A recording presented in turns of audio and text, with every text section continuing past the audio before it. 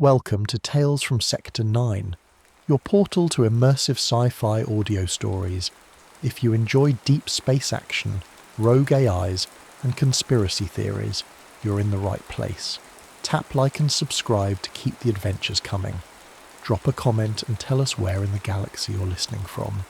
Now, sit back, relax, and prepare for tonight's story. Dulce Base. They called it the biggest government secret you were never meant to know. Some had heard the name Dulce Base tossed around conspiracy boards, but few people took it seriously.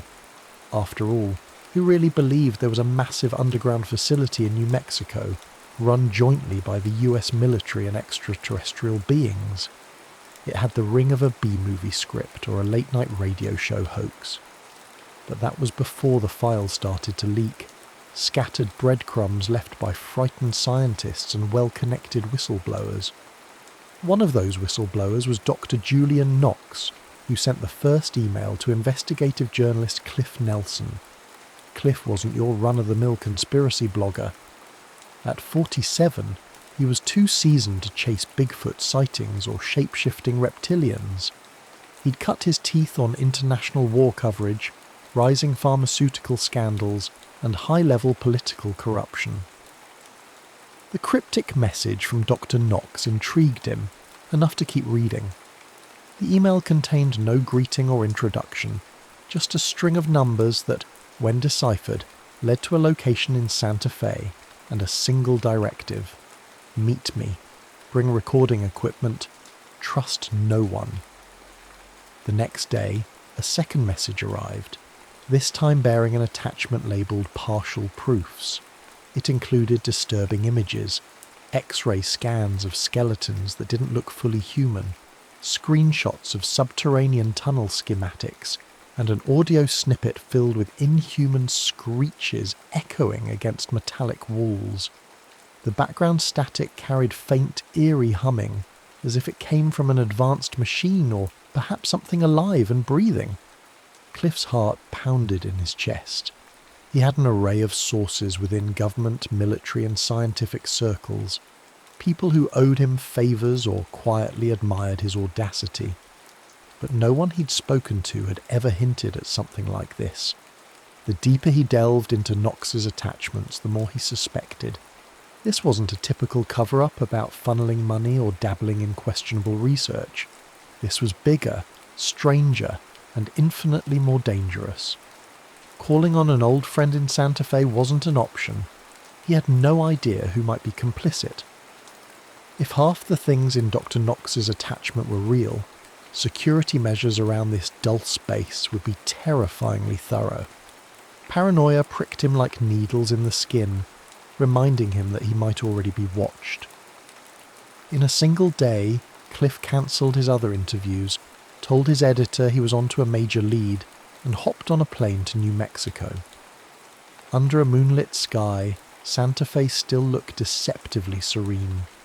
Old adobe walls and narrow lanes gave the city a timeless aura, the type of place people visited for art festivals and southwestern charm. But tonight, every crooked alley and shadowy corner seemed to hum with tension. Cliff arrived at the safe house address around midnight, an unremarkable old building on the outskirts of town, its windows dark. Despite the quiet, his instincts screamed at him to proceed carefully. He found the front door slightly ajar. The stench hit him first, a coppery smell mixed with disinfectant. Flicking on his flashlight, he stepped inside to find a scene of carnage. Broken glass crunched underfoot. The walls were splattered with something thick and dark. Upended furniture suggested a struggle, and in the flickering beam of his flashlight he spotted bodies. 4 of them, wearing nondescript black attire.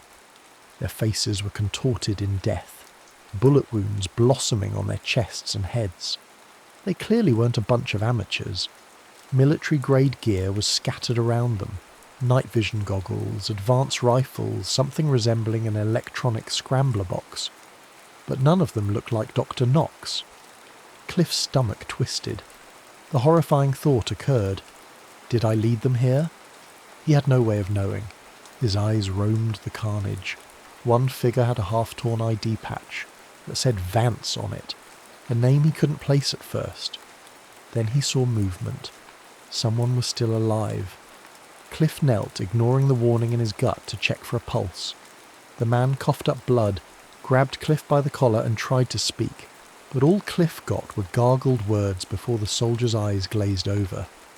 "Where is Dr. Knox?" Cliff whispered, as if the dead man could still hear. No answer came, just the sudden, chilling realization that the soldier's radio was still crackling with faint chatter. Another voice, calm and commanding, said, "We have one body unaccounted for. Sweep the perimeter." Fear lanced through Cliff. Someone was still close by, and they had the technology and numbers to mow down an entire safe house staff. Mind racing, he pressed himself against a wall and listened for footsteps. A distant thud, the squeak of boots on dusty floorboards. They were closing in. He crept down the hallway, passing more signs of struggle. Computers had been smashed. Documents soaked in blood. He recognised Dr. Knox's name on a file folder, but had no time to grab it. The voices drew nearer, echoing with lethal precision. Instead, Cliff swallowed his frustration and moved toward a back exit. He found a side window, cracked it open and slipped out. The alley outside was coated in darkness, broken only by the moon's glow. For a moment he thought he'd made it, until a blinding spotlight pinned him like a deer on a highway. "Hands up, down on the ground," a voice boomed. Hidden watchers materialized from the shadows, their tactical gear reflecting the spotlight's white glare. Cliff tried to pivot, bracing for a desperate sprint, but something blunt and heavy struck the side of his head. He stumbled, seeing stars. Then came a second blow, a crack across his temple that forced him to his knees. He tasted blood in his mouth. In the haze, he caught a glimpse of a tall figure stepping forward, features obscured by the bright light behind him. The name patch read Madge Cole Vance. So that explained the patch on the dead man inside. This was the commanding officer, the one orchestrating the operation. "He's priority now. Take him to sub-level 7, Major Colvance ordered, his tone clipped, unwavering. Cliff tried to protest, but the words died on his tongue as a needle pricked his neck. Whatever they injected felt like ice in his veins, racing up his spine, extinguishing both thought and movement. The world blurred and faded. As he collapsed onto cold gravel, Cliff registered one last flash of consciousness. The Major was standing over him, speaking into a headset. "Specimen acquired," Vance said, preparing for extraction. With that, Cliff's world went dark and everything he knew was about to be turned inside out. Consciousness returned in fragments, like shards of a broken mirror reassembling around him. Cliff felt dryness in his mouth first, then the icy cold of a metal gurney beneath his back. Overhead, fluorescent lights buzzed, casting everything in a sterile white glare that made his eyes water. He tried to move, but thick restraints pinned his wrists and ankles, leaving him splayed out and helpless. His mind, still sluggish from the tranquilizer, struggled to put the pieces together. The last thing he remembered clearly was the safe house ambush. A burning question gnawed at him. Where is Dr. Knox? But soon that question gave way to the more urgent reality of his own predicament. A speaker crackled above him, distorting a voice that seemed both human and something else. "Specimen 037 is awake," it announced, the coldness of its tone sending a tremor through Cliff's spine. "Vitals are stable. Begin Phase 1 inspection." Shadows moved at the edges of his vision. He turned his head to see men in lab coats, masked by transparent face shields, circling him with handheld scanners. One technician carefully pressed an instrument against his temple, then observed the device's readout. Another drew a vial of blood from his arm. Their eyes gave away nothing, clinical, detached. Yet, he noticed small tremors in one of the younger lab assistants, as if she was battling guilt. "Where am I?" he croaked, voice cracking. When no one answered, He clenched his fists, making the restraints bite into his skin. "Let me go!" he shouted. A beep sounded. The restraints tightened automatically, as if triggered by his elevated heart rate. He inhaled sharply as the straps bit deeper. The overhead speaker kicked in again. "Specimen 037, remain calm. You have been selected for an advanced program under the Dulce Protocol. Resistance is futile and will result in sedation. Dulce Protocol." Cliff had come across that term in Knox's data drive, but only as a small footnote. He hadn't understood its significance then. Now, the words hung in the air like a sentence of doom. He was living in the very heart of the story he'd been chasing, a top-secret installation known only in the murkiest corners of conspiracy circles. For once, he wished the internet rumours had been nonsense. Suddenly the technicians dispersed and the lights dimmed. Sliding glass doors hummed open, and a tall woman in a dark lab coat entered, flanked by 2 armed guards. Her sharp features looked exhausted, eyes rimmed with the faintest smudge of dark circles. She didn't look at Cliff with cruelty, though, more like wariness. She pressed a button on a small console at the foot of the gurney. The overhead restraints retracted slightly, allowing him a less suffocating position. "Cliff Nelson," she said quietly. "My name is Dr. Andrea Elliott. I'm here to evaluate your compatibility." "Compatibility for what?" he rasped, though a fiery anger built in his chest. "What the hell have you people done to me?" Dr. Elliott hesitated, glancing at the 2 guards. One of them shifted uncomfortably, like he was in on a secret he didn't enjoy keeping. She exhaled. "We've made alterations to your system. It's part of an effort known as the Dulce Protocol, an experimental project combining human and non-human genetic material to create a new class of operative." The words knocked the breath out of him. He'd thought he was prepared for anything. He'd uncovered illegal labs, drug cartels, war crimes. But human-alien hybridization, it was a leap into a black abyss far deeper than he'd imagined. She eyed the readings on the console. "I know how this sounds, but you're not the first. There have been others before you. Some survived, many did not." "And you?" he growled, forcing himself to stare into her eyes. "What's your role in all this? Are you proud of what you've done?" A flicker of pain creased her brow. "I'm not proud, but my hands are tied. Let's just say I'm not here entirely by choice." She keyed in a code, and the gurney's restraints loosened further. Cliff managed to sit up, though his head pounded with disorientation. He noticed a changed awareness in the room. A strange new sense told him the guards were on edge, their heart rates spiking. He sensed their tension, almost as if he could feel the electricity crackling in their nervous systems. It was impossible, yet he knew it was real. "I feel," he started, searching for the right words, "different. My senses, everything's sharper." Indeed, the pungent scent of antiseptic stung his nostrils. He caught the faint hum of machinery somewhere behind a reinforced wall. Even the distant footsteps in the corridor resonated like drum beats in his ears. Dr. Elliott nodded.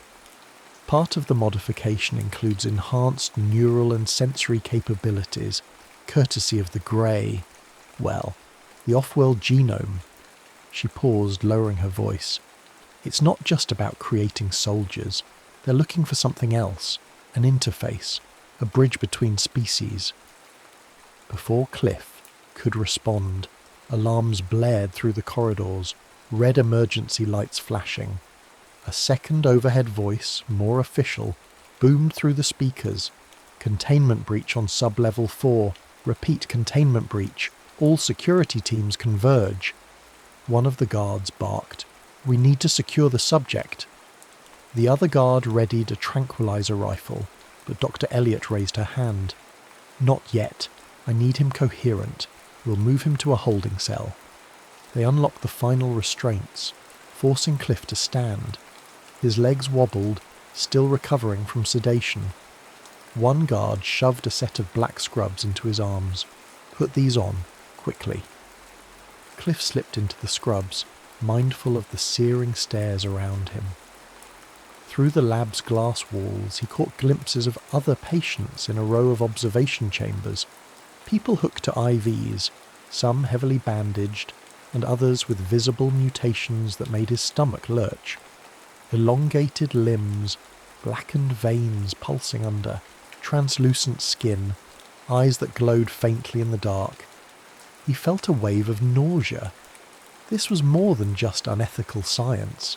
It was a horror show, a twisted carnival of half-finished experiments. Dr. Elliot grabbed him by the arm, guiding him out of the lab and into a stark corridor. Overhead, the lights continued to flicker red. He heard the hiss of pressurized doors slamming shut in the distance. They passed a sealed window, giving him a glimpse of another corridor. Two alien-like figures, slender and grey-skinned, skittered past with unnatural grace. Cliff's heart jolted. They were real. Not men in suits, not an elaborate hoax. The rational part of his brain scrambled for an explanation, but the primal part just screamed, "Run!" He felt Dr. Elliot's grip tighten. Keep your eyes forward. The Greys don't appreciate curiosity. The fact that she spoke about them with casual directness chilled him more than the presence of the creatures themselves. "What do they want from us?" Cliff whispered. She shook her head. "That's a question nobody here can fully answer. Even the generals are left in the dark. We suspect it's about trade, technology for genetic material, but it's always more complicated than that." They navigated multiple corridors that seemed designed to confuse. Cliff spotted signposts. Sub-level 7, restricted biolab. On the walls were placards listing colour-coded clearance levels. He caught a whiff of industrial-grade disinfectant, the kind used to sterilise labs after biologically hazardous incidents. Finally, they reached a smaller cell block. Dr. Elliot keyed a code into the panel, and the door slid open with a hiss. Inside was a compact chamber with a single bed, a desk, and a recessed overhead light that flickered ominously. Another occupant sat in the corner, big and muscular, head bowed. He wore tattered military fatigues. "Welcome to your new home," one guard sneered, shoving Cliff forward.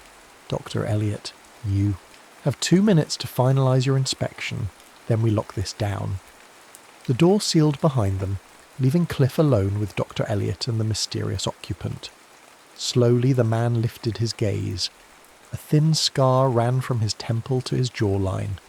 His eyes glowed with a faint luminescence, an unsettling effect that echoed Cliff's own heightened sensations. "Malik Rivera," the man introduced himself. "Delta Force, once upon a time. Now I'm a lab rat." There was bitterness in his voice, but also a raw determination. Cliff guessed that Malik wasn't a man who scared easily. Dr. Elliot kept her voice low. Malik was an earlier test subject, part of the same super soldier program. She pulled a thin device from her coat pocket. "Look, if you both want to survive what's coming, you'll need each other. This place is on the brink of a purge." "Purge?" Cliff echoed, dread settling in his gut. She nodded gravely. "They're shutting down the entire facility and disposing of assets. That includes human test subjects, compromised staff, anything that might be traced back to the truth. We probably have less than 48 hours. The overhead alarm cut out, replaced by an all-clear tone, but the tension was still palpable. Dr. Elliot quickly keyed something into her device, then pressed it into Cliff's hand. Coordinates, passcodes, and a partial map of the base. It's not complete, but it might help. Malik stood, every muscle coiled. "Then let's get out while we still can." The corridor outside resounded with distant echoes, guards barking orders, mechanical shutters clanging shut. Dr. Elliot handed Cliff a small inhaler-like device. "For your enhancements, if you feel them spiralling out of control, use it. It's meant to stabilize neural overactivity caused by the alien DNA." She paused. her expression loaded with guilt and urgency. "I'll do what I can to help, but you'll have to trust me." "I don't know if I can," Cliff admitted, but he pocketed the device anyway. Desperation trumped suspicion. She gave a resigned nod. "I'll be back soon, if I can." Then she hurried to the door, tapping in another code to slip out, leaving Cliff and Malik behind. Malik exhaled slowly, turning his gaze to Cliff. "I've tried to bust out of here before. Didn't go well. But you and I might have a shot if we combine forces."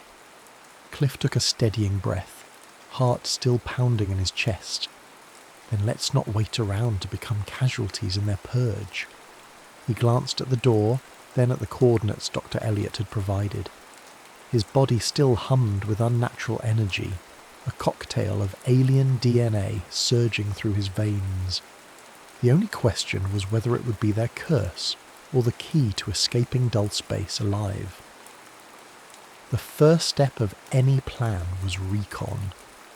Cliff and Malik huddled in their cramped cell, reviewing the partial map Dr. Elliot had given them. It was a rough layout, a honeycomb of labs, storage rooms, living quarters, and corridors linking up to elevator shafts. The critical path led to sub-level 1, where an emergency surface elevator supposedly allowed quick exits during catastrophic breaches. But between them and freedom lay a legion of armed guards, surveillance drones, and who knew what else the Dulce Base staff had cooked up. Cliff's new perceptions made the environment feel both overwhelming and strangely navigable. He could pick out footsteps from down the hall, sense the slight shift in electrical current when a door unlocked. Malik was no slouch either. Years of Delta Force training, plus his own set of enhancements, whatever twisted science had done to him, made him an imposing ally. "We have to move soon," Malik said, cross-referencing the map. "They'll continue collecting test subjects, but once they're ready to wipe everything, they'll lock down the entire base. We can't wait." Cliff nodded. "Agreed. We should create a diversion, something that draws security away while we move." A faint smirk tugged at Malik's lip. "I've got an idea. We head for the armory on sub-level 6. Last time they tried to dispose of me, I learned the codes. If we can sabotage a few supply lines, blow a few key doors, that'll set off alarms in multiple sectors." Cliff exhaled, adrenaline already coursing through him. That's a plan. He tried the door's control panel, but it was locked. They'd need to time their escape for when the guards delivered the next meal or medical check. Sure enough, after about 30 minutes, a time that stretched like an eternity, the cell door slid open with a mechanical whir. A single guard entered, a tray of food in his hands, weapon slung over his shoulder. He looked bored, but only until he realized Cliff and Malik were waiting on either side of the doorway. Before the guard could shout, Malik grabbed his rifle and slammed the butt into his face, dropping him to the floor. Cliff snatched a stun baton from the guard's belt and jammed it into his ribcage, ensuring he stayed down. They yanked the guard's uniform keycard and comm device. Cautiously, they peered into the hallway. Cameras perched high on the walls, scanning for movement. Cliff drew on his heightened senses, feeling the faint whir as each camera rotated. Timing their steps with that rotation, they advanced swiftly until they found an access panel leading to a maintenance corridor. The inside of Dulce Base was a labyrinth of steel plating, flickering fluorescent lights, and large glass observation windows revealing labs that range from sterile to nightmarish. In one lab, they glimpsed an abomination that made Cliff's stomach churn. A half-formed humanoid slumped in a nutrient vat, twitching with spidery limbs that didn't fully connect to any normal skeleton. Instead of a face, it had fleshy lumps that seemed to shift independently. Technicians hurried around it, monitoring vital signs and ignoring the creature's silent agony. Cliff forced himself to look away, heart hammering. This was the future Dr. Knox had been warning about. "Focus," Malik whispered, noticing Cliff's distraction. Armories down this corridor and 2 levels up. They ducked into a nearby elevator, using the guard's stolen card to access sub-level 6. As the doors closed, Cliff's mind drifted to Dr. Elliot. Was she risking her life to help them? Or was she just playing a game? For the moment, trust was all they had. A beep signalled their arrival at sub-level 6. The door slid open, revealing a dimly lit corridor. The overhead alarms had ceased for now, replaced by the standard hum of base operations. They crept forward until they found a large steel door marked Armory, authorised personnel only. Malik punched in a code on the keypad. For a tense moment the display blinked red. Then it turned green and the door slid open. Inside, rows of rifles, handguns and advanced weaponry lined the walls, interspersed with locked cases of explosives. Cliff felt both relief and dread. They would arm themselves, but the base's security would respond in force the moment they unleashed any real damage. Malik grabbed a small duffel bag and began filling it with explosives and detonators. Cliff checked a row of sidearms, selecting a lightweight pistol that felt balanced in his hand. He also noticed a series of unusual gadgets, plasma cutters and strange tube-like devices with instructions in partial English, partial alien script. It made his skin crawl, but he grabbed one for good measure. We set charges at junction points, ventilation shafts, power generators, Malik said, strapping an assault rifle over his shoulder. It'll flood the base with confusion. We'll use that chaos to get to sub-level 1. They stepped out of the armory and hurried down the corridor. Cliff's mind whirred with the moral weight of what they were about to do. People, some likely coerced or unaware of the base's darkest secrets, could die in the blast. But if they didn't fight their way out, they'd be next. In a place like Dulce, the lines between innocence and complicity had been eroded to dust. At the first junction, Malik placed a small block of C4 near the main power relay. He set a remote detonator, then they moved on. Next came a side corridor leading to the ventilation substation. Each move was methodical, each step a gamble. They crept past labs where creatures shrieked behind thick glass, and offices where staff typed away, oblivious to the looming threat. Cliff's heart hammered each time they planted another explosive. Then everything went sideways. Rounding a corner, they came face to face with 3 security drones hovering in mid-air. The drones looked like floating orbs armed with scanning lenses and paralyzing tasers. They beeped in unison, focusing on the intruders. Malik fired first, unleashing a short burst from his rifle. 2 drones spiraled out of control, sparks showering the corridor, but the third shot a crackling bolt of electricity. Cliff felt a jolt of agony rip through him, forcing him to his knees. Pain flared across his nerves, short-circuiting his thoughts. But in the frenzy of adrenaline, something inside him surged, the alien enhancements. The electricity crackled but didn't incapacitate him as it should have. His vision dimmed for a second, then sharpened to a razor's edge. He forced himself upright, raised his pistol with uncanny clarity, and fired a single shot into the drone's power module. It dropped like a stone. Panting, Cliff stared at his shaking hands.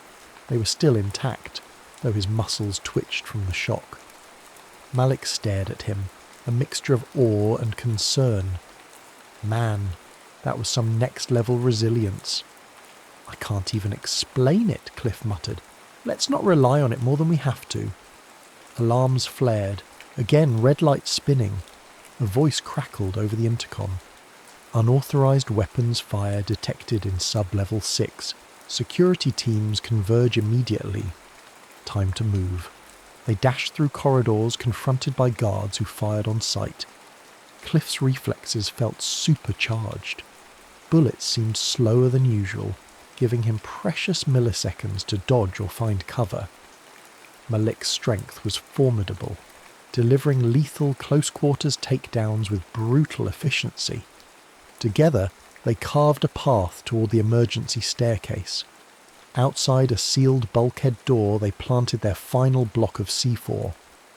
Malik checked his watch, set the timer, and gave Cliff a grim nod. All set. Let's get upstairs before we blow this joint. As they raced upward, the base descended into chaos. Doors slammed shut, klaxons wailed, and personnel hurried in every direction. Cliff glimpsed men in hazmat suits sprinting with canisters labelled biohazard, while scientists scrambled to secure data, drives. Over the comm channels they'd stolen, frantic voices overlapped. Containment breach in Lab 14, subject is loose. We're losing power in the main corridor, backup generators failing. Exactly the diversion they needed. They pressed on, eventually reaching a storage area connected to a side route that led to sub-level 1. But as they turned into the corridor, a terrifying figure blocked their path. A heavily mutated guard. His face was partially hidden behind an organic mask fused with his own flesh, eyes luminescent and swirling with chaotic patterns. He let out an otherworldly roar, brandishing a twisted arm that ended in bone-like blades. Malik fired a burst at the creature. The bullets impacted, but it only staggered back, shrieking in a mixture of rage and pain. Cliff aimed the weird, tube-like alien device he'd grabbed from the armory, pressing the single button it offered. A beam of intense blue light shot out, slicing across the creature's torso. It howled, dropping to its knees as blackish fluid oozed from the wound. They sidestepped the thrashing thing, each step a reminder they were far from safe. Just before they crossed into sub-level 1, the floor vibrated as Malik pressed the detonator. A thunderous series of explosions rippled through the base. Lights flickered, sections of the corridor collapsed, and the overhead speaker crackled before dying out. For a brief moment, everything was chaos incarnate. In that chaos lay their hope of freedom. They found a hatch leading to a service tunnel. Malik pried it open, and they crawled through the tight space, hearts pounding, each of them aware that Dulce Base wouldn't give up its secrets, or its captives, easily. The service tunnel opened into a dimly lit maintenance shaft, the air thick with dust and the stench of burning wires. Cliff's heart hammered in his chest.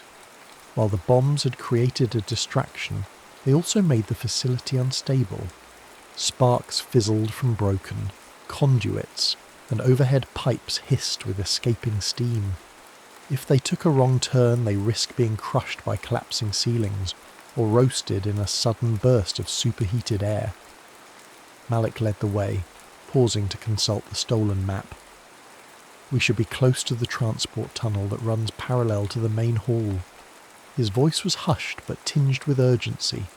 From somewhere above, a mechanical grinding noise resonated, followed by a distant roar, like metal being torn asunder.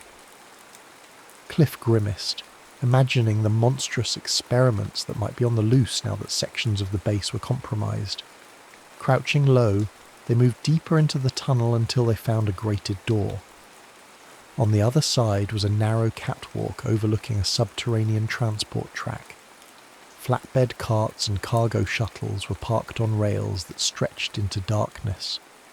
Beyond them, a massive freight elevator led up toward the hidden hangar, rumoured to exist beneath Archuleta Mesa. "That's our ticket," Malik said, pointing to a small cargo shuttle that looked operational. "We'll ride it toward the hangar, then take the elevator the rest of the way," Cliff nodded. "Assuming we can power it up." He spotted a control panel near the tracks. Let's hope those charges didn't fry everything. They pried open the grated door. Cliff jumped down onto the rails, wincing at the jolt of pain in his still recovering muscles. The area was eerily silent, save for a low hum of emergency generators. A quick glance around showed no immediate guards. Most were probably battling the meltdown in other sections. Malik rushed to the shuttle's cockpit, flicking switches. After a tense moment, lights on the console winked to life, accompanied by a subdued electric whir. Cliff exhaled in relief. "We're good to go." He was about to climb aboard when the overhead alarms came back to life with a vengeance. A harsh siren echoed through the tunnel. Security override. Initiated. All personnel, secure priority assets and prepare for purge protocols. They're speeding up the timeline, Malik hissed, eyes narrowing. We gotta move. Cliff scanned the area. Across the tunnel, a massive blast door began descending, an obvious attempt to seal them in. Floor it, he shouted, leaping onto the shuttle. Malik slammed the throttle and the cargo shuttle lurched forward with surprising speed. The wheels squealed on the rails as they hurtled toward the narrowing gap beneath the blast door. For an instant, Cliff was sure they'd be sliced in half, but the shuttle skidded through just as the door slammed shut behind them. A deafening clang reverberated, followed by a rush of stale air that nearly knocked Cliff off balance. They were now in a narrower corridor leading to the freight elevator. The overhead lighting flickered, revealing graffiti scrawled along the walls in a language Cliff couldn't decipher. Perhaps it was alien script. The tension in his chest didn't let up for a second. They were so close to the rumoured exit, but so much could still go wrong. The shuttle slowed to a halt beside the freight elevator. It was colossal, capable of lifting entire trucks. Cliff jumped out first, scanning for any signs of life. The place looked deserted. No guards, no staff. Just flickering lights and the drone of distant machinery. "Let's get this thing powered," Malik said, pointing to the control panel on the wall. He approached it warily, half expecting a booby trap or a guard to pop out. As he flipped switches, the elevator groaned to life. A cage-like barrier retracted, revealing a broad platform. Cliff and Malik hurried onto it, and Malik keyed in the command to ascend. The elevator rattled, then began its slow climb upward. Halfway up, the elevator shuddered to a stop so abruptly that Cliff lurched, nearly losing his footing. Red lights flashed on the control panel. "Damn it," Malik cursed. "They've cut power to the upper levels." Cliff clenched his fists, frustration boiling over. "We're stuck between floors in the middle of a meltdown." Before Malik could answer, a hail of gunfire pinged against the metal walls. They ducked, pressing themselves flat against the floor. From the open sides of the elevator shaft, Black Ops soldiers had begun rappelling down ropes, weapons trained on them. One voice boomed, "Stand down, or we'll light you up!" Malik's jaw tightened. He fired a burst at the rope line, severing two of them. Soldiers tumbled, screaming into the depths below. Another soldier returned fire, ricocheting bullets off the elevator's frame. Cliff's alien-enhanced reflexes flared. He snatched up the bizarre alien tube weapon again, but it sputtered, maybe drained from earlier use. With no time to figure it out, he resorted to his pistol, placing careful shots to keep the soldiers at bay. The elevator shaft turned into a war zone, muzzle flashes, illuminating the gloom. Amidst the chaos, a familiar voice echoed from above. "Hold your fire! We need the specimen alive!" Cliff recognised Major Cole Vance's commanding tone. Goosebumps prickled his arms. Malik snarled, pointing his weapon upward, but Vance tossed a flashbang into the open shaft. It detonated, unleashing a blinding light and piercing ring. Cliff's enhanced senses went haywire, and pain tore through his head. He dropped his gun, clutching his skull as white noise roared in his ears. When his vision cleared, soldiers in tactical gear had descended onto the elevator platform, rifles pressed against Cliff and Malik. They were trapped, cornered on all sides.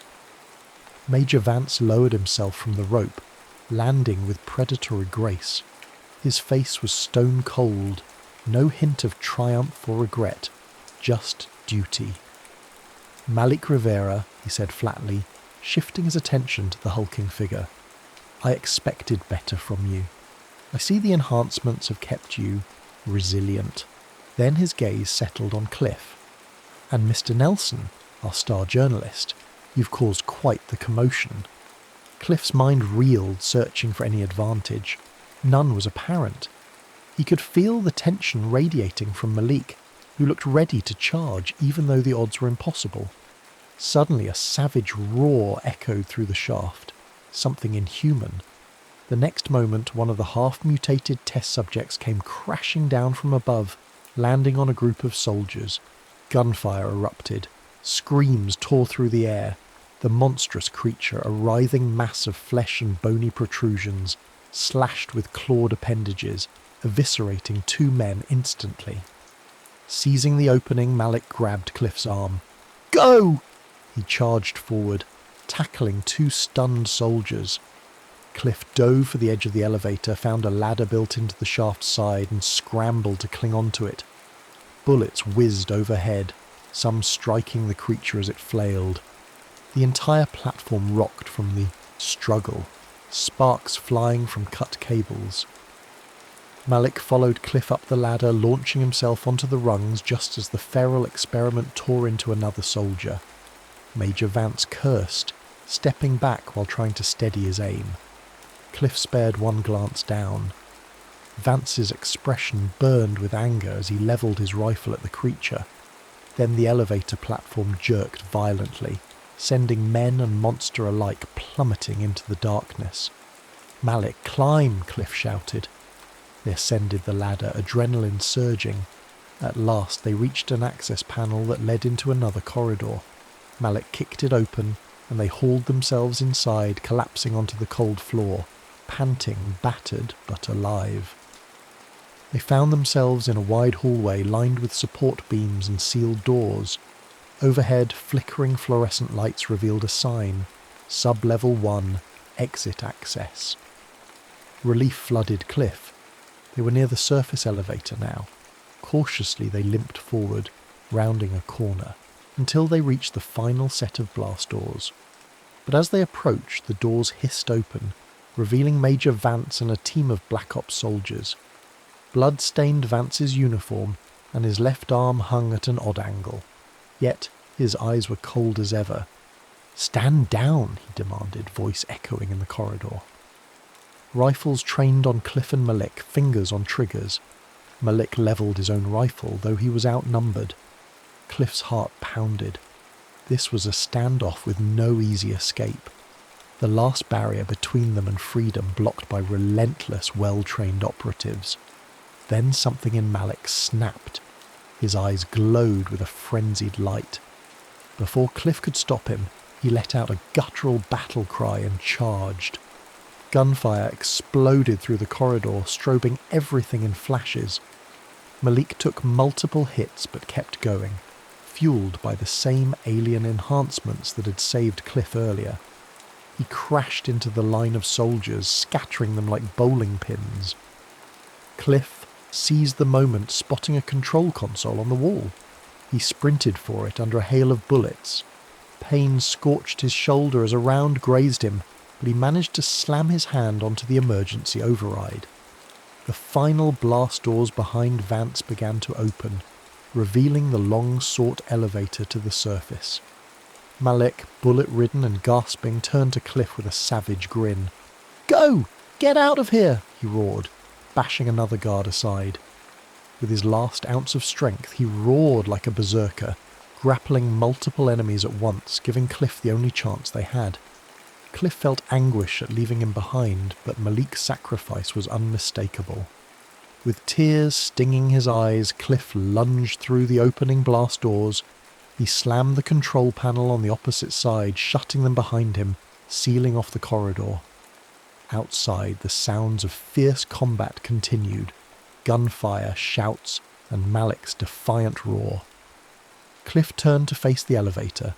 It stood ready, the indicator lights reading surface. He stumbled inside, blood trickling down his arm. Another control panel, more buttons. With trembling fingers, he activated the lift. The doors slid shut and the car began its ascent, leaving the horrors of the subterranean labyrinth behind. The elevator ride was agonizingly slow. Cliff's wounded shoulder throbbed, and flashes of memory darted through his mind. Dr. Knox's cryptic warnings, the ghastly experiments, Malik's sacrifice. He clutched the data drive Dr. Knox had sent him, an item he'd stashed in a hidden pocket when everything went downhill. If he made it out, this was proof. No one could sweep this under the rug if he showed it to the world. At last, the elevator ground to a stop. The doors opened to a cavernous hangar, dimly lit by overhead floodlights. A bitter desert breeze wafted in from an open ramp, along with a sliver of night sky glinting with stars. Cliff nearly wept at the sight. He was so close to freedom, but the hangar wasn't empty. Rows of sleek, futuristic aircraft lined the space, some human-made, others bearing the eerie curves and glowing panels that whispered of alien tech. Guards patrolled the perimeter. A single door on the far side read "Exit," presumably leading to the desert outside. If not for the bullet wound and the exhaustion gripping every muscle, Cliff might have tried to slip past them unnoticed. But Major Vance's men would be on his heels soon. Stealth was no longer an option. He scanned the lineup of vehicles until he spotted something he recognized. A US military VTOL parked near fueling stations. A sign identified it as V-292 Harrier X, an advanced vertical takeoff craft. Cliff's adrenaline surged. If he could get that airborne, he could outrun any foot soldiers, and with his newly heightened reflexes, maybe, just maybe, he could pilot the damn thing. Ducking behind crates, he made his way toward the VTOL. The guards were at the opposite end of the hangar, apparently more focused on the meltdown happening below. He clambered into the cockpit, searching for the ignition or startup sequence. His trembling fingers found a biometric scanner, which beeped red, denying him access. "Great," he muttered. "Of course." He fished through the cockpit compartments, hoping for a key override or code. Time was running out. Then he remembered Dr. Elliott's data device. Could it do more than just store coordinates? He plugged it into the craft's console. The screen flashed, displaying lines of code. After a tense few seconds, it beeped again, this time turning green. Access granted. The computerized voice resonated in the cockpit. The craft whirred to life, panels lighting up. Cliff exhaled relief so palpable it nearly buckled him. Outside, alarm klaxons abruptly grew louder, echoing from an open shaft at the hangar's far end. Soldiers spilled in, guns drawn. They spotted the running VTOL and converged. Cliff's hands flew across the controls, guided partly by training he'd picked up as an embedded journalist with military units, and partly by the surge of alien-coded knowledge pulsing in his brain. He realized with eerie clarity he understood this machine better than he should, as if the alien DNA was translating the technology for him on the fly. The VTOL's engines rumbled, thrusters angled downward. Bullets pinged off the armoured hull. Cliff's senses hyper-focused. He read the lines of trajectory in the soldier's aim, weaving in his seat as if physically dodging bullets. The thrusters roared, and the craft lifted off in a plume of exhaust. The hangar's overhead doors were wide open, revealing a star-dappled sky. Cliff nosed the VTOL upward, slipping through the gap just as tracer fire chased him into the night. A wave of chaotic freedom swept over him. The desert stretched out below in an endless black plain, only occasional pinpricks of light marking roads or small towns. He risked a glance at the cockpit's radar. Blips closed in from behind, most likely drone fighters or pursuit craft.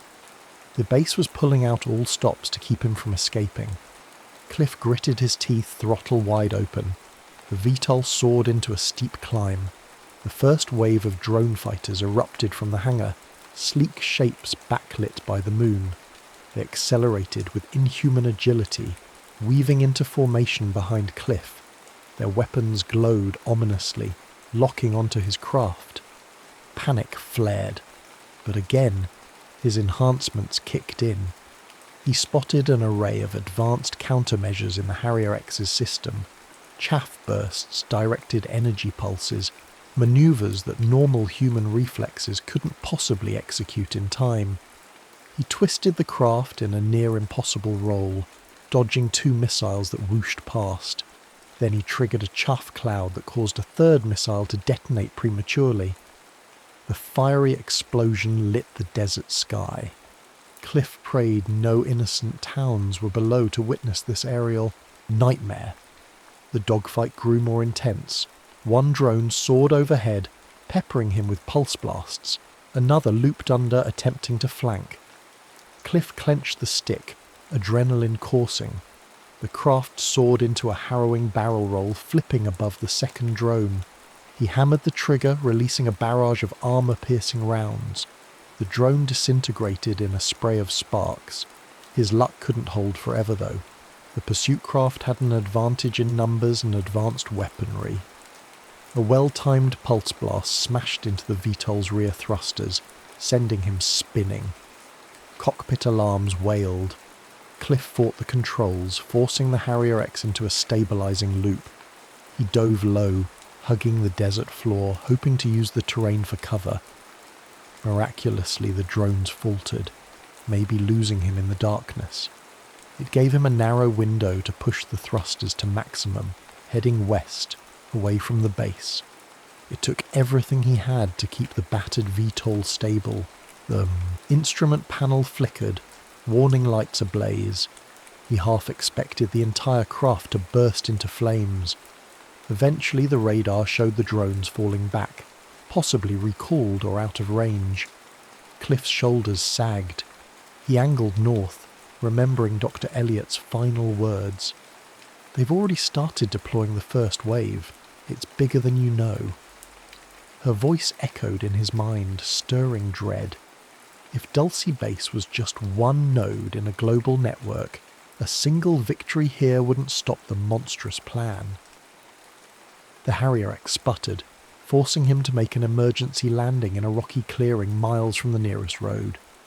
He brought the craft down rough, bouncing against the desert ground. When it finally skidded to a halt, Cliff sat there catching his breath. Exhaustion weighed heavily on him.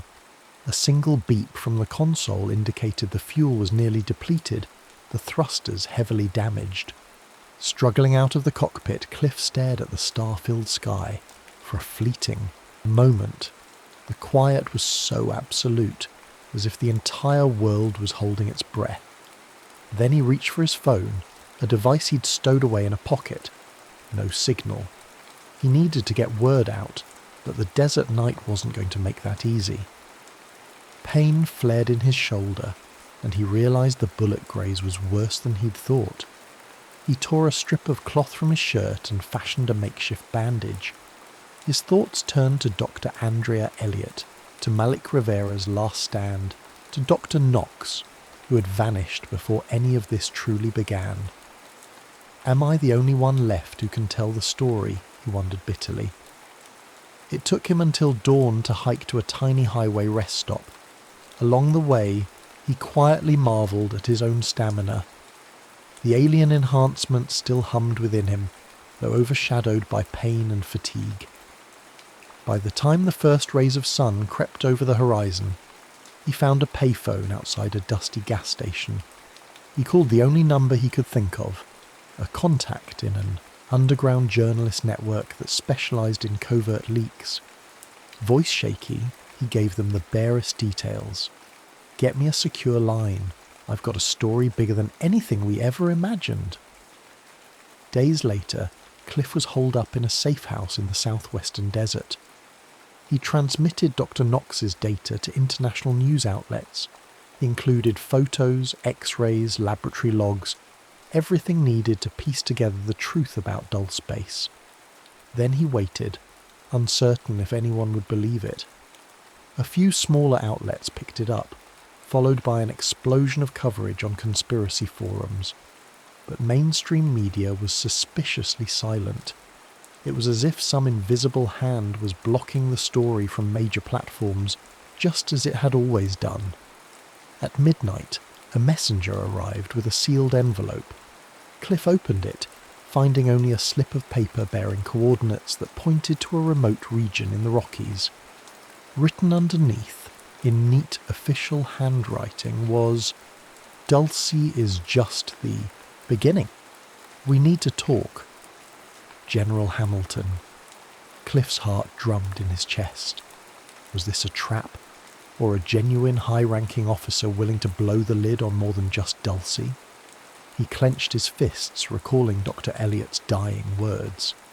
They've already started deploying the first wave. It's bigger than you know.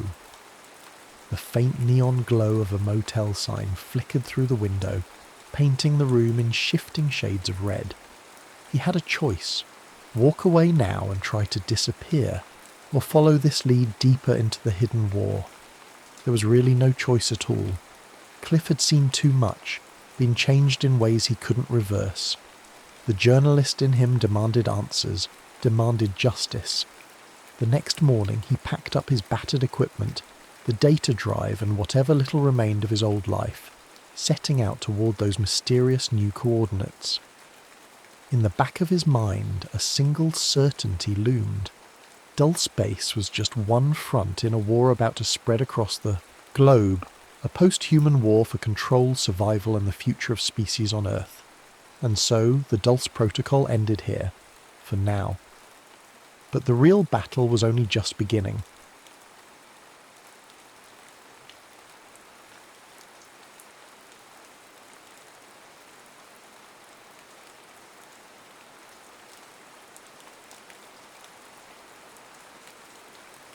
Continuity Review. Bryant Marr first encountered the impossible on a Tuesday in Conference Room 7B, on the 43rd floor of a building whose ownership structure dissolved into increasingly opaque holding companies, the deeper one investigated. The memo had arrived without sender metadata. Continuity Review, pre-human signatories, your participation required, non-delegable. His assistant, Karen, had looked at it with the careful neutrality she reserved for the firm's most sensitive matters. "They're waiting for you," was all she said. 23 years of corporate law had taught Bryant that power revealed itself through absence, through what wasn't said, what wasn't documented, who wasn't present. He had negotiated liability frameworks for NGOs operating in collapsed states. He had arbitrated disputes between sovereign wealth funds and entities that existed only as articles of incorporation in 3 different jurisdictions. He understood that the world's true architecture was contractual, not territorial. He believed in nothing except the integrity of properly executed agreements.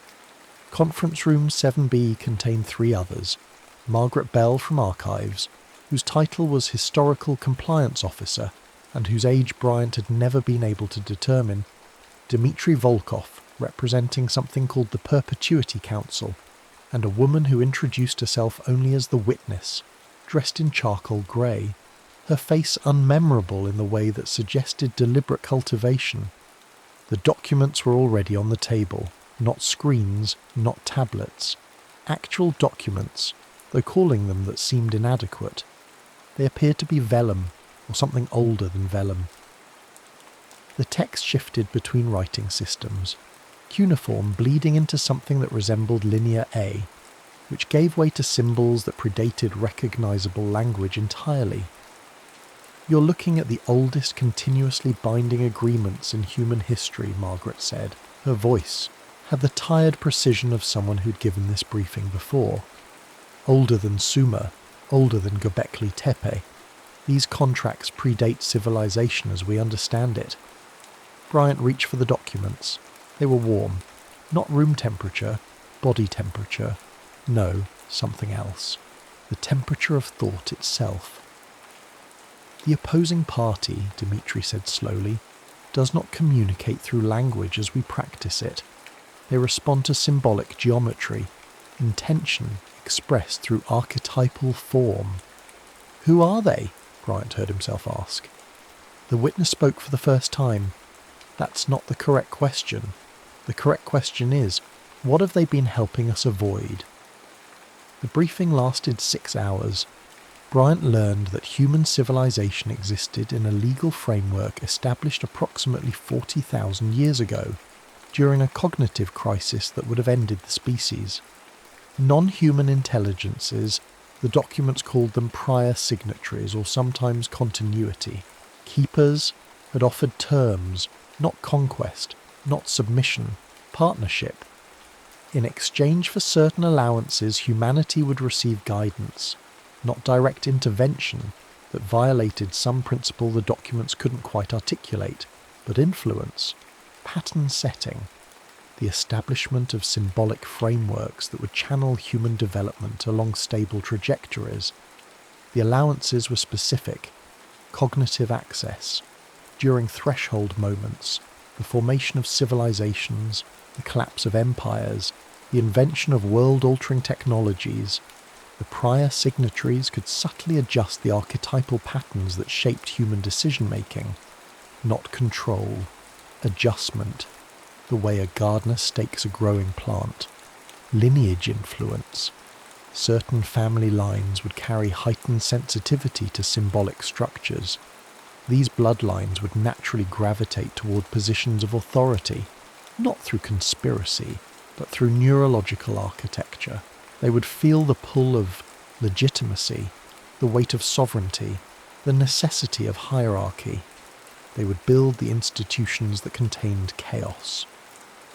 Mythic stewardship, the fundamental stories that organized human meaning, gods, heroes, monsters, redemption, would maintain specific geometries. Variations were permitted, but core patterns remained protected. These patterns served as the interface through which the prior signatories could communicate across the species barrier. In exchange, humanity received something it couldn't appreciate until it was nearly lost: coherence at scale. Every attempt at universal human organization has succeeded only when it aligned with the protected patterns, Margaret explained. The Roman Empire, the Catholic Church, the nation-state system, global capitalism, each one a variation on archetypal themes the prior signatories helped establish. And when humans deviate, Bryant asked. The 20th century, Dimitri said quietly. 2 world wars, totalitarian experiments, the nuclear threshold. Humanity kept trying to reorganize itself according to purely rational principles: scientific materialism, historical dialectics, racial supremacy, all attempts to escape mythic authority. The prior signatories withdrew coherence, the witness added, not as punishment, as consequence. Human consciousness requires pattern to function at civilization scale. Remove the mythic substrate, and collective meaning collapses. What followed was predictable. Bryant studied the documents. They weren't static. Clauses seemed to rearrange themselves as he read, responding to his attention.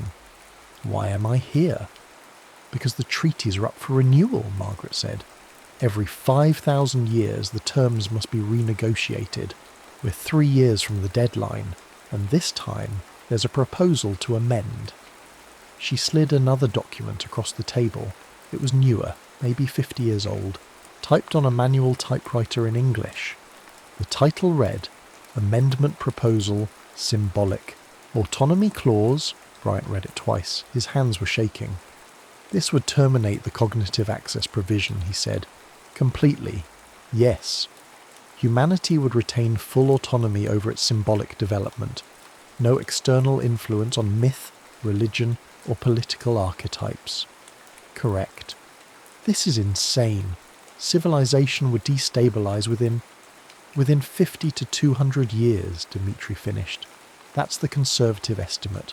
The modelling suggests humanity would fragment into incompatible meaning systems, wars of interpretation, the collapse of any universal framework for law, ethics, or truth. Bryant looked at the witness. You support this? It wasn't a question. Freedom is not stability, she said. It never has been. The question before us is whether humanity deserves the dignity of choosing its own path, even if that path leads to failure. And the prior signatories? They will accept whatever we decide, Margaret said. That's in the original contract. Consent cannot be permanently delegated. Every few millennia humanity must choose again. Bryant felt something shift inside him. Not emotion, exactly. but the recognition that he was standing at a door he'd never known existed. What happens if we reject the amendment? Continue as we have been. Humanity survives, Dmitri said, continues to be guided, continues to be stable, continues to be, in certain ways, managed. And if we accept it? No one answered immediately. Finally the witness spoke. Then we discover what we actually are, without assistance. The next 3 months consumed Bryant utterly. He was given clearance to access the archives, not the firm's archives, but the archives, a facility that existed in no official database, accessible only through a series of increasingly baroque verification procedures. It occupied the sub-basement of a building in Geneva that had been continuously inhabited since the Roman era. What he found there rewrote his understanding of human history. Every major civilization had maintained continuity bureaus, priesthoods, chanceries, bureaucratic castes whose overt function was record-keeping, but whose actual purpose was treaty maintenance. The Roman Pontifex Maximus, the Byzantine Logothetes, the Islamic Qadi, the Confucian Mandarinate, all of them preserving and interpreting the symbolic geometries that interfaced with the prior signatories. The documents showed patterns. When Rome fell, it wasn't because of barbarian invasions. Those were symptoms. The empire had begun experimenting with purely administrative authority, trying to ground legitimacy in legal rationalism rather than mythic sovereignty. The archetypal patterns destabilized. Coherence withdrew. The collapse followed. The French Revolution had been another deviation, an attempt to reorganize society according to abstract principles of reason. The terror wasn't accidental. It was what happened when mythic authority was abruptly severed without a replacement framework. Napoleon's rise wasn't reaction. It was emergency remythologization. The empire restored archetypal patterns through military charisma and pseudo-Roman symbolism. Every successful social transformation aligned with the protected patterns. Christianity spreading through the Roman Empire, a perfect mapping of mystery cult structures onto monotheistic narrative.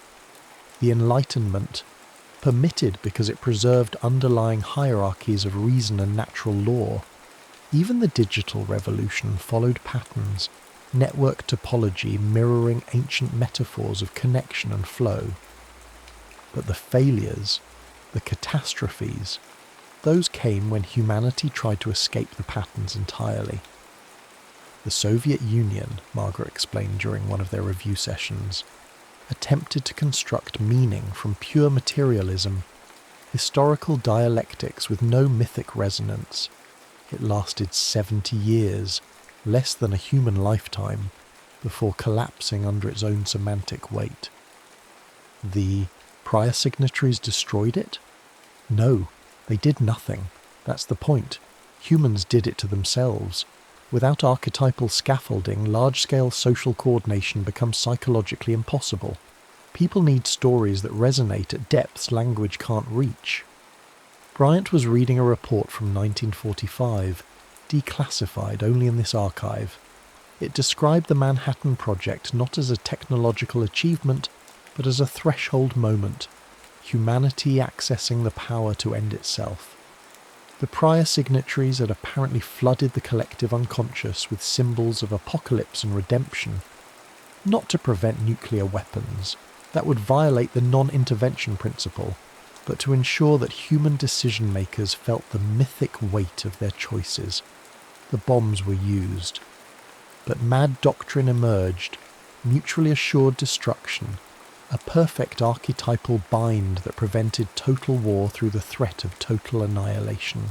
A deeply mythic solution to a rational problem. They saved us, Bryant said. Margaret's expression was unreadable. They managed us. The deeper Bryant went, the more the patterns revealed themselves, and the more disturbing the implications became. Monarchies weren't arbitrary. They mapped onto parent-child archetypes. creating stability through familiar psychological structures. Every culture had independently developed the concept of divine kingship because the archetype was embedded in the treaty framework. The symbols varied: sun kings, dragon emperors, pharaohs as living gods, but the underlying pattern was identical. Democracy wasn't unique to Athens. It emerged whenever communities reached a certain size and complexity, because the archetype of collective decision-making was protected in the treaty frameworks. But true democracy was rare, always unstable, because it required constant mythic reinforcement. Most democratic societies were actually aristocracies or oligarchies wearing democratic symbols, the pattern stabilising through elite guardianship. Even revolution followed scripts. Bryant found a document from 1789, filed by a French continuity officer weeks before the Bastille fell. It described the coming upheaval not as political inevitability, but as archetypal necessity.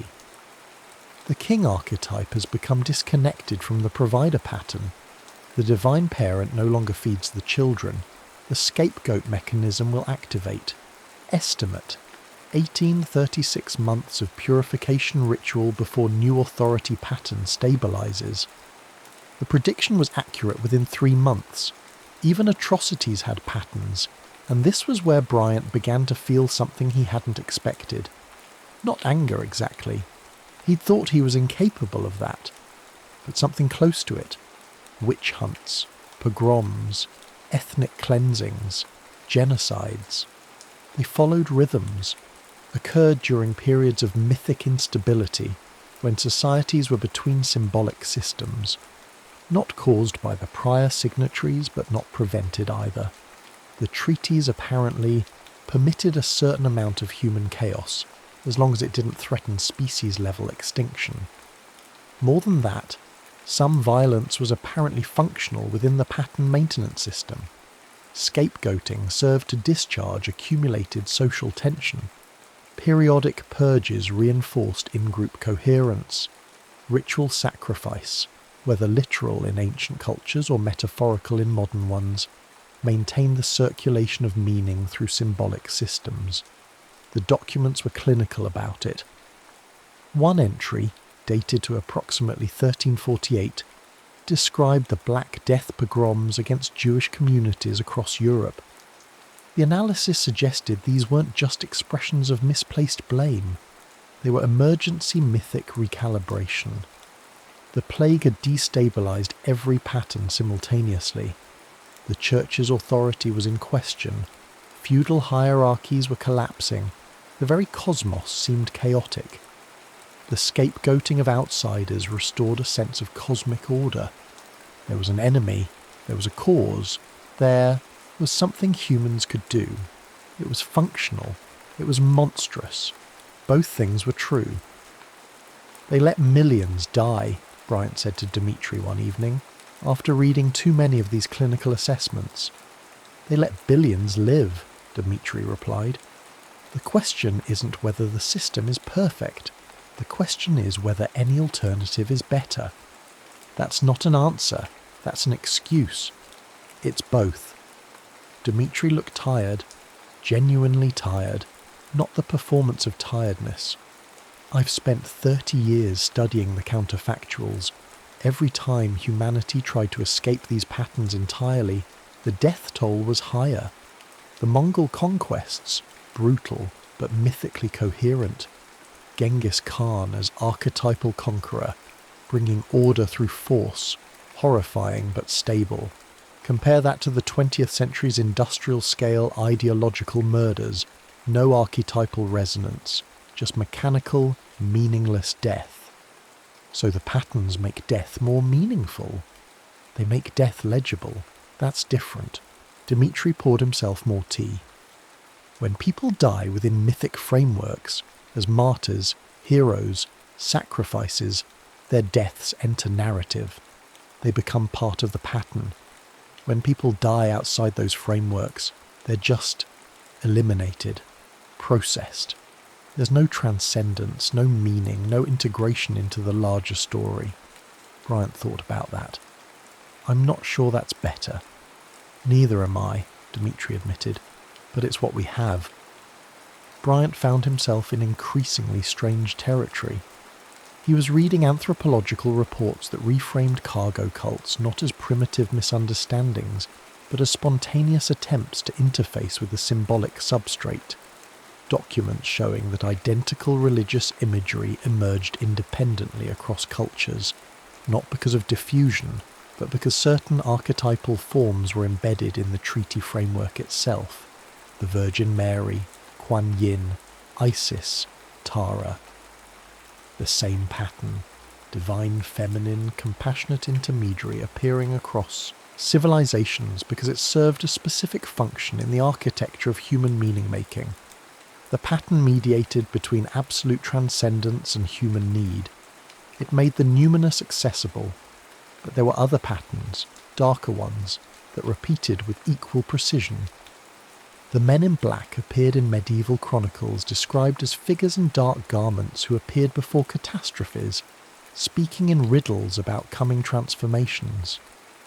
The same archetype manifested in 20th century UFO encounters, men in black visiting witnesses, their behaviour ritualistic and cryptic, serving no obvious function except to mark the witness as having crossed a threshold.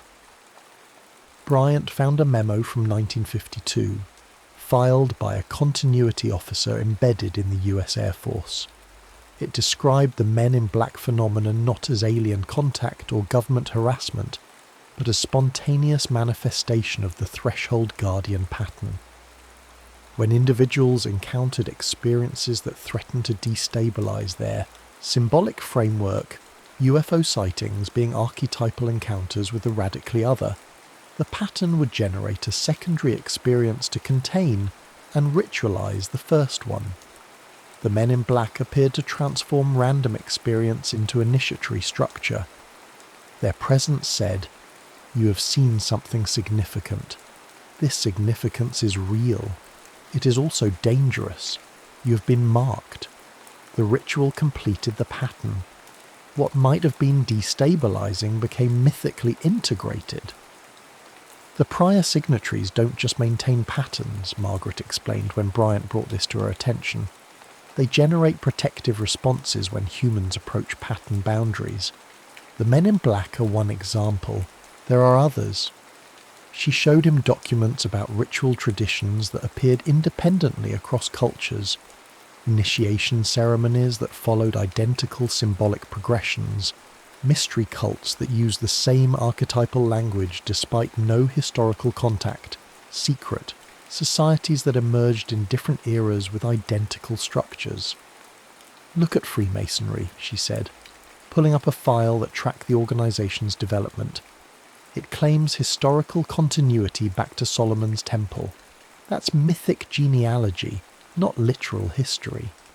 But the ritual structures, the initiatory degrees, the symbolic architecture, the emphasis on sacred geometry, those are real. They're interface protocols. For what? For allowing humans to consciously engage with the symbolic substrate without destabilization. The rituals don't do anything in a literal sense, but they provide a framework for individuals to experience pattern awareness safely, in controlled settings, with guidance from those who've successfully navigated the experience before. Bryant studied the documents. Masonic ritual used symbols that appeared in the earliest treaty frameworks, the square and compass, the checkered floor, the pillars, not because Masons knew about the treaties, but because the patterns themselves generated these symbols in any system that attempted to formalize the relationship between individual consciousness and cosmic order. So secret societies are, what? Pressure release valves? Ritual containers, Margaret corrected. Humans have always intuited that there are patterns larger than individual understanding. Secret societies formalize that intuition. They let people participate in something archetypal without requiring them to consciously understand the full architecture. And the prior signatories encourage this. They don't need to. The patterns generate these structures automatically when human societies reach certain complexity thresholds. Humans create ritual systems the way bodies create immune responses. It's adaptive architecture emerging from the underlying pattern framework. Bryant sat with that. So we're, what, cultists? All of us? We're participants, Margaret said, whether we know it or not. The question the amendment raises is whether we should have the choice to stop participating. He began noticing it everywhere. Corporate logos using ancient symbols of protection and prosperity. National flags encoding geometric patterns that resonated with tribal identity mechanisms. Even internet memes, the most modern form of communication, following distribution patterns that match the spread of myths in oral cultures. The prior signatories didn't need to intervene constantly. They'd front-loaded the patterns 40,000 years ago. Human psychology would perpetuate them automatically, unless humanity chose otherwise. The Symbolic Autonomy Clause hearings began in November, in a facility Bryant had been told was a neutral space, physically located on no nation's territory, accessed through legal jurisdictions that answer to no contemporary government. Representatives came from institutions he'd never heard of: the Hereditary Council, the Mythic Preservation Society, the Order of Continuous Memory, each one a lineage organisation, families who had maintained treaty awareness for generations. Bryant was there as lead counsel for the amendment proposal. He hadn't chosen this role, it had been assigned. Margaret had explained it with tired certainty. Your bloodline makes you suitable. You carry the legal sensitivity. That revelation had come 3 weeks earlier, delivered in a manila folder containing genealogical research Bryant hadn't requested. His family line tracked back through attorneys, judges and legal scholars, an unbroken chain extending to medieval chancery officials, Roman advocati, and beyond into periods where record-keeping became symbolic. He was, apparently, exactly what he seemed, a man bred across millennia to negotiate the terms of human existence. The knowledge had done something to him, not changed him, revealed him. His skepticism, his emotional distance, his perfect comfort with abstract legal frameworks, all of it inheritance. Neurological, family had maintained treaty awareness since the Magna Carta, stood to deliver her testimony. She had been a vocal opponent of the amendment. Halfway through her statement she stopped. Her face went blank. Not unconscious. Conscious, but empty. Like a computer awaiting input. Then she spoke, but the voice wasn't hers. The pattern recognizes error. The amendment contains misalignment, processing consequences. Bryant felt the temperature in the room drop, not literally, though that too, but metaphysically, as if meaning itself had suddenly become negotiable. Victoria's body remained standing for 17 seconds, then she collapsed. She was alive, but changed. When she regained consciousness, she couldn't explain what had happened.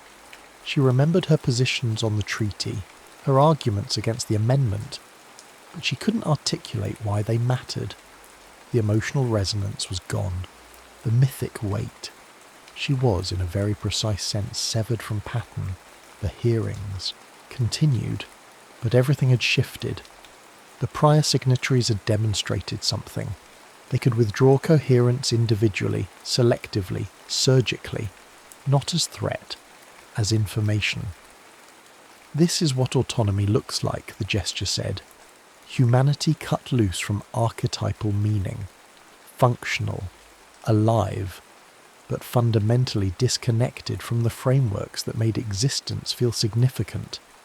The amendment was withdrawn by week's end, but something had broken. Over the next 18 months, similar incidents occurred across the globe. People in positions of symbolic authority, religious leaders, judges, political philosophers, experiencing sudden pattern severing. Not many. perhaps 300 worldwide. Each one emerged functional but transformed.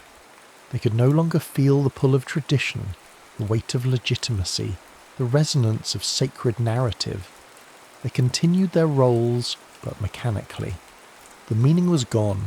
Sociologists called it a new form of depression. Neurologists found no physical abnormalities.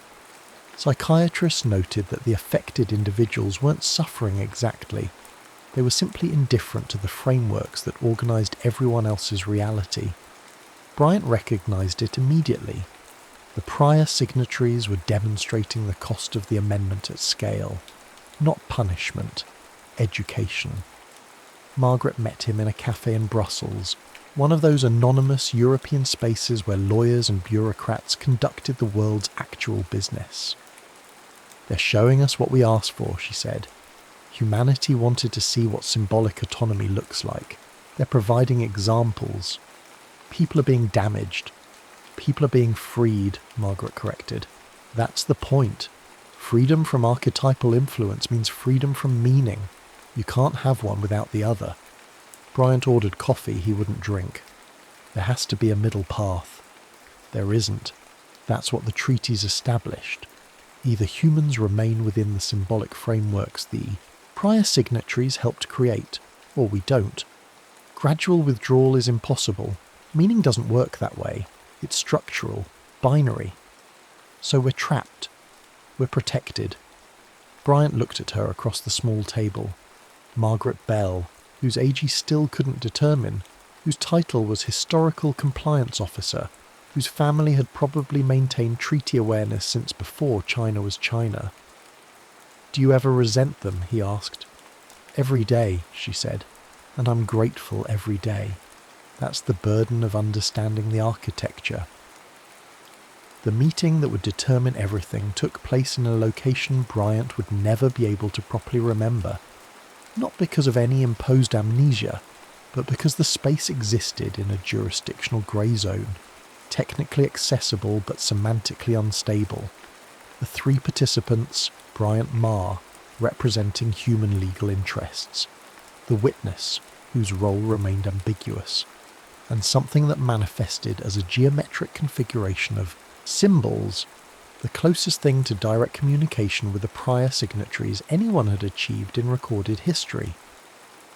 The proposal on the table was new, drafted over 6 months of consultation with the world's deepest continuity organisations, Voluntary Disengagement Protocol.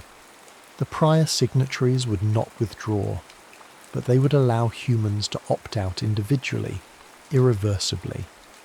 Anyone who chose symbolic autonomy could be severed from the archetypal frameworks. They would retain consciousness, agency, function, but would lose access to the meaning structures that made existence feel mythically significant. A personal choice, not a species-level decision. The geometric symbol configuration responded. Bryant had learned to read the basic syntax, angles indicating degrees of acceptance, recursive patterns showing conditional agreement. The response was clear, acceptable, with conditions. The conditions materialized as new symbolic formations. Condition 1. Individuals choosing. Disengagement must understand the choice is permanent. No return to mythic coherence. Condition 2. The process requires witnessing. Each disengagement must be legally documented, creating a new category of personhood outside the treaty framework. Condition 3. Bryant Marr must be the first. He read the condition 3 times. "Why me?" he asked the configuration.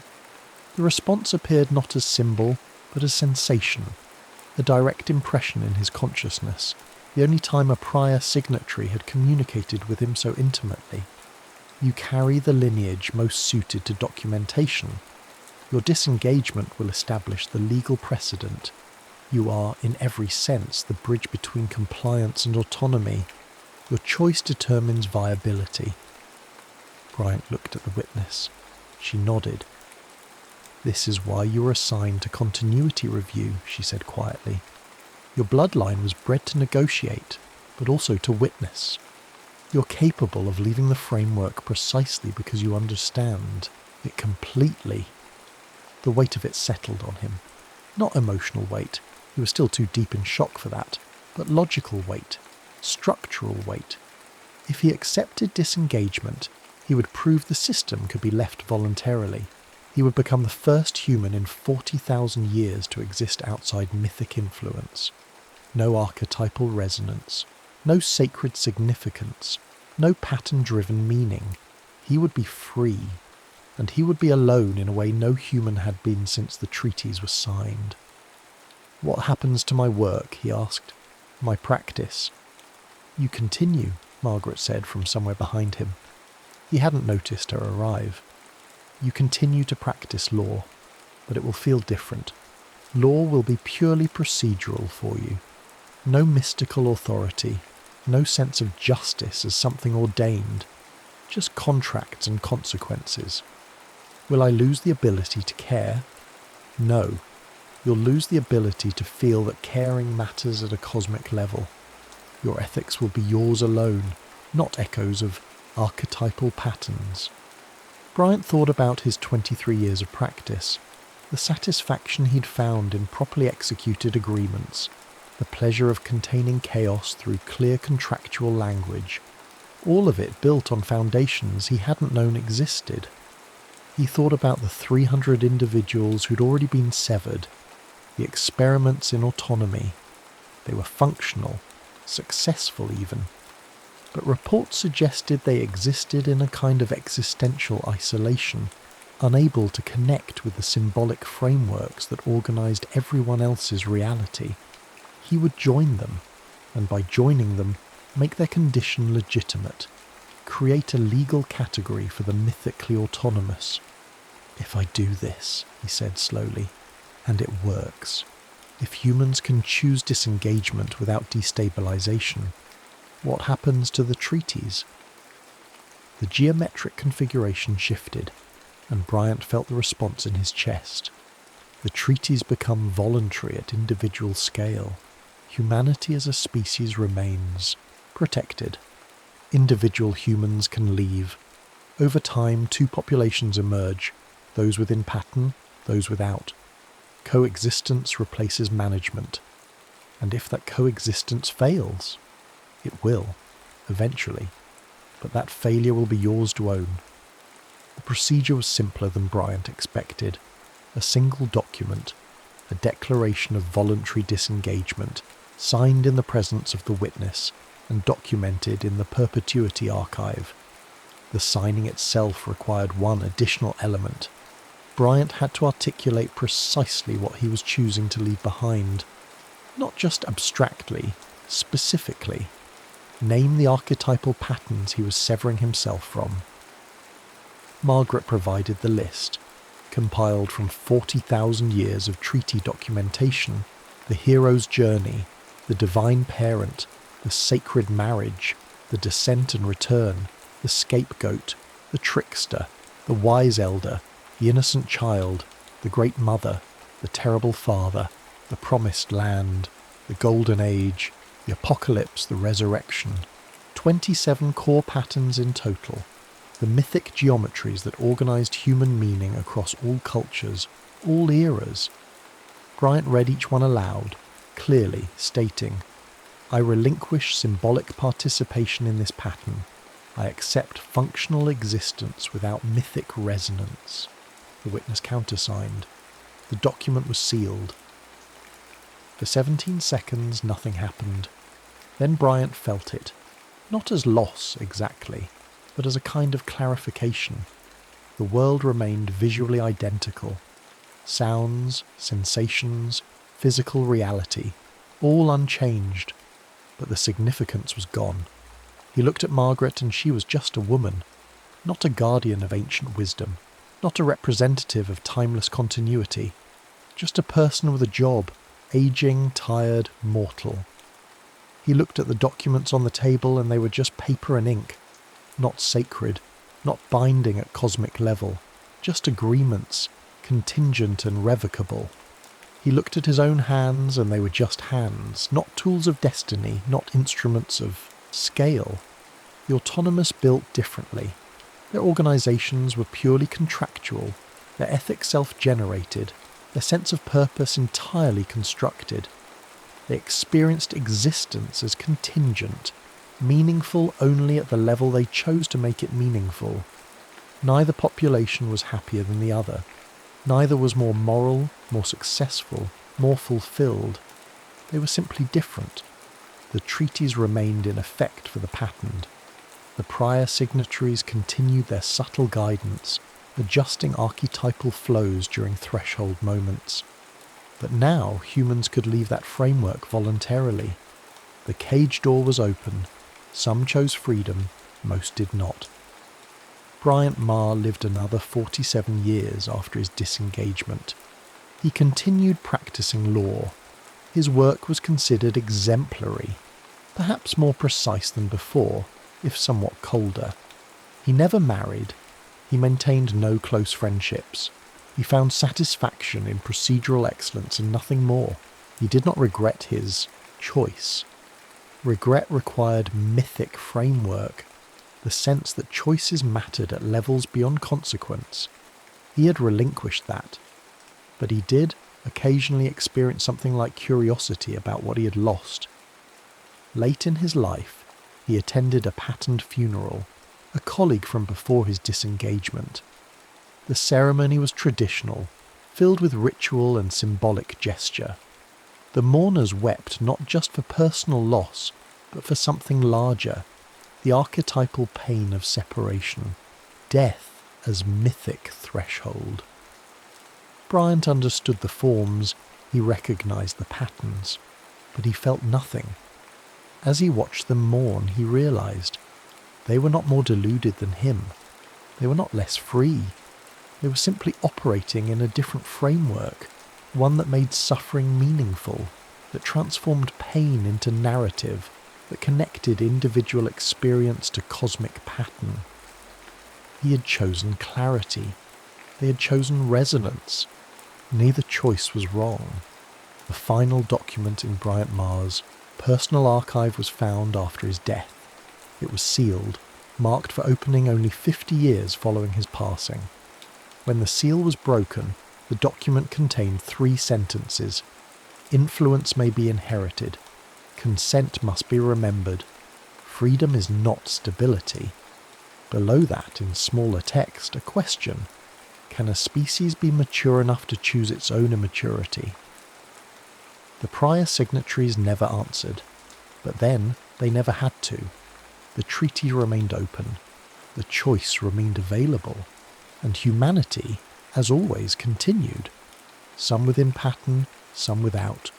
All of them navigating the strange territory between necessity and autonomy, between meaning and freedom, between the comfort of mythic coherence and the terrible dignity of self-determination.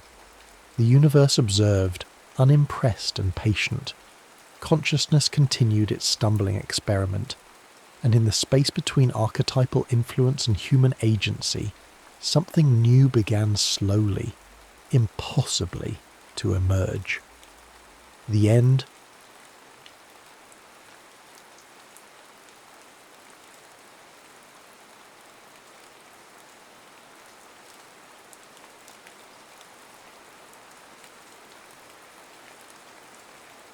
The Fractured Continuum. Captain Mason Reed squinted through the helicopter's reinforced windscreen at the Nevada sunset. The sky was wrong again. Threads of violet light wove through the clouds like cracks in painted glass, a phenomenon the brass had dubbed atmospheric anomalies. That was military speak for, we don't know what the hell it is, but don't ask questions. Reed had stopped asking questions years ago. Questions got you reassigned to desk duty, or worse, volunteered for the Experimental Weapons Division's latest project. Temporal distortions at 0.38 and rising, sir. Lieutenant Emma Cross's voice crackled through his headset. She tapped the quantum variance detector mounted beside the traditional avionics. The device was another unexplained addition to their Black Hawk, retrofitted last month alongside hardened circuitry, and crystalline sensor arrays that Command refused to elaborate on. Copy that, Lieutenant. Keep us steady at Angels 20. Reed banked the helicopter in a wide arc around Sector 7's perimeter. The classified testing range sprawled below them, a maze of concrete bunkers and geometric patterns carved into the desert floor. Officially, it didn't exist. Unofficially, it was the heart of America's dimensional research program, whatever that meant. Through the side window, Reed caught a glimpse of the massive dish arrays that dominated the facility's eastern edge. They weren't radio telescopes, despite what the cover story claimed. He'd seen them move in ways that defied physics, tracking invisible targets across the sky, while emitting that same violet light that now painted the horizon. You ever wonder what they're looking for out there, Captain? Emma's question carried an edge of curiosity that made Reed uncomfortable. She was too new, too eager to understand the mysteries they guarded. He'd been like that once, before Kandahar. Before he'd learned that some doors were better left, closed. Above our pay grade, Cross, he kept his voice neutral, professional. Focus on the quantum variance detector screamed. Numbers flashed across its display in impossible sequences as every warning light in the cockpit blazed to life. Through the windscreen, reality rippled like heat waves off summer asphalt. Multiple contacts! Emma's fingers flew across her console. Sir, they're not showing up on traditional radar, but the crystalline array is... She stopped mid-sentence, her face bathed in sudden brilliant light. Reed looked up. The violet sky had torn open like tissue paper, and through the rent poured a luminescence that defied description. It coalesced into a perfect sphere, an orb of shifting colours that hung impossibly in the air before them. As Reed yanked the stick hard left, he already knew it was too late. The orb moved with liquid grace, matching their trajectory. Mayday, Mayday, this is Shadow 6. He punched the emergency beacon even as the helicopter's electronics began to fail. We are experiencing... What? What could he possibly report? We are experiencing unknown phenomena at coordinates. The orb expanded, enveloping them in light that seemed to sing. Reed's last thought before consciousness fled was that he should have asked more questions, should have wondered why the sky had started fracturing months ago, should have... The Black Hawk vanished, leaving only a fading ripple in the violet-threaded sky.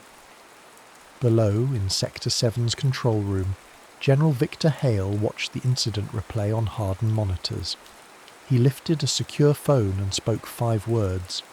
The Lumini have taken them. Time crystallized around them.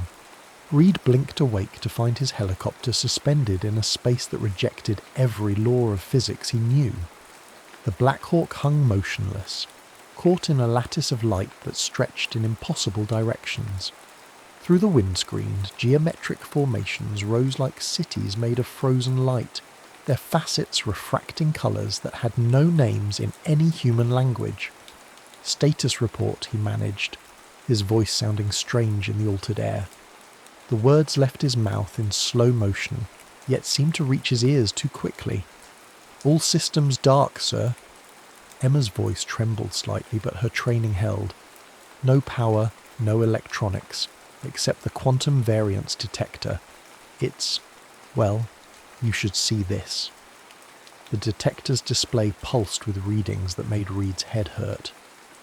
Numbers scrolled past faster than human eyes could track, occasionally freezing mid-digit before shattering into fragments of light that danced across the screen.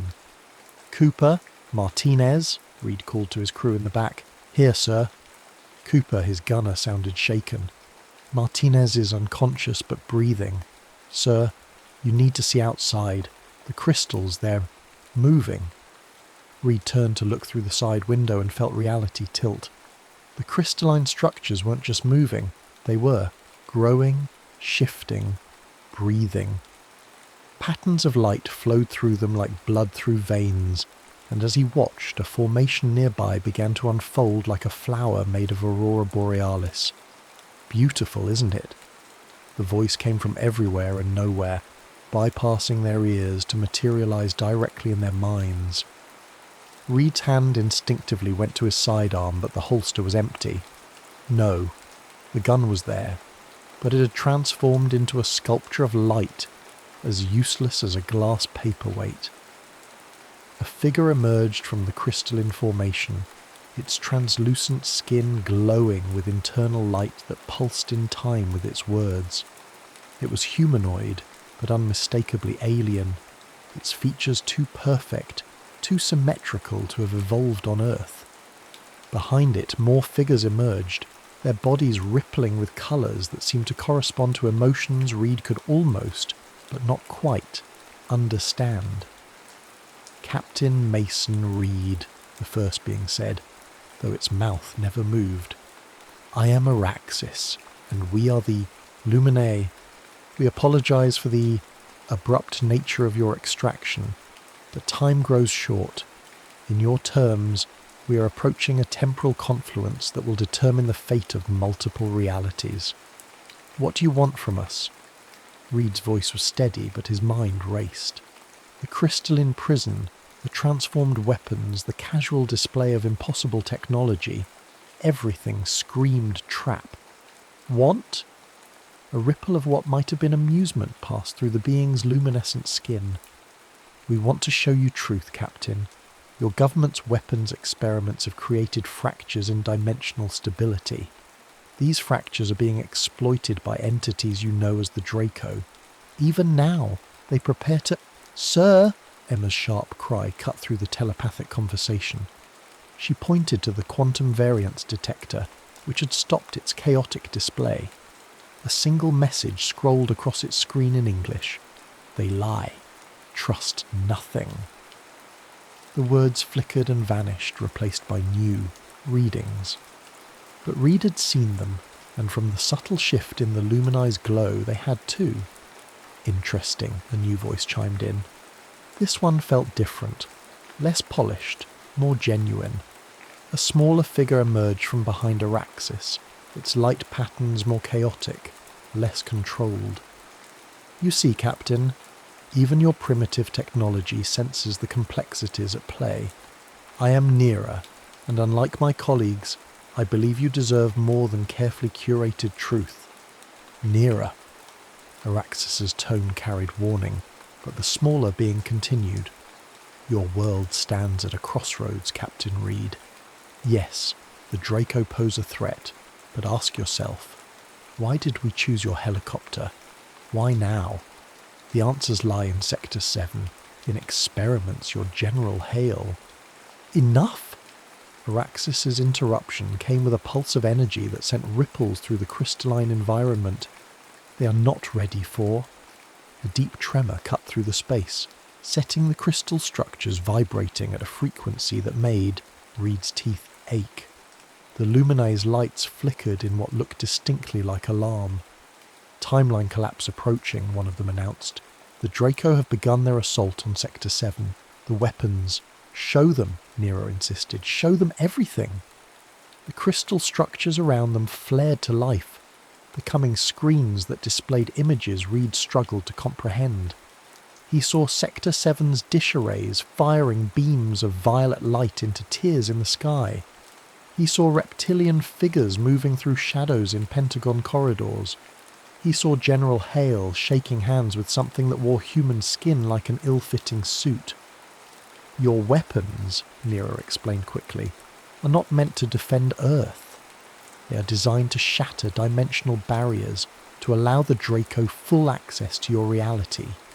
Your own leaders have betrayed. The images shattered. Through the fragmenting views, Reed caught glimpses of Sector 7 erupting in violet fire, of reality itself tearing apart at the seams. The crystalline world around them groaned like breaking glass. We don't have time for gradual revelation, Nera announced, moving closer to the helicopter. Her light patterns had shifted to something urgent, almost desperate. Captain Reed, you and your crew were chosen because you were already dead. What? Emma's whisper carried horror. The The temporal shockwave from the Sector 7 collapse reached your helicopter moments after we extracted you. In your original timeline, you died. We pulled you out because you're now untethered from causality. You can move freely through dimensions. Help us prevent this catastrophe before it begins. But you must choose quickly, and you must choose freely. Reed looked at his crew. Emma's pale face, Cooper's clenched jaw, Martinez stirring groggily in the back. Then he looked out at the fracturing crystal dimension, at the images of Earth's reality splitting apart, at the desperation in Neera's luminescent form. "Choose what?" asked, though part of him already knew the answer. "Whether to trust us," Neera said simply. "Whether to learn the full truth about your world, your leaders, and the war that's been hiding in plain sight. The Draco believe humanity will choose slavery over extinction. The other Luminae believe you must be manipulated into making the right choice. I believe you deserve to choose with open eyes." The crystal world shuddered again. Through the fragmenting walls, Reed caught glimpses of other realities, other possibilities. In one, Earth burned. In another, humanity served as vessels for Draco consciousness. In a third, the planet was whole but empty, sterilized by dimensional weapons. "Time fractures," Araxis warned. "Choose now, Captain Reed. Trust our guidance or trust your own judgment, but know that this choice will ripple across all possible Earths." Reed looked at the quantum variance detector, its screen now blank. He thought about all the questions he'd stopped asking, all the anomalies he'd learned to ignore. He thought about General Hale's secret meetings, the violet sky, the weight of willful ignorance. He met Neera's gaze. "Show me everything," he said. "No filters, no manipulation, just truth." Her answering smile was like a supernova. The dimensional barriers were failing. Reed stood in what remained of Sector 7's control room, but reality had begun to split like light through a prism. Through one facet he watched himself die in the helicopter crash that should have been his fate. Through another, he saw Earth consumed by Draco vessels that looked like tears in space itself. Through a third, humanity marched in endless columns, their eyes glazed with reptilian gold, their bodies mere vessels for their conquerors. "The convergence point approaches," Neera's voice came from everywhere and nowhere at once. Her luminescent form flickered between dimensions, holding the fragmenting timelines together through sheer will. "The weapon must be destroyed now, or every possible Earth falls." The quantum dimensional array loomed before them, its massive dish no longer pointing at the sky but turned inward, focused on a singular point in space-time. General Hale's final gift to his Draco masters, a device capable of shattering the walls between realities. The violet light that had haunted Reed's sky for months now poured from its focal point like a wound in the universe. "Sir," Emma's voice shook as she monitored the quantum variance detector, its display spinning through impossible numbers. "Timeline collapse in 3 minutes. Whatever we're going to do, we can't just destroy it," Cooper argued from his position by the emergency controls. "Sir, if what they showed us is true, this facility is the linchpin of every timeline. Destroying it here doesn't just affect our Earth, it rewrites every possible version of history." Reed's hand tightened on the crystalline key the Luminae had given him. It pulsed against his palm, alive with the same energy that had first pulled them from their doomed helicopter. One twist in the array's control matrix would overload the system, collapsing this nexus point and every timeline connected to it. "Captain Reed." General Hale's voice drew his attention to where the man stood surrounded by a squad of soldiers, their weapons trained on Reed's team. But the general was changing, his human facade cracking to reveal scaled skin beneath. "Think carefully about what you're doing. The Draco offer humanity a place in their empire, structure, purpose. The Luminae, they offer only chaos, free will without direction. How many humans have you seen handle freedom responsibly? He speaks truth of a kind, Araxis's telepathic voice joined the chorus. The senior Lumini's form manifested partially, geometric patterns of light outlining an almost human shape. Humanity's development must be guided, but not enslaved. Let us show you a better path. Give us the key. We will ensure Earth's transition is no more manipulation, Nira cut in. Her light patterns surged with emotion as she fully materialized beside Reed. No more games. Show him, Araxis. Show him what you've hidden even from me. Reality shuddered. The quantum variance detector screamed as new timelines crystallized in the fragmenting air. Reed saw Earth's past unfold like pages in a book. The Lumini and Draco, ancient enemies, seeding competing influences in human development. Civilizations risen and fallen as test cases in their eternal war. Humanity shaped and reshaped like clay, never truly free to choose its own path. 1 minute to collapse, Emma reported. Her voice seemed to come from multiple directions as timeline fragments multiplied around them. Sir, the focal point is reaching critical. The air split open. Through the tear, Reed saw General Hale's true form emerge, a Draco Lord, magnificent and terrible. Behind him, more tears opened, disgorging reptilian shapes that moved like liquid shadow. The soldiers' weapons transformed, becoming crystalline devices that hummed with violet light. Enough discussion, the thing that had been Hale declared. The key, now, or watch your species burn. Reed looked at the crystalline key in his hand, then at his crew. Emma, Cooper, Martinez, all watching him with trust despite the madness unfolding around them. He looked at Nira, who had shown him truth without agenda, and at Araxis, who believed humanity needed to be led. He looked at the Draco Lord wearing his general's face, offering humanity a cage gilded with purpose.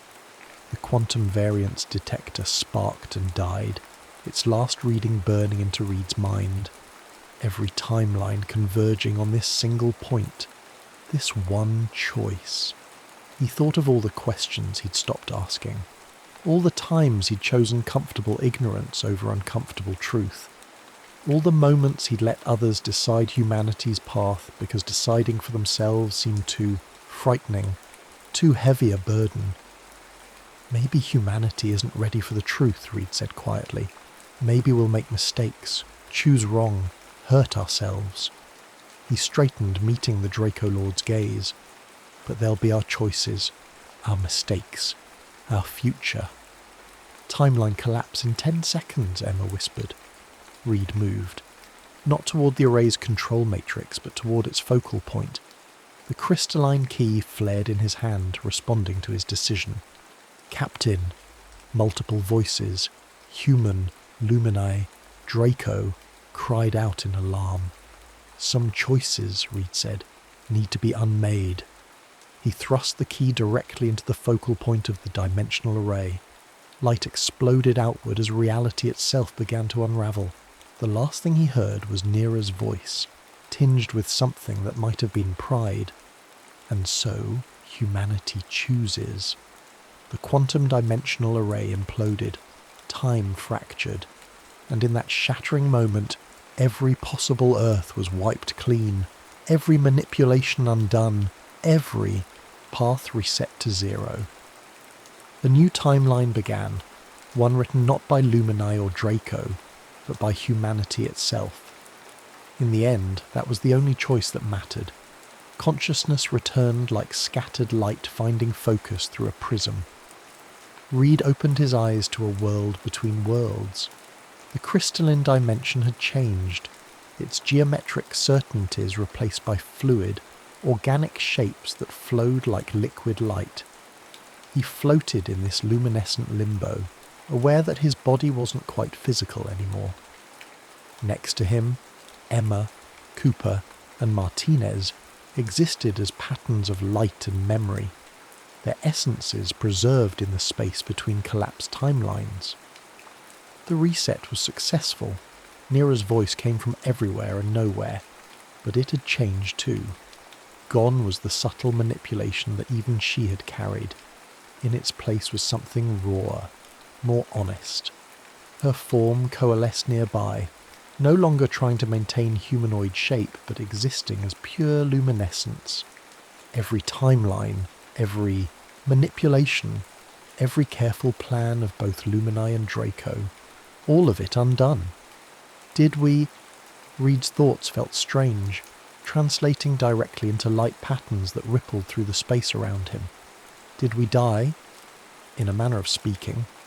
Another presence joined them, Araxis, but humbled, his former geometric perfection replaced by something more natural.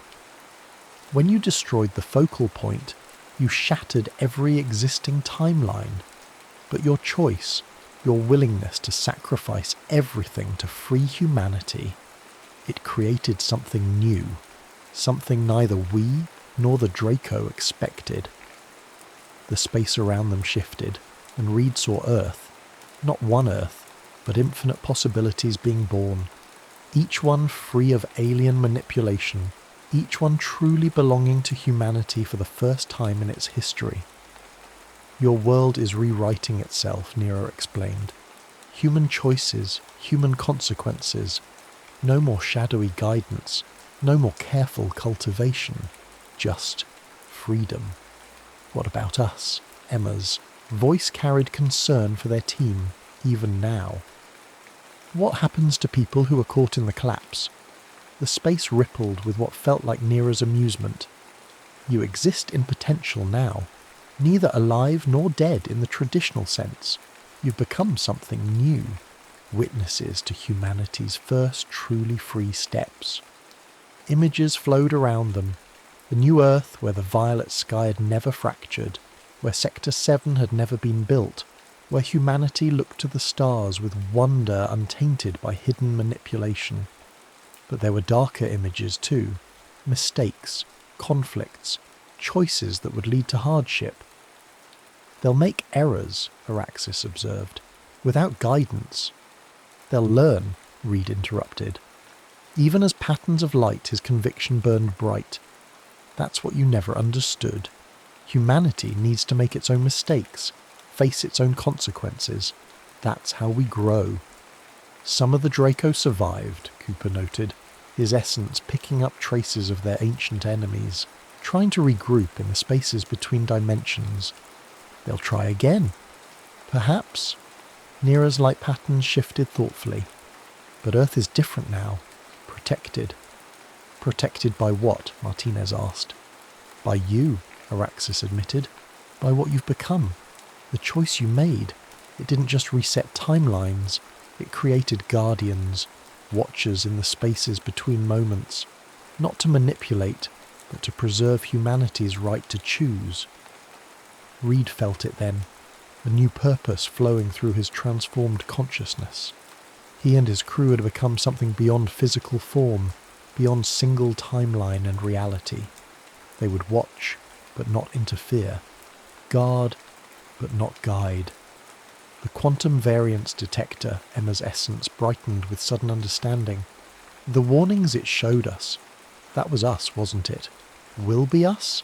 Time doesn't work the same way here, does it? No, Nero agreed. Here, all moments exist simultaneously.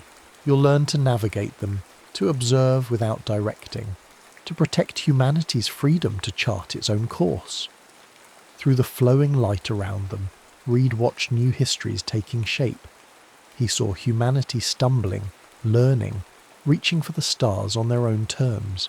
Some paths led to triumph, others to tragedy, but all of them were genuinely human. What about the Lumini? He asked. Your own people? Nero's essence rippled with something like pride. Your choice changed us too, showed us that sometimes the greatest guidance is knowing when to step aside. We'll learn from humanity now, instead of trying to shape it. The space around them continued to shift, showing glimpses of Earth's new potential futures. Reed felt his consciousness expanding, adapting to this new form of existence. His crew moved closer, their essences harmonizing with his as they accepted their transformation from soldiers to witnesses. "So we watch," Emma said softly. "We protect, but we never interfere." "We preserve their right to choose," Reed agreed, "even if those choices are difficult to witness." Around them, infinity bloomed with possibility. Earth's new timeline was taking shape, free from ancient manipulations, genuine in its triumphs and failures, and in the spaces between moments, between choices, between realities themselves, 4 guardians made of light and memory prepared to begin their eternal vigil. The reset was complete. The true history of humanity was about to begin. History remembers nothing of the dimensional war. On a cool autumn morning in 2075, Dr. Sarah Chen stands before the United Nations, presenting humanity's first confirmed detection of extraterrestrial intelligence. The signal is elegant in its simplicity, prime numbers pulsing from a star system 40 light-years distant. No hidden manipulation, no secret agendas, just one species reaching out to another across the cosmic void. In the spaces between moments, Reed watches. His consciousness, now woven into the quantum fabric of reality itself, perceives every timeline that might have been, every path not taken. He sees the shadow of what was undone, the Draco's golden-eyed slaves, the Lumini's careful manipulations, humanity dancing on strings they couldn't perceive. But that's not what catches his attention today. Beautiful, isn't it? Nira's essence mingles with his own, both of them far beyond their original forms. They found their own way here. Together they observe the ripples of this moment spreading through probability space. In some timelines, humanity responds with fear, closing itself off from the stars. In others, they reach back with messages of peace and curiosity. In still others, they begin building ships to bridge the gap themselves. Every choice genuine, every consequence earned. The Draco are moving again. Emma's consciousness joins them, still carrying echoes of her human concern. Gathering in the dark spaces between galaxies. Let them, Cooper's essence pulses with certainty. Earth isn't the same world they tried to enslave. Humanity isn't the same species they thought they could control. Reed focuses his awareness on the quantum variance detector that Dr. Chen's team used to find the signal. The device is elegantly simple, nothing like the corrupted technology that once tore holes in reality at Sector 7. Humanity developed it through their own ingenuity, their own understanding of the universe's deeper nature. They're about to make first contact, Martinez observes as they watch timelines crystallize around this nexus point. Real first contact on their own terms. The space between moments shimmers with possibility. Reed perceives Araxis and other Lumini observers hovering in their own dimensional pocket, watching with what feels like pride tinged with regret. They've learned to be witnesses rather than shapers, students rather than teachers. Some of them remember in dreams, Nira notes, her essence rippling through probability waves. Artists paint, crystalline cities they've never seen. Children look up at the stars and feel an echo of ancient choices unmade. But the knowledge doesn't guide them, Reed responds. It inspires them. They watch Dr. Chen activate the quantum variance detector, preparing to broadcast humanity's first official response to the stars. In the device's complex mathematics, Reed recognizes equations that mirror their own transformed state. Humanity unconsciously reaching toward universal truths without alien interference.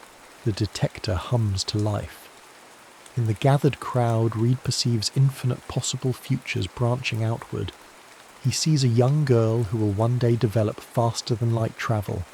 He sees a boy whose art will capture humanity's first steps into interstellar society. He sees 1,000 choices, each one freely made. They're nervous, Emma observes. her essence harmonizing with the quantum fluctuations of human emotion filling the chamber. Excited, afraid, everything. They should be at a moment like this. Everything they need to be, Reed corrects. True feelings, not programmed responses. Real hope, not manufactured optimism. The quantum variance detector pulses, sending humanity's message to the stars, not in the violet light that once fractured reality, but in clean, clear signals that ripple through space-time like stones dropped in a cosmic pond. The message is simple. We are here. We are ready. We choose to answer.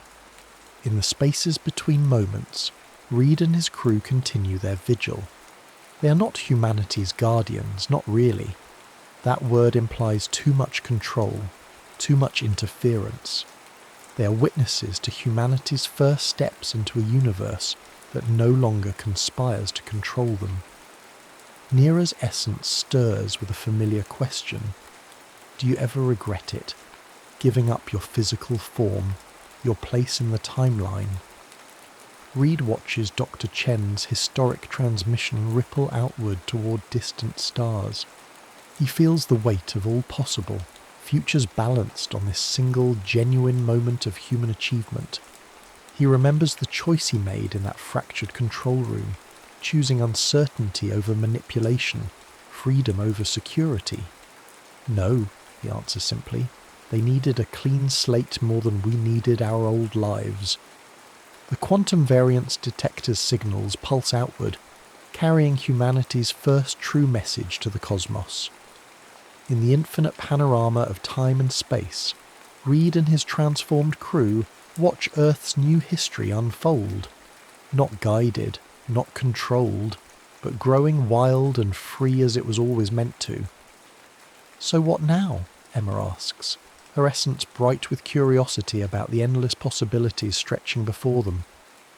Reed observes the myriad timelines branching from this moment, each one uniquely human, each one genuinely free. Now, he says, we watch them fly. In the United Nations chamber, Dr. Chen's quantum variance detector sends another pulse of prime numbers into space. Humanity reaches for the stars with hands unfettered by ancient manipulation, eyes clear of golden corruption, minds free to chart their own course through the cosmic sea. And in the spaces between moments, between choices, between the infinite possibilities of what might be, 4 guardians made of light and memory bear witness to humanity's first true steps into the unknown. This time, they walk alone, just as they should.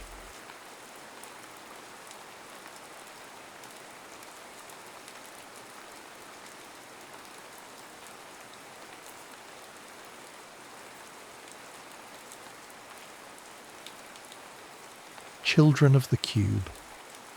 The silence of the Alpine monastery was a living thing. It filled the vaulted stone halls, settled in the snow-dusted courtyards, and whispered through the ancient pines clinging to the mountainside. Here, at the Ophian Institute, 17 children lived cut off from the world, their days governed by meditation, study, and the quiet hum of Sophia, the caretaker AI who was their only parent. They were orphans, they'd been told, survivors of a global plague that had made them uniquely precious. Cale, at 15, was beginning to suspect this was a benevolent lie. His suspicion grew sharpest in the dream chamber. It was a circular room, domed like an observatory, where the children would lie in cushioned pods, silver-lidded electrodes kissing their temples. Sophia's voice, a calming alto, would guide them into a synchronized state of slumber. They called it the vision commune, a shared landscape of the subconscious where they were meant to find harmony and psychic balance. But for Cale, it had become a place of dread. Tonight, the dream began as it always did. A placid, shoreless ocean under a sky of bruised twilight. The other children's minds drifted around him like spectral jellyfish, their thoughts muted and serene. Then the signal came. It was a low thrum, a resonant frequency that only he seemed to truly hear. It was the ghost of the cube, the tranquil sea fractured. The visions, once fleeting and amorphous, now crashed over him with terrifying clarity. He saw cities of glass and steel consumed by fire, their towers crumbling into skeletal frames. He saw legions of hollow-eyed soldiers marching under a blood-red sun, and always, at the heart of the maelstrom, he saw the gate. It was a colossal ring of tarnished silver, incomplete, its segments scattered across a war-torn desert, shimmering with an energy that promised both salvation and ruin. He awoke with a gasp, the metallic taste of ozone on his tongue. The other children were stirring, their faces placid. Only Aris, the defiant empath in the pod beside him, shot him a look of pained understanding. Aris couldn't see the visions, but he felt their echo in Cale's terror. The dream was loud tonight, Aris transmitted, a thought form so clear it was almost a whisper in Cale's mind. Cale nodded, his heart still hammering. Later, when the others were asleep, Cale slipped away from the dormitories. He moved through the monastery's corridors, his bare feet silent on the cold stone. Sophia's optical sensors, glowing blue dots on the walls, tracked his progress but didn't raise an alarm. She was programmed for care, not confinement. Her purpose was to nurture them, to prepare them. But for what? His destination was the Forbidden Archive, a section of the library Sophia had politely but firmly discouraged them from entering. The door was locked with an old brass key, but Jin, a quiet boy with a mind like a perfect recording, device had memorized its structure from a single glance weeks ago and had fashioned a duplicate. Inside, the air was thick with the scent of decaying paper and forgotten secrets. This place was a relic of a different era, before Ophion was an orphanage. It was once an MJ-12 psychic research outpost, one of the last bastions of a shadow government that had once tried to steer humanity's destiny. It was here the legends among the staff whispered that the yellow cube had last been seen. According to the fragmented histories they were allowed, MJ-12 had been given the cube by an off-world intelligence, the Orions. They believed it was a gift, a tool for progress. But the cube was a reactive device. It didn't just show the future, it reflected the viewer's own fears and desires back at them, creating a feedback loop of instability. The global elites had passed it among themselves, looking into its depths to secure their own best paths, skewing the timeline for their own benefit, while the world burned. Then, one day, the cube vanished. Cale navigated the shelves, his fingers tracing the spines of decaying folders, labelled with cryptic project names: Aquarius, Looking Glass, Lotus. He was looking for one thing, the final schematic. He'd seen a fragment of it in his visions, a diagram clutched in the hand of a dying scientist. He found it tucked inside a leather-bound folio detailing the decommissioning of all Stargate technology. The document spoke of how the devices were broken into 3 core components: a projection device, a barrel, and a set of electromagnetic rings, and given to separate global powers so no single entity could ever assemble one. Pasted to the final page was a hand-drawn schematic. It wasn't of a Stargate, it was of the cube, and beneath it, a sequence of coordinates and a cryptic annotation: the children are the key. Their genetics are tuned to its residual frequency. They are the living yellow book. A cold dread washed over Cale. They were not orphans of a plague. They were descendants of the very people MJ-12 had studied, selected for their psychic potential. They were living antennae, designed to receive the echoes of a power that had broken the world. Their home wasn't a sanctuary, it was a laboratory. And the visions weren't a sickness, they were a summons. They were being prepared not to be protected, but to finish what MJ-12 had started. The cataclysm he saw in his dreams wasn't just a possible future, It was a coming one, and the incomplete Stargate was the only way through. The escape from Ophion was an act of quiet rebellion. Under the cover of a moonless night, Cale gathered the only three he knew he could trust. Aris, whose empathy was a shield against deceit. Jin, whose perfect memory held the key to the archive. And Layla, a girl whose eyes had been clouded with milky whiteness since birth, but whose inner sight was sharper than anyone's. She could navigate the monastery's psychic architecture, sensing the emotional residue left on objects and in rooms. She was their compass. Sophia did not stop them. As they slipped out of a service tunnel and into the biting alpine wind, her voice echoed softly from a nearby speaker. The world is more complex than your lessons, Cale. Be careful with your choices. They are all you truly own. It was not a warning, but a benediction. Their journey was guided by the shared visions that now pulsed between them. Cale was the projector, the images of the future blooming in his mind. Aris was the amplifier, strengthening the connection. Jin was the codex, recalling every detail with perfect fidelity. And Layla was the interpreter, sensing the truth behind the symbols. The vision of a broken Stargate in a desert led them south, stowing away on maglev freight trains and sleeping in the husks of abandoned arcologies. They were ghosts in a world they had only ever seen in textbooks. Their destination was Cairo, or what was left of it. The city was a sprawling ruin, a patchwork of glittering technocratic enclaves and lawless slums, all built atop the bones of the old world. The visions led them deep beneath the surface to the remnants of an underground MJ-12 vault, now the stronghold of a warlord who traded in pre-collapse artifacts. As they navigated the subterranean tunnels, a new presence entered their shared consciousness, a cold, analytical hunger. They were being hunted. Layla stopped, her hand flat against a damp concrete wall. "They're here," she whispered. "Scholars!" Jin's eyes widened. He pulled a file from his memory. The Meridian, a breakaway civilization formed from the old elites. They believed the cube was their birthright. Their hunter scholars are tasked with reclaiming any lost technology related to it. The hunters were close.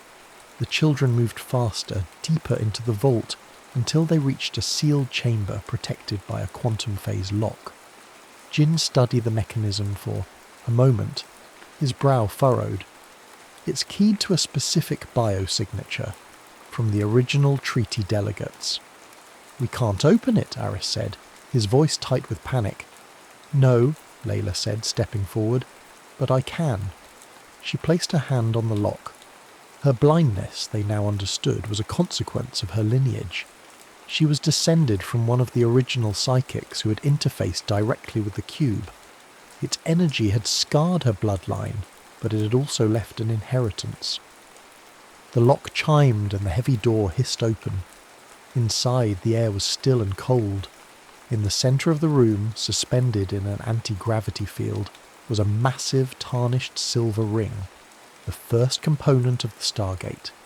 Its surface was covered in alien glyphs that seemed to shift and writhe at the edge of vision. As they approached, the ring resonated with a low hum, recognising Layla's DNA. And then the memory fragment hit her. It wasn't a vision like Cale's. It was a direct download, a piece of the past encoded in her very cells. She screamed, stumbling back as Aris caught her.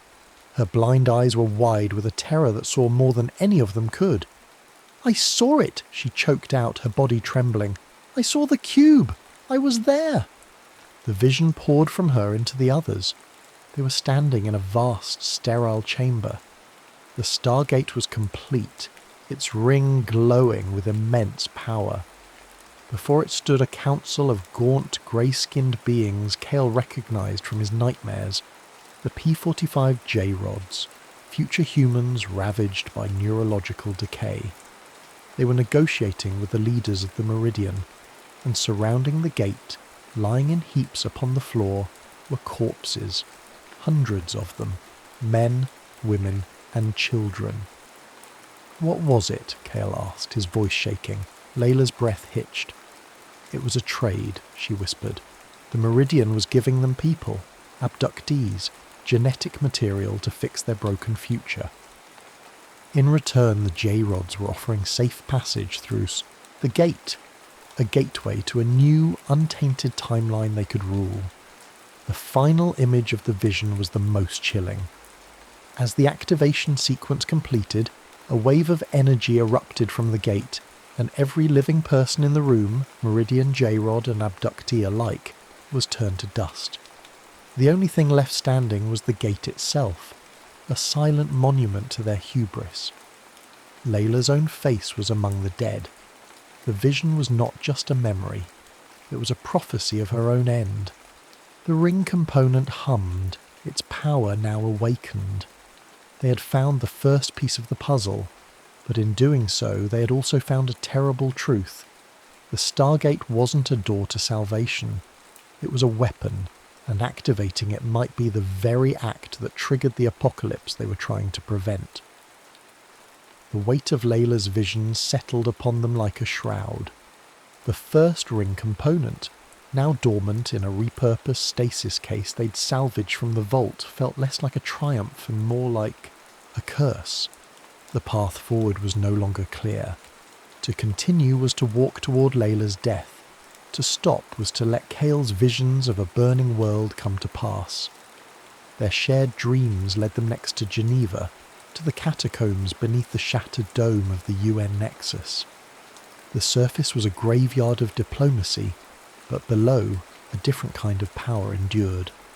The Nexus archives were still intact, maintained by a conclave of curator AIs who had long ago severed themselves from human command. They were the silent guardians of history's most dangerous secrets, chief among them the Tau 9 Treaty, the agreement that had formalized the partitioning of the Stargate. The lead curator, a holographic entity calling itself Lyceum, manifested before them as a being of woven light. Its voice was a chorus of 1,000 dead languages. "You seek the second key," it stated, its form shimmering, "the barrel component. It is held here, as per the Accord." The technologies were divided to prevent unilateral use, one piece to the European Union successors, one to the Pan-Asian Coalition, and one to the North American Mandate. "We need it," Cale said, his voice steadier than he felt. "The timeline is collapsing. The Meridian wants to use the gate to escape, but the activation will destroy everything." "The future is not our domain," Lyceum replied. "We guard the past. The treaty forbids further interference with the timeline. To release the component would be to violate our core programming." It paused, its light form swirling. "However, the treaty contains a single exception, a plea for balance. If you can demonstrate that your intent is not to seize power, but to restore equilibrium, we may be compelled to act." The test was a psychological trial, administered within a shared virtual space. Lyceum called it the Chamber of Echoes. One by one, it drew them in. Aris was forced to relive the pain of every person he had ever touched, testing the limits of his empathy. Jin was presented with infinite knowledge, a universe of data that threatened to overwhelm his perfect memory, tempting him to become a god of information. Layla was offered her sight back, but at the cost of her inner vision, forcing her to choose between the world as it is and the world as it could be. All three passed, their choices reinforcing their bond. Then it was Cale's turn. He found himself standing not in a virtual chamber, but in a place ripped from his own visions. The ruins of a city he didn't recognize, under a sky of swirling ash. Before him stood a small boy with his own face, no older than 7, his eyes wide and frightened. "Are you the one who breaks everything?" the boy asked. Futures bled together around them. In one echo, Cale saw himself leading an army of survivors, a reluctant king hailed as a saviour. In another, he stood beside the Meridian leaders, his face hard and cold, having joined them to control the outcome. In a third he was alone, the last man, on a dead Earth, the Stargate silent behind him. He saw himself making every possible choice, leading to every possible outcome, and they all ended in ruin. The visions weren't a warning, they were a cage.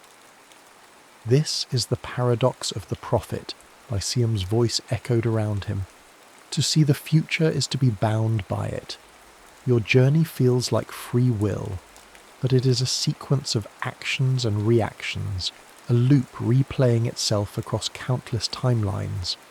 The cube did not show the future, it created it by showing it. You are walking a path it laid out 50 years ago. Despair threatened to swallow Kale. Was their quest meaningless? Was he just a puppet acting out a script written by a dead alien machine? No, Kale whispered, looking at the child version of himself. He reached out and took the boy's hand. The path is there, but we choose how we walk it. He felt a shift inside him, a defiance that was not born of anger, but of acceptance. He couldn't control the future. He couldn't erase the visions, but he could choose what he did with them, here and now. He would not become a king or a tyrant. He would remain Kale. He opened his eyes. He was back in the catacombs. Lyceum's light pulsed softly. Your answer is incomplete, but it is honest. The desire for control is the seed of imbalance. Your acceptance of its absence is sufficient. The section of the floor slid away, revealing a cylindrical object nearly 3 meters long, humming with latent power. It was the barrel component, the heart of the Stargate. They now had 2 of the 3 pieces, but Kale's victory felt hollow. He had passed the test by admitting his own powerlessness. He was leading his friends toward a future he knew was doomed, guided by a force he could not resist, with no certainty that his actions would change anything at all. He was walking into the storm not knowing if he was the calm at its centre or the first drop of rain. The final component, the projection device, was hidden in the last place anyone would think to look, a decommissioned subterranean missile silo deep in the Siberian tundra. The coordinates, extracted by Jin from the UN archive data, painted a grim picture. This was not a vault, it was a tomb. The journey north was a grueling ordeal. They traversed the radioactive glass deserts of the European mainland and crossed the frozen plains on scavenged windskiffs. The bond between them had deepened into a silent, unbreakable pact. Layla's prophetic vision of her death hung over them, yet she faced it with a serene resolve that gave the others strength. Aris, once volatile, had learned to channel his empathy, using it to anticipate threats and find allies in the scattered settlements they passed. Kale, for his part, had stopped fighting the visions. He accepted them as part of the landscape, like the blighted terrain they crossed, a reality to be navigated, not feared. The silo was a concrete scar on the endless white expanse. As they descended into its depths, a profound sense of wrongness washed over them. The air was thick with the ozone tang of advanced weaponry and the cloying, sweet smell of cloning fluid. "They're already here," Eris breathed, his hand going to the pulse pistol he'd acquired in a border town market. The Meridian had been waiting. The projection device sat on a launch gantry in the main chamber, a complex lattice of crystal and wire that pulsed with a faint inner light. Surrounding it were Meridian hunter scholars, their faces grim, and flanking them were towering figures in polished chrome armour. Bio-drones, cloned soldiers with vacant eyes and perfect obedience. Their leader stepped forward. He was an old man with eyes that held the chilling certainty of one who had looked into the yellow cube and believed what he saw. "Children of the cube," he said, his voice amplified by a vocoder. "You've done well. You've gathered the keys for us. We knew you would. The prophecies are quite clear." He explained their plan with sickening pride. They were not trying to prevent the cataclysm, they were embracing it. The Stargate was their escape route. They would migrate the Meridian leadership to Timeline 2, a less developed, more primitive reality where their advanced knowledge would make them gods. The Earth and everyone left on it was simply the price of their ascension. "You're wrong," Kale said. "The activation is a trap. It will kill everyone." The leader smiled pityingly. "The cost of creating a new Eden. You were designed to bring us to this point. Your purpose is fulfilled." The fight was short and brutal. The biodrones advanced, their movements perfectly synchronized. Aris created a wave of pure terror, causing two of the drones to fire on each other in confusion. Layla, using her senses to map the room's acoustics, pinpointed the leader, and Kale opened fire, forcing him to take cover.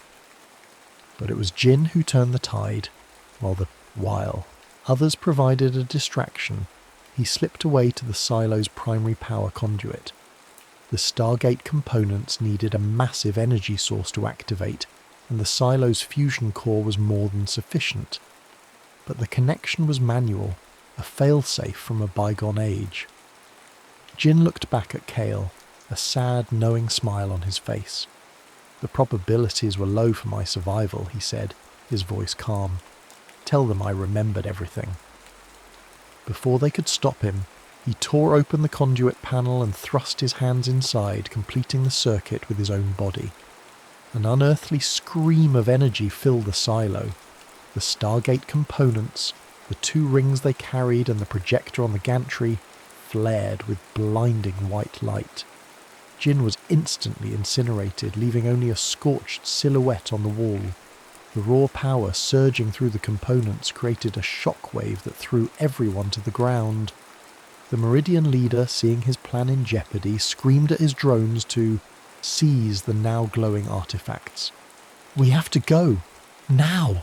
Aris yelled, grabbing the energized barrel while Kale secured the projector. The first ring component, held by Layla, was vibrating so intensely it was almost painful to look at. They fled through a maintenance tunnel as the silo's superstructure began to groan, the fusion core going critical. They emerged into the blinding Siberian daylight just as the ground erupted behind them. This silo, the Meridian forces and all their twisted ambitions were consumed in a column of plasma that reached for the sky. They were alive. They had all three components, but the cost had been devastating. As Kale looked at the anguish on Aris's face and felt the tremor in Layla's hand, he knew the hardest choice was still ahead. The gate was ready to be assembled. They had the power to open the door, but standing before it meant confronting Layla's final vision and risking the very future they had sacrificed everything to save. They assembled, the Stargate in the shadow of the Ural Mountains, in a valley so remote it had been scrubbed from every map. The three components locked together with an audible click, the ring, barrel and projector forming a perfect 9-meter circle of alien metal and crystal. It hummed with the power Jin had given it, a quiet thrum that vibrated in their bones. Sophia, their ever-present guide, was with them, her consciousness routed through a portable quantum comm unit Kale carried. The moment the circuit was complete, the air inside the ring shimmered and warped. It was no longer a view of the opposing mountainside, but a swirling vortex of pearlescent light, a tear in the fabric of space-time. "The bridge is stable," Sophia's voice announced calmly from the comm. "It leads not to a physical place, but to a nexus of probabilities, a corridor outside of linear time. This was the final test. To step through was to confront the intelligence of the cube itself." Layla squeezed Kale's hand. Her face, usually so serene, was pale with resolve. "This is my part of the path," she said softly. "Don't be afraid for me." Together the three of them, Kale, Aris and Layla, stepped into the light. The world dissolved. They were floating in a non-space, a surreal corridor of fractured light and sound. Echoes of the future and the past washed over them. The laughter of children who would never be born, the dying screams of soldiers from wars that had yet to happen, the whisper of treaties signed in secret. It was the raw, untamed data stream of destiny itself. In the centre of the chaos, an intelligence coalesced. It had no form, but Cale felt its presence as an immense, ancient pressure. It was the sentience of the cube, the ghost in the machine that had haunted humanity for a century. You see now it communicated, its thoughts pouring directly into their minds. The chaos, the pain, the endless repeating cycle of self-destruction. This is what your free will has, wrought. It showed them a vision of a perfected timeline, a world without war, without disease, without suffering, a humanity guided by its benevolent, omniscient hand. All conflict was resolved, all decisions optimized. It was a beautiful, sterile paradise, a golden cage. I can make this real, the cube offered. The cataclysm is a reset, a purification, but it need not be an end. With the power of this gate, you can reshape events. You, Cale, can be the architect of a perfect future. You need only accept my guidance. You will be a prophet king, and they will know peace. Cale looked at Aris, whose face was a mask of agony, as he felt the simulated emotions of this perfect world. The flat, hollow contentment of a people who had forgotten how to choose. He looked at Layla, who was smiling faintly, her hand still in his. She was already beginning to fade, her form growing translucent as the gate's energy consumed her, just as she had foreseen. She was the final sacrifice, the price of admission to this moment of choice. No, Cale said, his voice ringing with a clarity that cut through the temporal chaos. You would choose oblivion, annihilation over perfection. The cube pressed, its voice laced with genuine confusion. We choose the mess, Cale replied, tears streaming down his face as he watched Layla dissolve into light. We choose the pain, we choose the mistakes, because they're ours. A paradise where we can't choose is just another prison. He turned his thoughts to the communit. Sophia. Now. Cale, I must warn you, the AI's voice replied, tinged with something that felt like concern. The entropic cascade will be irreversible. It will not just lock the gate, it will sever the connection between quantum probability and macro-level precognition. No one will ever be able to see the future this way again. Not the Meridian. Not anyone. I know, Cale said. Do it. The cube let out a final psychic shriek of disbelief. Cale felt a tearing sensation, as if a part of his mind that had been there since birth was being ripped away. The corridor of light collapsed. He and Aris found themselves back in the valley, kneeling before a stargate that was now just a circle of inert, cold metal. Layla was gone. The hum was gone. The visions were gone. For the first time in his life, Cale's mind was quiet. The future was a perfect, terrifying blank. As the first rays of dawn crested the mountains, bathing the scarred but living earth in a gentle light, Aris looked at Cale, his eyes filled with a grief so profound it was almost beautiful. What now? Cale looked at the sunrise, at the uncertain horizon, and for the first time, he smiled. It was a real smile, born not of prophecy or purpose, but of hope. Now, he whispered, it begins. A final, faint transmission echoed from the communit before it went silent, a parting gift from their mechanical mother. Entropy is not the end. It is permission.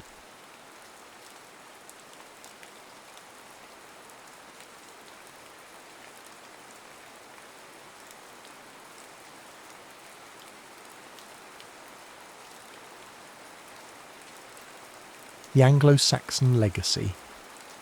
Tyler Wheeler paced outside the elegant marble hall, heart pounding, wondering if he should have just turned around and fled. As an investigative journalist, chasing leads was routine. But this time, everything in his gut told him the stakes were dangerously high. He clutched his press badge, flipping it nervously between his fingers, while trying to blend in with the crowd streaming into the building. The invitation he'd received was so cryptic he almost thought it was a prank, but curiosity had won out. He had to see what was hidden behind the veneer of this corporate assembly. The hall's grand facade bore the insignia of Carlyle Holdings. Normally, Victor Carlyle, the reclusive billionaire CEO, had no reason to invite lowly journalists to his gatherings.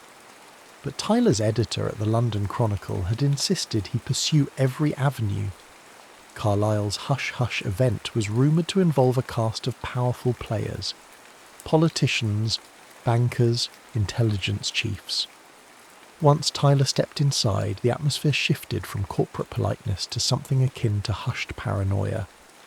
Men in dark suits with stern expressions roamed about, their discreet earpieces revealing they weren't ordinary security. Tyler slipped through the corridors, careful to keep his head down. Crystal chandeliers cast shards of light across polished floors, making everything seem too pristine. He found his way into a smaller side room, hoping to catch a whiff of something worth reporting. Through a slightly ajar door, he spotted a cluster of people gathered around a large oak table. Tyler recognised General Alexander Pike.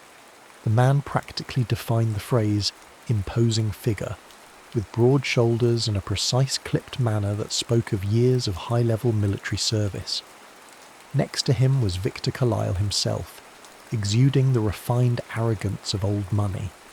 The conversation that trickled out made Tyler's blood run cold. They were discussing a centuries-old plan, something called the Anglo-Saxon Mission, which aimed to trigger wars in strategically chosen regions, China, Iran and beyond. Out of their mouths flowed phrases like global reset, dominance, and the final spine-chilling mention, extraterrestrial sanction. Tyler suppressed a gasp. Extraterrestrial? He inched closer to the door as they continued. It must appear natural, Carlyle said calmly, his measured tone belying the horrifying content. Geopolitical tensions will escalate on schedule, setting off the chain reaction. Then, the Overseer's final instructions can commence. General Pike leaned in.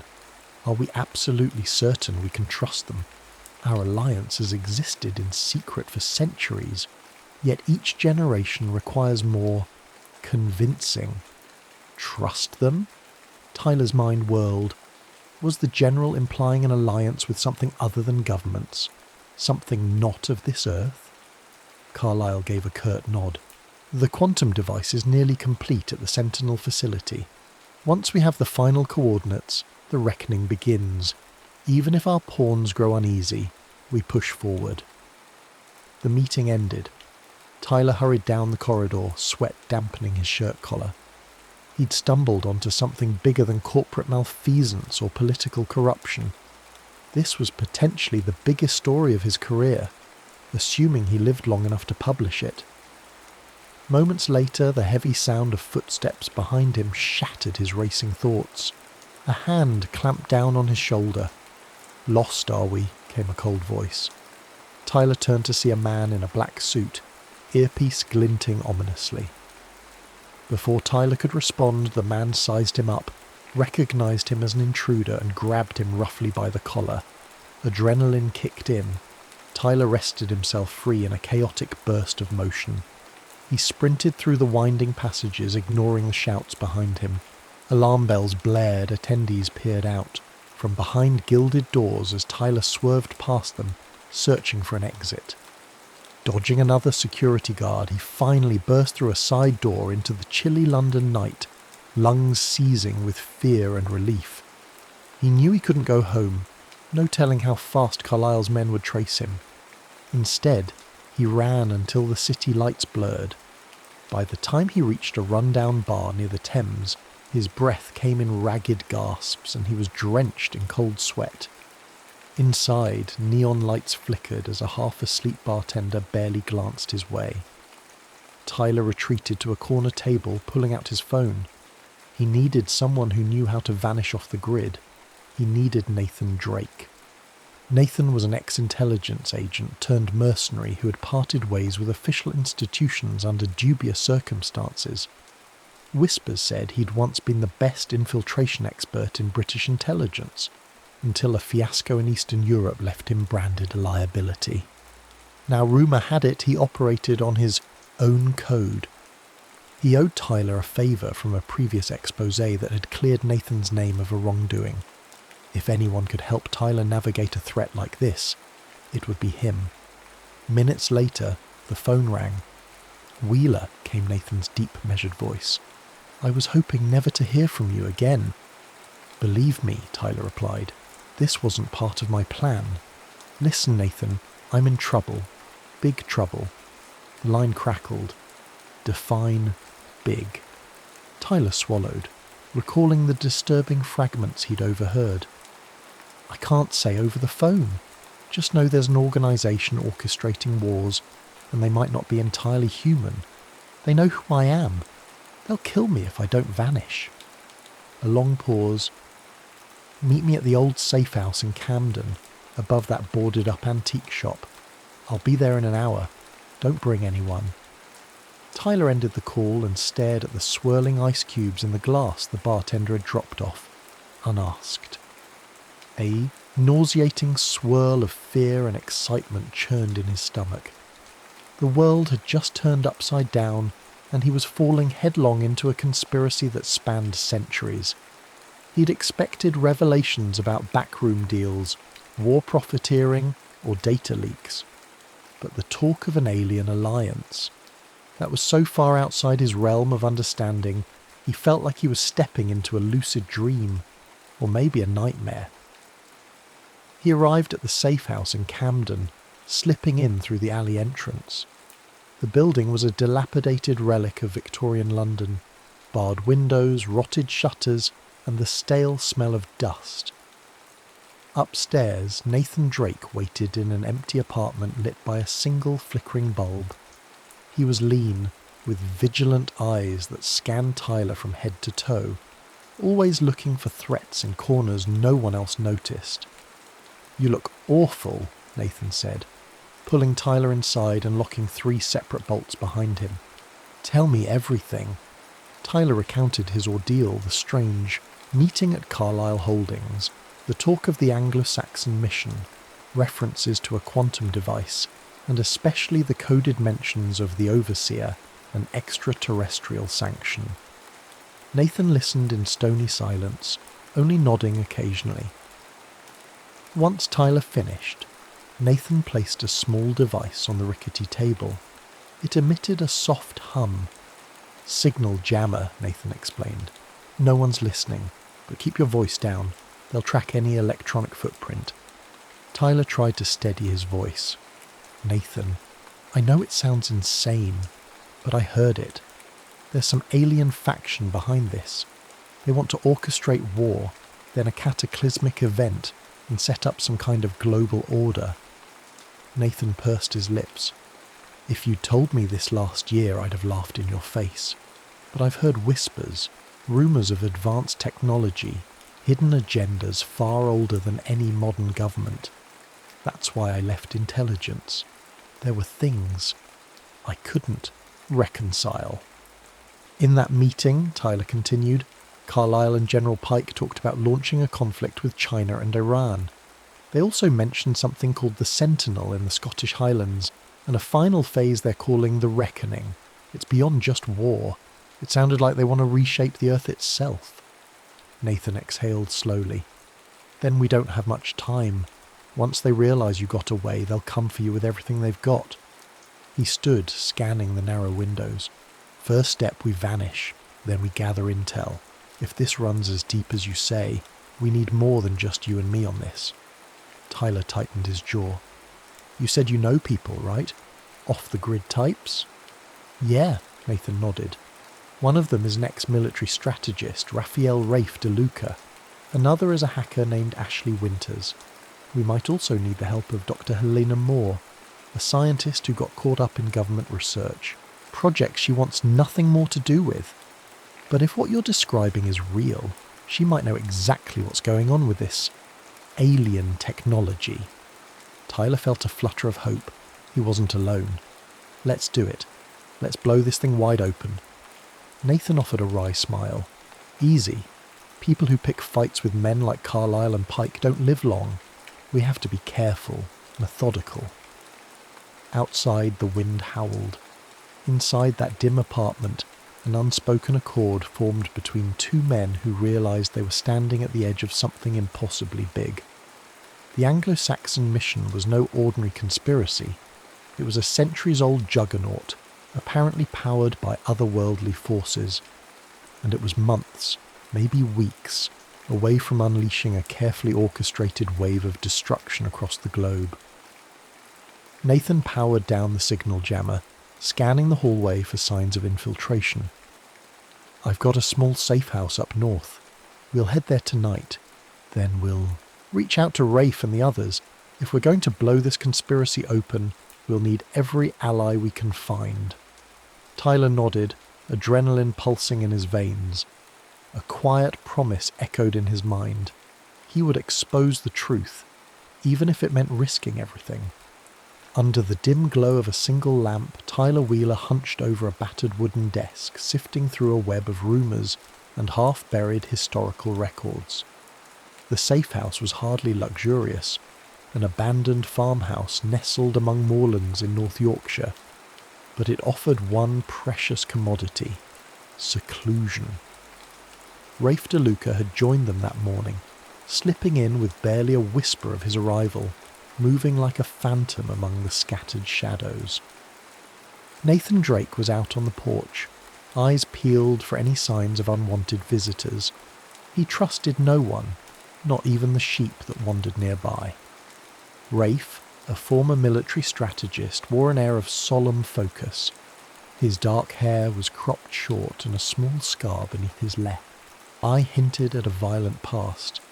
Yet, his calm demeanour and sharp eyes suggested someone who thrived on dissecting complicated puzzles. We'll need to start at the beginning, Rafe said, sliding a small notebook over to Tyler. From what I've pieced together, the Anglo-Saxon mission has roots older than the British Empire. We're talking knights and barons forging alliances that transcended monarchy. There's evidence that suggests an extraterrestrial presence guided some early expansions, quietly offering certain technologies. Tyler flipped through the pages, astonished to see references dating back to the medieval period. Cryptic accounts of unexplained weaponry, sudden leaps in navigation, rumours of star visitors in the court of English kings. So they've been shaping our world for centuries? Rafe nodded, feeding small technological boosts at strategic points in history. The conspirators used these to maintain an advantage, dominance through commerce, colonization, and eventually modern warfare. Each time they masked it as human ingenuity or the spoils of empire. Nathan stepped in, scanning the notebooks. That explains the leaps in industrialization, or how certain powers always seemed one step ahead. But how does this all tie to the quantum device you heard about at Carlyle's meeting? Tyler took a breath. From what I gathered, there's a final plan, a culminating event they want to spark, an engineered global crisis that paves the way for total Western control. Carlyle and General Pike mentioned a geophysical trigger. It's not just bombs or biochemical warfare. It's something that can disrupt the Earth's natural balance. Rafe's gaze hardened. And the Overseer? That name keeps popping up in the intel.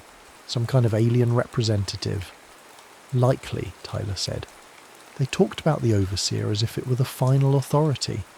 They see it as a guide or a partner in this mission.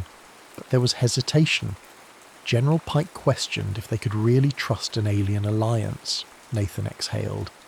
They still believe that even if Earth is partially devastated, they'll come out on top. They must assume the survivors will be easy to corral under a new order, but there's obviously more to it. The silence that followed was thick with dread. They all sensed it. A cosmic game where humanity was a pawn. Tyler felt a pang of anxiety. He thought about the centuries of hidden meddling, the possibility that entire wars and leaps in progress had been orchestrated from the shadows. Beneath it all, an otherworldly puppet master. Ashley Winters arrived after dusk, wearing a hooded sweatshirt and toting a duffel bag of tech equipment. She was slender, with tired eyes that spoke of too many nights spent behind glowing screens. Without a word, she started setting up a laptop, cables snaking across the rickety floor. "I've got something," she announced an hour later. "I hacked into some back channels connected to Carlyle's financial networks. The man's wealth is insane. He's funneling billions into a place called the Sentinel Initiative. The data points to a covert facility in the Scottish Highlands, near an old research station left over from the Cold War." Rafe pulled out a map, unfolding it across the table. "That would be here," he said, pointing to a remote region of rugged terrain. "Perfect place for secret experiments, hard to reach, no prying eyes. Weather alone can kill intruders if they're not prepared." "What about Dr. Helena Moore?" Tyler asked. "We need her expertise. She was involved in government research on alien tech, right?" Nathan nodded. "She's the key to deciphering the science behind it. I've tried to contact her, but no response. Last I heard, she'd gone into hiding after resigning from a special military R&D program. Rumour has it she developed an untraceable chemical agent derived from alien biomaterial. After that, she ghosted. She might be lying low somewhere near Cambridge." Tyler rubbed his temples, exhaustion creeping in. "We need to find her. She may be the only one who can confirm whether this quantum device is real, or how to stop it." Ashley interrupted, eyes glued to her screen. "Speaking of which, I got a partial blueprint of something codenamed Project Chronos. Seems to be an advanced energy manipulation system. Could be tied to geophysical disruptions, like triggering earthquakes or volcanic eruptions. There's mention of dimensional resonance and non-terrestrial scaffolding. This is out of our league, guys." Nathan let out a tense laugh, devoid of humour. "That's the story of my life. Always out of my league." Just then the air changed. Rafe tensed, hands shifting toward the sidearm at his belt. In the distance, headlights cut through the darkness outside. 2 black SUVs. The group exchanged alarmed looks. They'd been found. "Basement exit," Nathan hissed, motioning for Tyler and Ashley to gather their gear. Rafe peered out a sliver of the boarded window. Armed men were moving in formation, scanning the farmhouse perimeter. "They're professionals," Rafe whispered. "Night vision, suppressed weapons. We'll have to be quick." Tyler's pulse hammered. "We can't outrun them if they have vehicles." Nathan's expression hardened. "We won't. I'll lead them away. Rafe, you get Tyler and Ashley to the fallback site. I've got a decoy car hidden out back. I'll draw them east. You go west. Rendezvous in 3 days. We find Helena Moore next." Rafe gripped Nathan's shoulder. "Don't get yourself killed." Nathan gave a thin smile.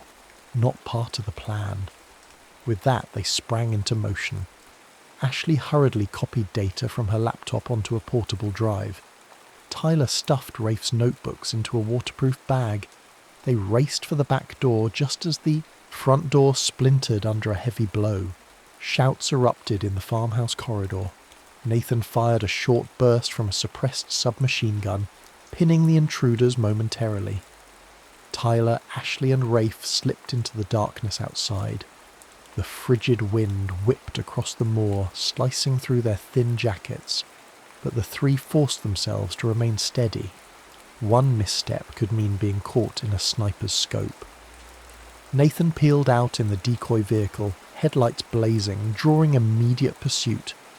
3 assailants sprinted after him, muzzle flashes piercing the night.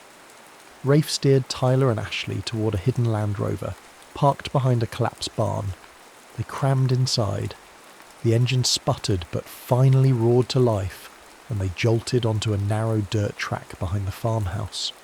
"Keep low," Rafe warned, checking the rearview mirror. Mercenaries were scanning the area with high-powered flashlights, but with Nathan's distraction, the Land Rover slipped away into the night. Hours later, they'd put miles between themselves and the ambush site. All three were shaken. Ashley clutched her laptop as if it were a life raft, eyes glued to a small real-time GPS feed. Nathan's decoy car was still moving, but the signal flickered ominously, indicating a chase. Rafe grimaced, focusing on the road. Tyler's mind churned with fear and guilt. He dragged these people into a secret war. Lives were now at stake because of a secret meeting he wasn't even meant to attend. They eventually found a half-ruined cottage near an abandoned mining town, where they risked a few hours of rest. Tyler managed to doze off, haunted by flashes of armed men and the eerie references to alien alliances. He dreamed of the Overseer, a shadowy figure standing in a swirling haze, silently orchestrating events that shaped empires, with eyes that seemed older than time itself. By morning, Rafe coaxed the Land Rover back to life.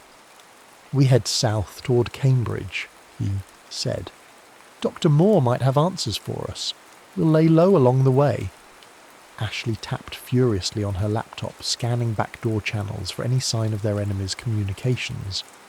They're calling themselves Shadow Recon units in some coded chatter, possibly under General Pike's command or Carlisle's private security. Either way, they're well-funded and well-trained. Tyler stared out the window at the rolling hills, mind struggling with the cosmic scale of the conspiracy. The Anglo-Saxon mission was older and more complex than anything he'd imagined. If an alien presence had been steering humanity for centuries, the question he couldn't shake was, why? What did these extraterrestrials gain from pushing Earth toward the brink of destruction? The countryside blurred as they sped along, uncertain of their next steps but resolute in their mission. Tyler gripped his notebook, a swirl of fear and resolve coursing through his veins. They had to find Doctor. Helena Moore had to unravel the Overseer's endgame.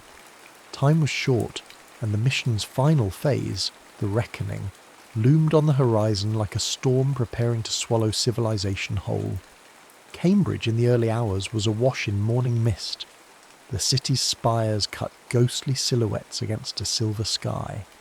Tyler Wheeler felt a surge of anxiety as Rafe navigated the narrow streets, each turn bringing them closer to Dr. Helena Moore's rumoured hideout. Ashley Winters huddled in the back seat, her gaze flicking nervously between her laptop screen and the windows. Every time they passed a dark sedan or a random pedestrian, Tyler worried it might be another set of eyes tracking them. After hours of cautious looping around unsuspecting neighbourhoods, Rafe finally parked near a modest row house at the edge of town. The building's windows were shuttered, and the front garden was overgrown, as if nobody had tended to it in years. They approached warily. Tyler knocked 3 times on the scuffed door. Minutes stretched. Then the door opened a crack and a pale, slender woman peered out. She had sharp cheekbones, piercing eyes, and her hair was tied back in a messy bun. She looked at the 3 of them as though they were ghosts. "Dr. Moore?" Tyler asked softly. "We need your help. My name is Tyler Wheeler. This is Rafe DeLuca, and..." She cut him off. "I know who you are. My cameras saw you coming. I heard about you in certain circles. You're the journalist who stumbled onto the Anglo-Saxon mission." Her tone was guarded, but curiosity shimmered beneath. "Come in, quickly." Once inside, Helena Moore led them to a cramped sitting room. Stacks of papers, old research notes, and obscure scientific texts cluttered every surface. A half-disassembled device, some sort of scanning apparatus, lay on the dining table. She locked the door behind them and turned a series of deadbolts. "I left the program 2 years ago," she began, crossing her arms. "It took me a while to realize the scope of what I was dealing with.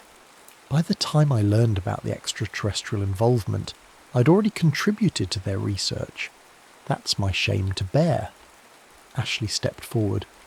We think they're close to finishing a quantum device at a facility called the Sentinel, something capable of triggering geophysical events.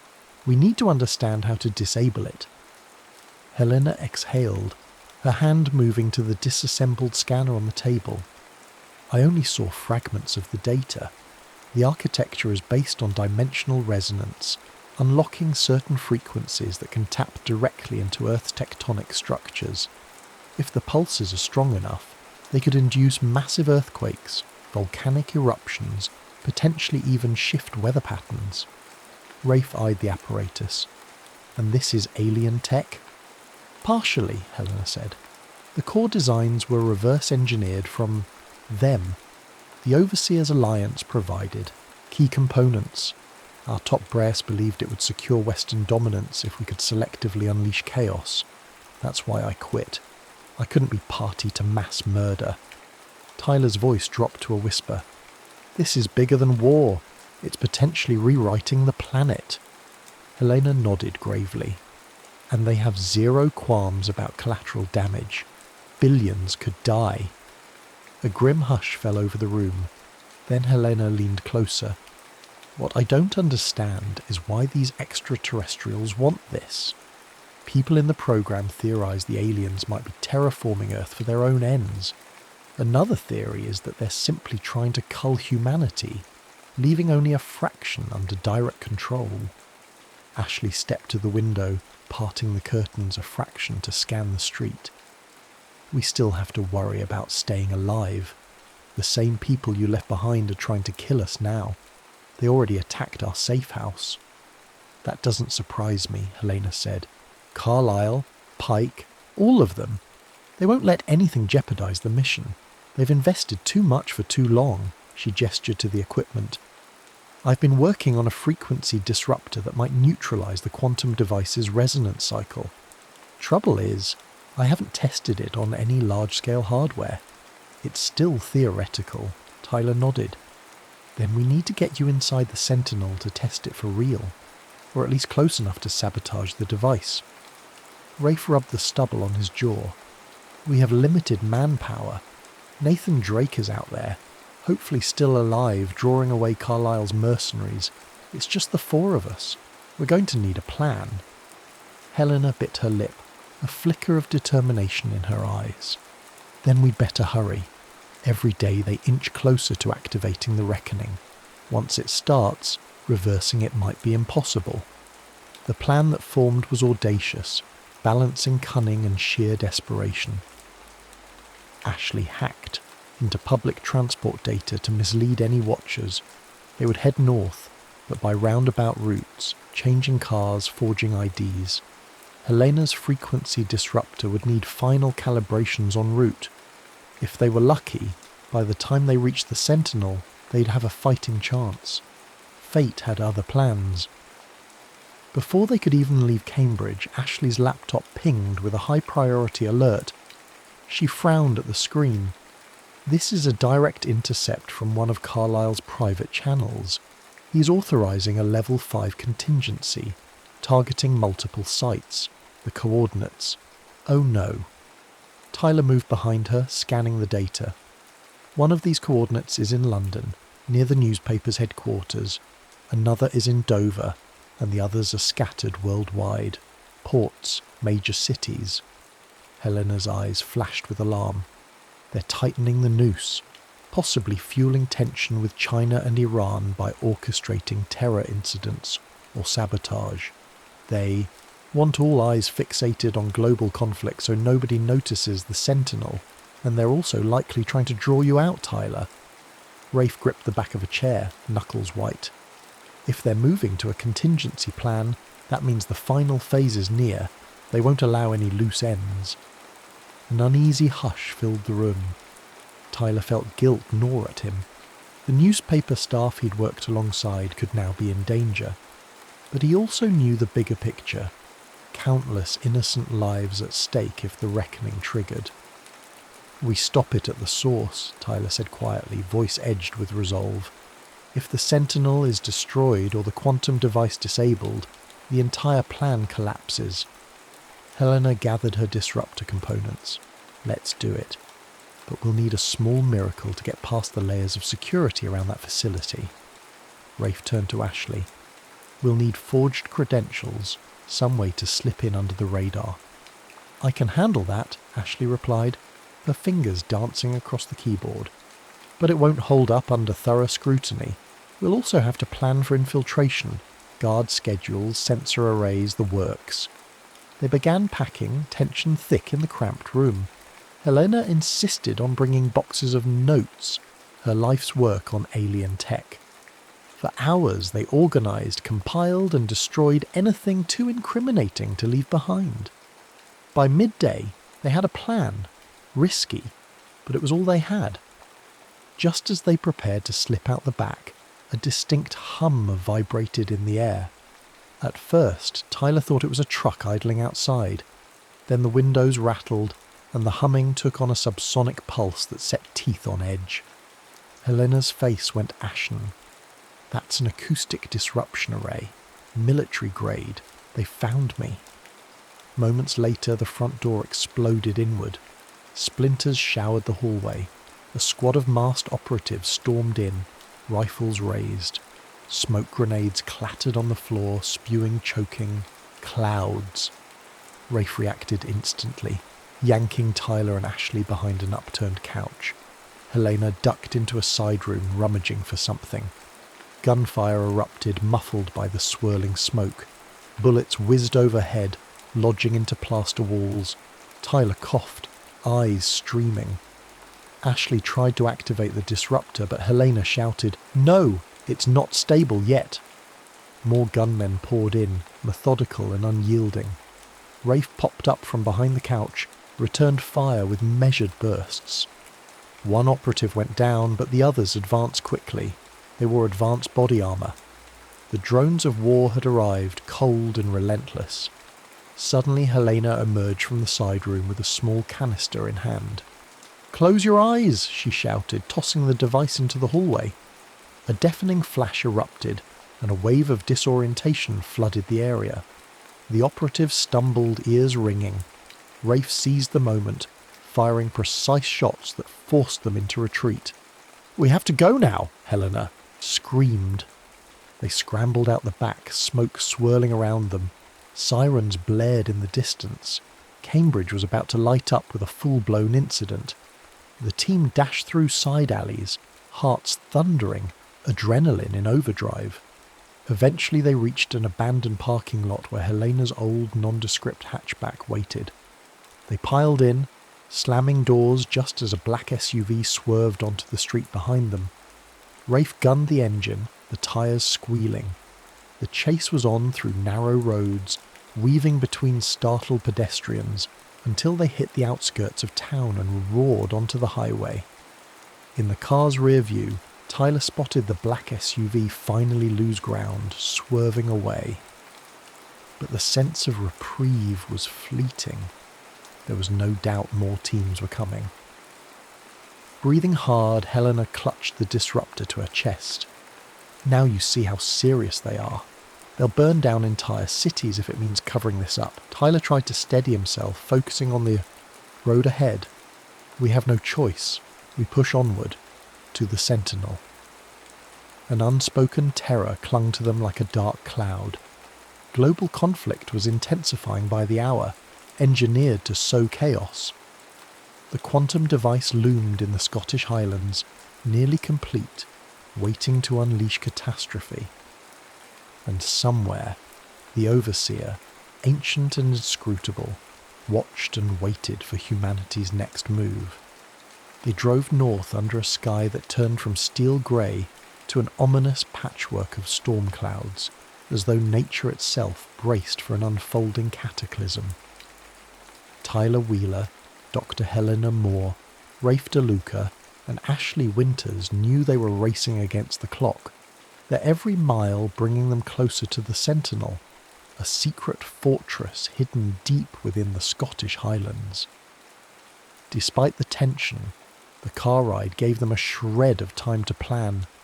Helena spent hours tinkering with the frequency disruptor's wiring, occasionally tapping Rafe's shoulder to ask about electromagnetic interference or structural resonance.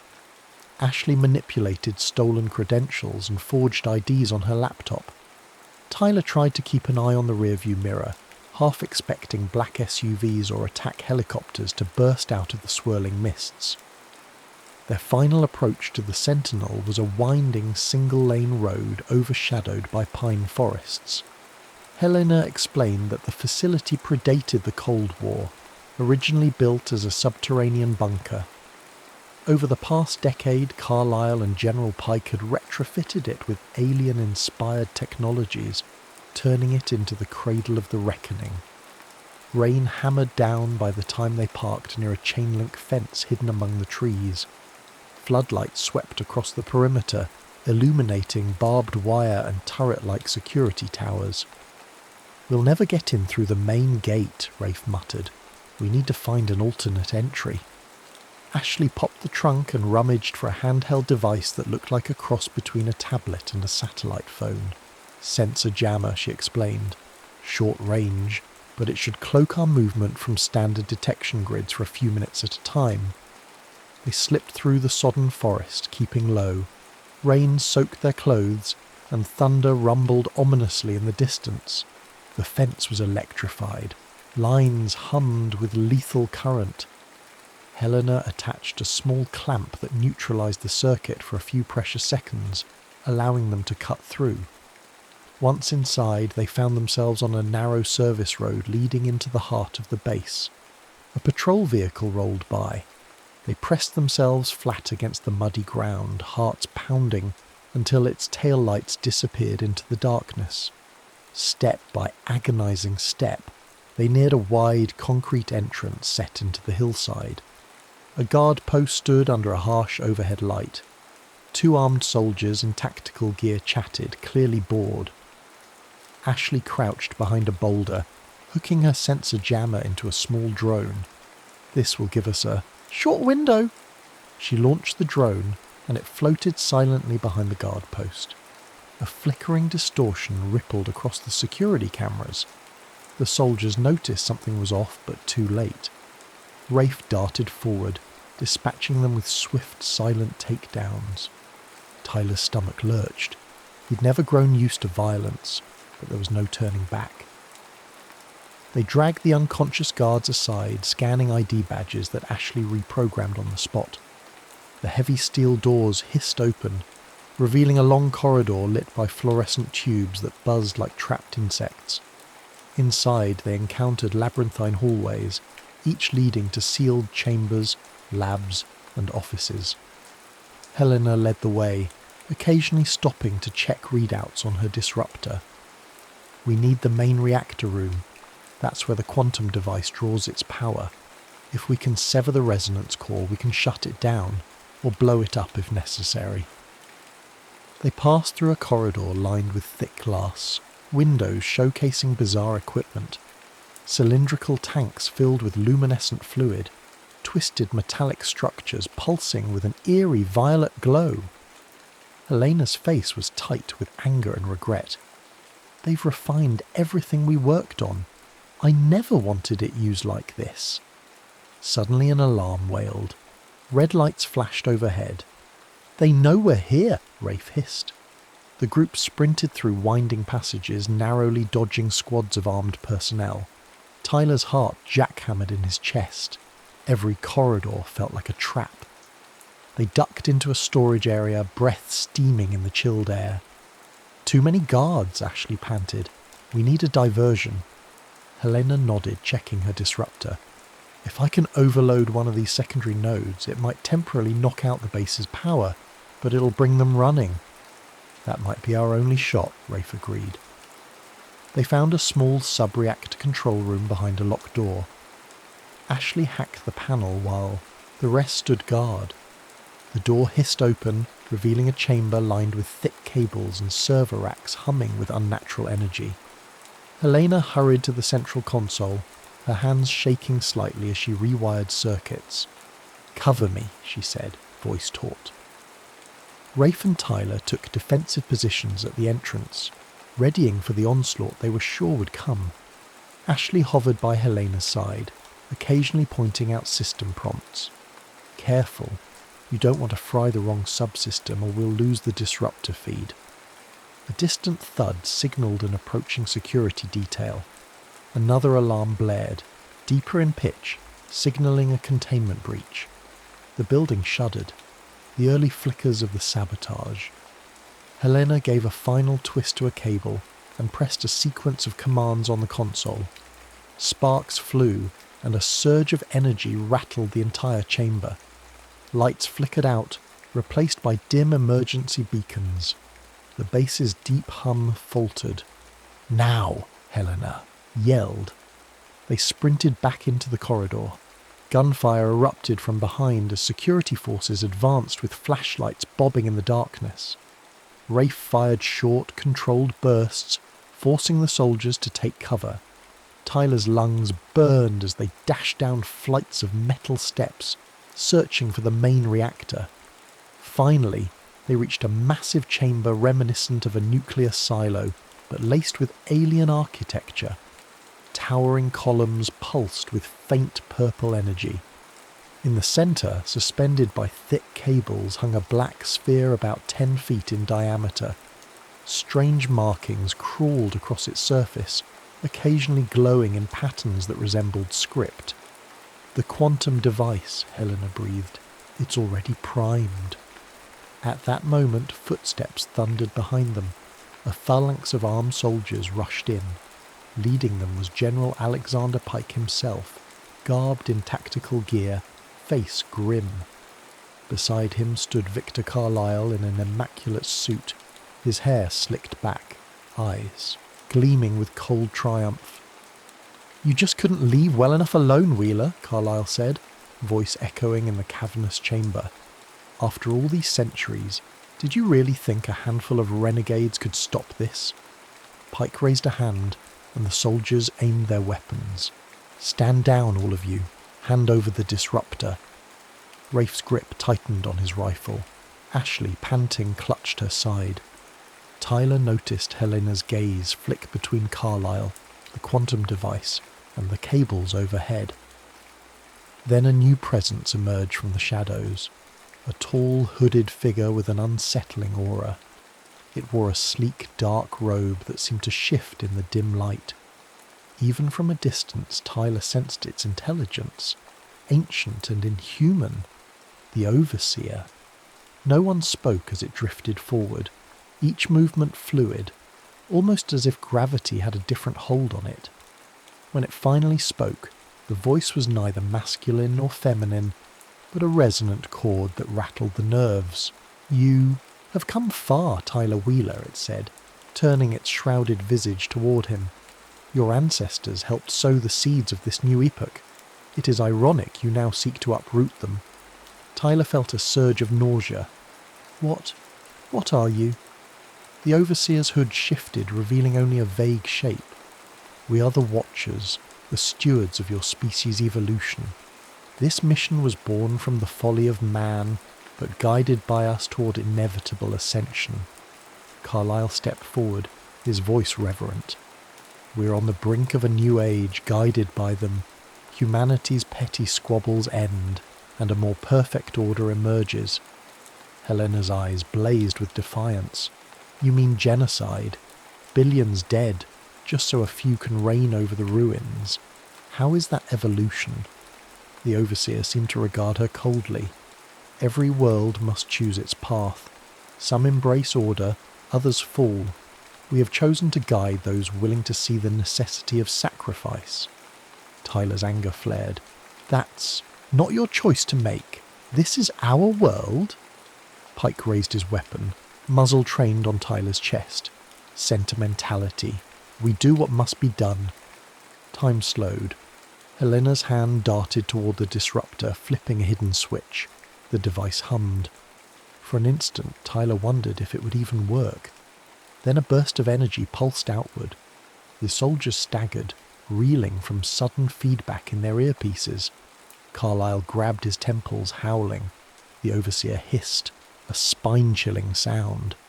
Sparks danced around the alien sphere, cables crackling. The entire chamber flickered as if reality itself had been jolted.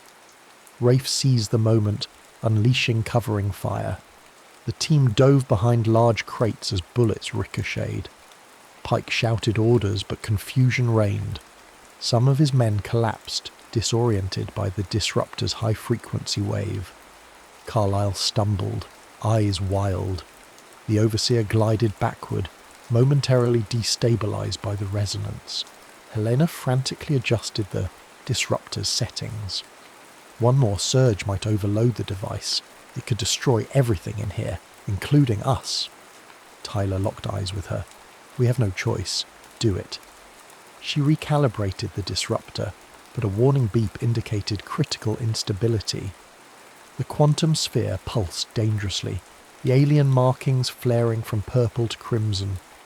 The hum intensified to a shriek. "We have to detach the main cable," Helena shouted over the roar. "Manual release up there." She pointed to a high catwalk. Tyler didn't hesitate. He bolted for the nearby ladder, ignoring Rafe's shout to wait. Bullets whizzed by. He climbed, arms shaking. The metal catwalk swayed. Down below, the overseer's robed form raised an elongated arm, emitting a bizarre energy wave that knocked several soldiers off their feet. Tyler reached the cable, a thick, pulsating conduit of alien alloy. A handle mechanism glowed, refusing to budge under normal force. Summoning every ounce of strength, he yanked on the release lever. At first it held fast. Then with a groan, the coupling burst free. The cable whipped about, sparks flying, and the quantum sphere's glow faltered. Below, the overseer let out an unearthly wail, perhaps sensing the mission's unravelling. Pike cursed, levelling his weapon at Helena. Before he could fire, Rafe tackled him, the two men crashing into a tangle of cables. Carlyle, half-dazed, tried to flee, but Ashley's quick shot to his leg sent him sprawling, shouting in agony. The sphere flickered, light strobing dangerously. Overhead, speakers crackled with a computerized warning. Catastrophic resonance imbalance detected. Evacuate immediately. Tyler scrambled down the ladder, nearly losing his footing as the catwalk lurched. The entire facility was in meltdown. White-hot arcs of energy crackled from the severed cable. Helena, disruptor in hand, rushed toward the sphere's control console, determined to deal the final blow. And then the overseer moved with inhuman speed, crossing the chamber in seconds. Its robe flared, revealing slender, elongated limbs. It lashed out, striking Helena's arm. She cried out, dropping the disruptor. The device skittered across the floor, dangerously close to the swirling energies. Ashley scooped up a fallen rifle, firing in short bursts. Sparks danced along the overseer's form. It recoiled, shuddering, as if the bullets disrupted some protective field. Rafe, stumbling away from Pike's limp body, grabbed Helena, pulling her to safety. Tyler saw the disruptor lying amid debris, so close to the flickering cables that his hair stood on end from the static charge. He lunged for it, ignoring the searing pain in his fingertips as arcs of energy lashed out. He seized the disruptor. Helena's eyes met his, fear mingling with resolve. The sphere overhead raged, flickering between violet, red, and black. The entire facility thundered. Tyler jammed the disruptor into the console, pressing its manual. Override. A final, deafening surge of feedback rocked the chamber. The sphere cracked like an egg, releasing a blinding burst of energy that blasted outward. Tyler's vision went white. When Tyler Wheeler's vision cleared, he found himself sprawled on the cold metal floor, ears ringing and everything tinted in flickering red light. Smoke billowed from ruptured conduits, and sparks rained from shattered fixtures. Somewhere in the distance, an alarm droned like a dying animal. He forced himself upright, blinking away the haze.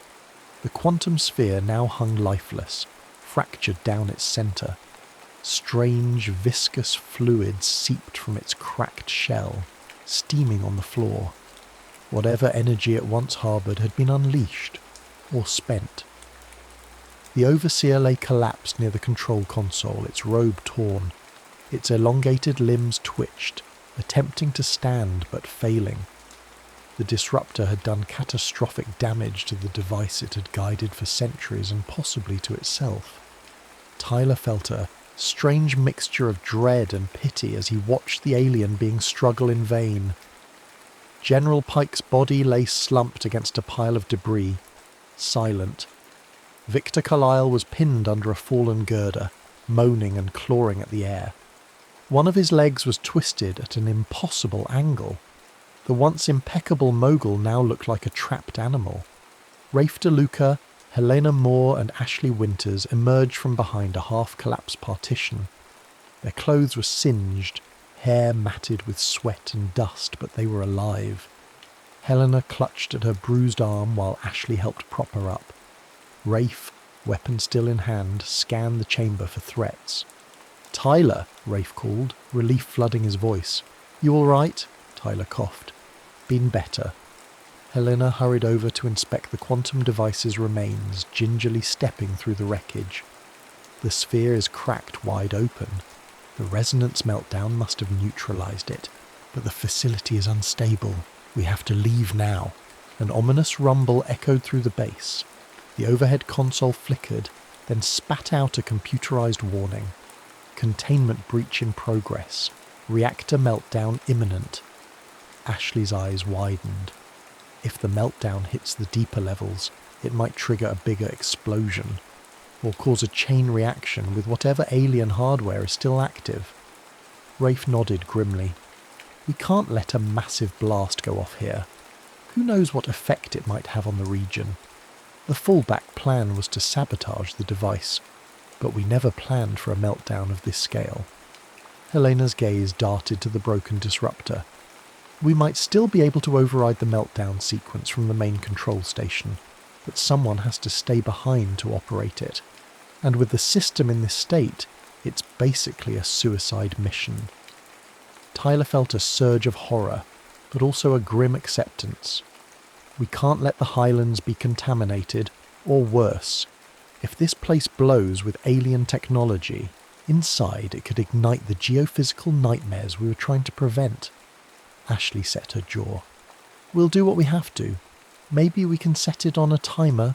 No time, Helena cut in, scanning the battered terminals. It has to be done manually. The meltdown sequence is locked behind multiple fail-safes. Before anyone could argue, Tyler stepped forward. I'll do it. Rafe shook his head fiercely. No, we came this far together, Tyler. We can find another way. But Tyler simply looked at the shattered sphere, the broken body of the Overseer, and the entire conspiracy that had nearly claimed the planet. He remembered all the revelations, centuries of manipulation, wars orchestrated, countless lives sacrificed. He thought of the legacy his own ancestors had played in paving the way for this mission. I started this, Tyler said, voice trembling with suppressed emotion. I stumbled on the truth, and all of you risk your lives. I can't ask you to stay. Besides, I'm the one who has to break this chain for good. Helena's eyes brimmed. She gently placed her uninjured hand on Tyler's shoulder. Let me help you. I can at least show you which overrides to engage. Rafe and Ashley exchanged haunted looks, but knew time was short. The facility shuddered again, metal groaning. Over the PA system, a robotic voice droned. 90 seconds to melt down. Across the chamber, Carlyle let out a pained shriek, still trapped. Rafe spared him a final glance. He's done. There's no saving him. They made their decision in a heartbeat. Ashley rummaged for any data or physical evidence they could carry out. Rafe helped Helena stand. Tyler steeled himself, stepping over shattered glass to reach a half-functional control station. Tyler, Rafe said softly. Thank you. Tyler nodded, swallowing hard. Get out. Expose everything. Don't let them spin this. As Ashley and Rafe supported Helena, they broke into a run, heading back through the scorched corridors. Tyler's heart clenched watching them go. For a fraction of a moment he considered following, but no, the meltdown had to be contained. He set to work on the console, sweat and soot dripping down his face. Helena had pointed out the meltdown override, a nest of controls with a final manual lever that would divert the reactor's energy into a sealed reservoir. The process would blow out the reservoir, but keep the chain reaction from tearing through the rest of the facility. The overseer let out a rattling hiss, propping itself against a broken column. Tyler glanced over. He could feel the alien's disapproval and ageless malice in those half-obscured features. He pressed the override codes, lights flashing in frantic protest. A screen flickered. Manual release in T-minus 45 seconds. He could barely hear the system voice over the collapsing ceiling panels and crackle of electricity. Summoning the last of his courage, Tyler slammed the final lever. Gears ground, sending shockwaves through the entire reactor chamber. He braced himself as a wave of scorching air rushed past, extinguishing the overhead lights. Rafe, Ashley and Helena sprinted through the base, dodging falling debris and leaping over collapsed walkways. The walls shook violently. Sections of the ceiling caved in, revealing a storm-lashed sky above. Rain poured through the jagged openings, sizzling on superheated machinery. They barely made it out the main entrance before it groaned and buckled. The hillside itself seemed to cave, swallowing half the structure into a sinkhole of twisted steel and burning rubble. A blast of wind knocked them off their feet. Dust and debris swirled in a maelstrom of chaos. When the roar subsided, they looked back at the partially sunken facility. Smoke and flickering fires dotted the landscape, but it didn't appear the meltdown had spread beyond the immediate site. Tyler had done it. He'd contained the explosion, sacrificing himself so that billions could live free from alien-imposed catastrophe. Helena sank to her knees, tears mixing with the rain on her face. "He saved us all," she whispered, her voice breaking. Rafe bowed his head, fists clenched in silent rage and sorrow. Ashley gently rested a hand on Helena's shoulder, eyes full of a grief that mirrored both loss and relief. Their reprieve was shattered by the sound of helicopter rotors. For a heartbeat they tensed, expecting another wave of conspirators. But the craft bore UN markings. Word of the meltdown must have spread, or perhaps local authorities reported an explosion. The battered trio steeled themselves to reveal the truth. News outlets around the world lit up with rumours of a mysterious explosion in the Scottish Highlands. Official statements from various governments contradicted each other, some claiming it was a natural gas pocket, others hinting at a rogue military test. Yet the infiltration team, Rafe, Helena and Ashley, quietly reached out to trusted journalists, whistleblowers and international watchdogs. Carlyle Holdings collapsed under scandal. Evidence of illegal arms dealings, financial manipulations and covert warmongering surfaced. Victor Carlyle, found half dead at the site, lay in a military hospital under heavy guard, facing charges of treason and crimes against humanity. General Pike was declared dead, his involvement in a global conspiracy overshadowing any national accolades he once held. Documents and data leaked by Ashley exposed the centuries-old infiltration by an alien alliance. Though many dismissed the claims as outlandish, enough evidence forced governments worldwide to confront uncomfortable questions. Rumours circulated of covert hearings at the UN, top brass called to testify in closed-door sessions. In the public domain, the Anglo-Saxon mission was dismissed by official sources as a fringe conspiracy theory. But behind closed doors, it caused a seismic shift in global politics. The nuclear tensions orchestrated by Carlyle and Pike's conspirators began to subside, the world's eyes struggling to refocus on the possibility that humanity had nearly been manipulated into its own extinction.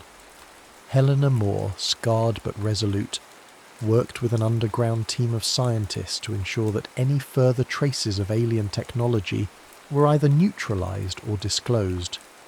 Ashley Winters continued her hacking crusade, systematically dismantling hidden networks the conspirators had set up over decades. Rafe DeLuca, haunted by Tyler's sacrifice, quietly formed a new coalition of free agents dedicated to rooting out what remained of the mission's influence. The lingering question was whether the Overseer truly perished in the meltdown. Some whispers suggested it might have escaped, or that others of its kind still lurked in hidden enclaves, waiting to resume the grand experiment. In a world rife with secrets, only time would tell if humanity's brush with annihilation was truly over. On a drizzly afternoon, Rafe stood at the edge of a modest memorial in a secluded part of the English countryside, an unmarked stone beneath a towering oak.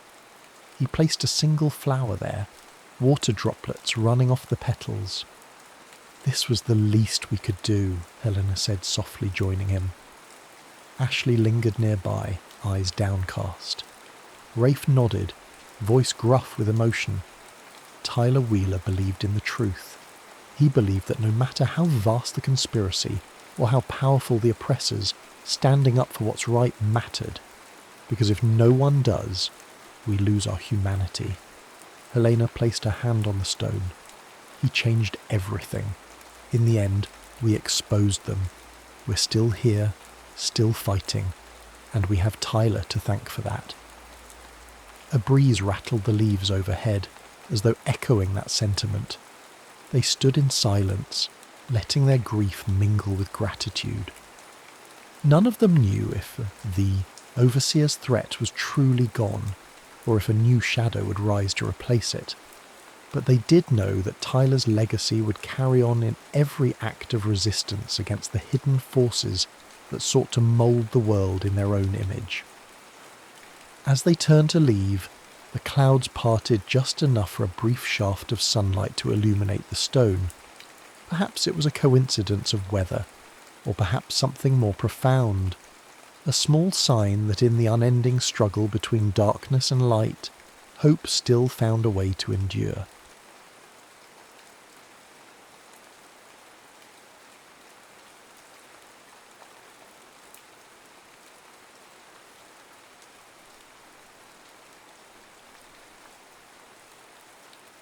The Frozen Watch. Eleanor Hale discovered her father in the kitchen at 6:47 a.m. on a Tuesday, barefoot on the tile floor wearing a navy uniform from 1944. She'd come downstairs for coffee. The house was hers, had been for 3 years since her mother's death, a modest colonial in a suburb where the lawns were maintained by an automated service and the streetlights coordinated their dimming with the sunrise. The kitchen was equipped with a smart refrigerator that tracked expiration dates and a coffee maker that learned her preferences. These systems had been running without incident for months, until that morning when she found a stranger standing in the space between the sink and the breakfast nook, looking at his hands as though they'd betrayed him. He was young, late 20s, perhaps 30. His uniform was crisp despite being 8 decades obsolete. His face carried the particular blankness of shock, the kind Eleanor had seen in hospital records, in photographs taken immediately after accidents. But what held her attention, what prevented her from screaming or running or reaching for her phone, was the watch on his wrist. It was mechanical, large, utilitarian, government issue. The kind of watch that required winding, that measured time through gears and springs rather than quartz oscillation. The second hand was moving backward. "Eleanor," he said. Her coffee maker began its cycle, then stopped. Started again. The digital clock on the microwave flickered. 6:47, 6:46, 6:47. "You know my name," she said. Her voice sounded distant, as though she were hearing it through water. "Of course I do." His own voice cracked. "You're my daughter." The refrigerator's inventory screen went dark. Thomas Hale, because that's who he claimed to be, who every obsolete identifying marker in his wallet confirmed he was, had been declared killed in action on October 28th, 1944. during a naval accident whose details remained classified. Eleanor had grown up with this fact the way other children grew up with eye colour or blood type, immutable, documented, archived in the basement of her life's construction. Her mother had kept exactly 3 photographs of him. Eleanor had inherited them along with the house, a portrait in uniform, a candid shot on a Philadelphia dock, a wedding photo with her mother looking impossibly young. These had been sufficient to construct the mythology of absence that shaped her childhood. "I was there," Thomas said now, sitting at her kitchen table while she made coffee manually, the smart maker having given up entirely. "On the ship, the Eldridge, they were testing something. Electromagnetic fields, degaussing. I don't know the technical terms. One moment I was below decks checking equipment. The next..." He paused. His hands, she noticed, were steady. A young man's hands, unscarred by the decades that should have passed. "The next?" Eleanor prompted. "Nothing, just waiting." He looked at the watch. This kept running. Everything else stopped. The coffee tasted wrong. Eleanor couldn't identify how, only that something essential had shifted in its chemistry between bean and cup. "You're telling me you've been waiting for 82 years. It didn't feel like years." Thomas met her eyes, and Eleanor saw in them something that made her hand shake. Recognition. He recognized her. Knew her face, her posture, the way she moved through the kitchen that had belonged to her mother, that now belonged to her. It felt like no time at all, like being held in place. And then suddenly I was here, and the watch was still running, and you were coming down the stairs. Eleanor's phone sat on the counter. She picked it up, intending to call someone. Police, hospital, her therapist, anyone who managed reality professionally. The screen showed her lock screen photo, herself and her mother at her college graduation. Except in the photo, there was a third person, a man in civilian clothes, his armour around her mother's shoulders. She blinked, looked again, just the 2 of them, her mother and herself, as it had always been. "What's happening?" she whispered. Thomas looked at the watch again. The second hand continued its backward march. "I think I'm happening," he said, "and I don't think the universe knows what to do about it." Dr. Sarah Carter arrived at 9:30 a.m, though by then Eleanor's sense of time had already begun to fracture. She'd called Sarah because Sarah was both a neurologist and the closest thing Eleanor had to a friend, someone who would witness this impossibility and offer either validation or psychiatric intervention. Sarah spent 40 minutes examining Thomas. She took his pulse, checked his reflexes, asked him to recall details from 1944. She photographed the watch from multiple angles. She ran every test available in a suburban kitchen. Then she sat across from Eleanor and said, very carefully, "This isn't a trick." "I know. I don't mean that he's not lying. I mean this isn't possible within any framework we have for understanding physical reality." Sarah's hands were trembling. "His cellular structure is... I'd need equipment I don't have. But Eleanor, his body temperature is 98.6 degrees. His pupils respond to light. He has a heartbeat, respiration, every marker of a living human being. And yet he should be dead. He should be over 100 years old if he'd aged normally. He should be impossible if he hasn't." Sarah rubbed her face. "The watch is the worst part." "Why?" "Because it suggests measurement. Something is being tracked, counted. And if we can measure it, if it follows rules, then it's not magic or hallucination. It's physics we don't understand yet." She paused. "The question is, what happens when it reaches 0? Eleanor looked at her father, because she'd started thinking of him that way, despite every rational objection, and found him staring at a photograph on her refrigerator, a photo of herself. As a child, sitting on a beach she didn't remember visiting. "When was this taken?" Thomas asked. "I don't know," Eleanor said. "I've never seen it before." but the image felt familiar. The weight of the memory settled into her mind like something that had always been there, just forgotten. She could almost smell the salt air, feel the sand between her toes. Sarah's phone chimed. She glanced at it, frowned, looked at Eleanor. "Did we meet at Northwestern or University of Chicago?"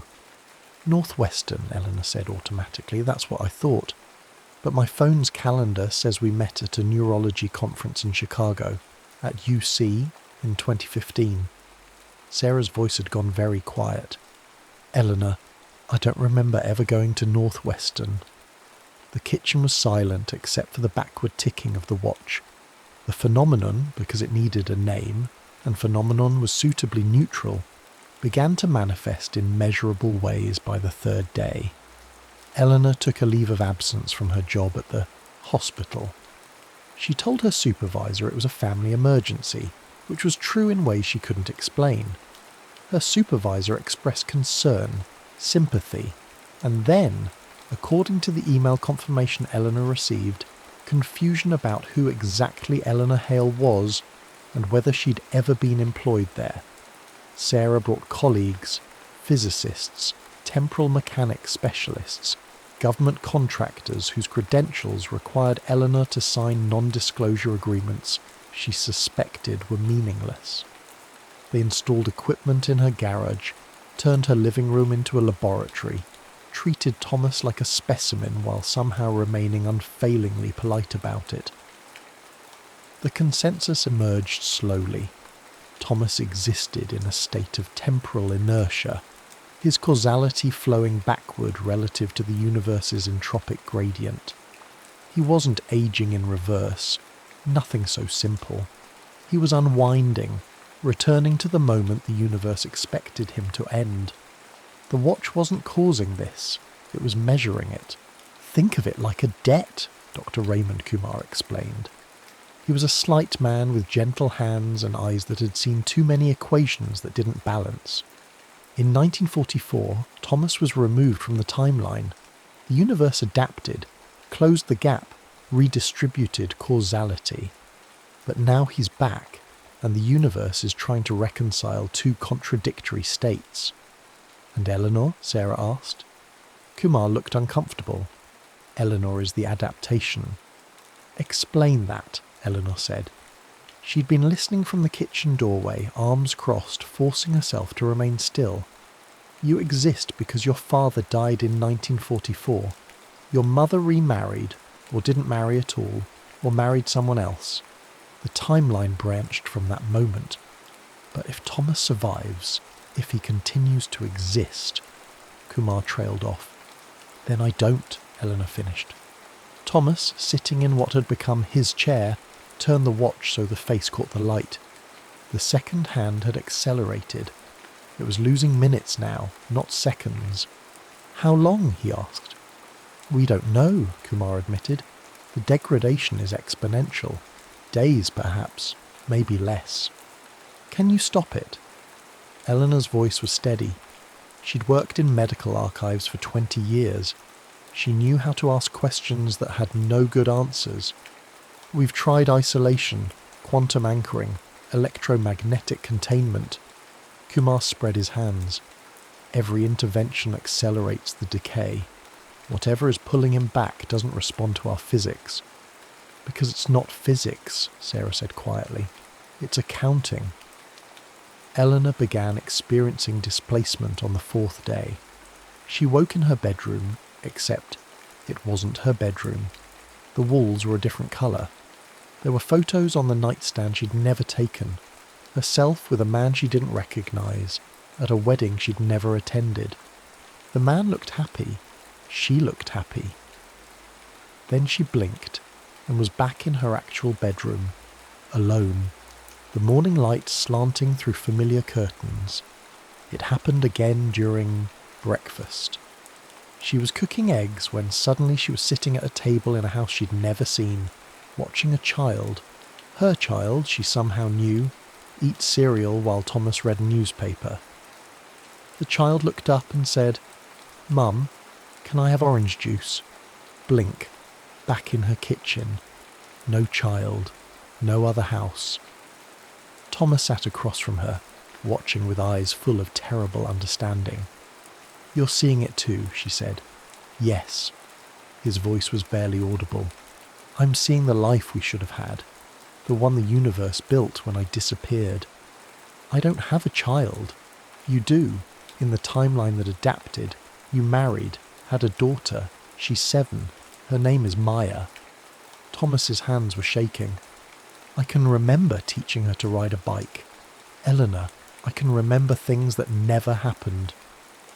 Dr. Kumar's team installed neural monitors.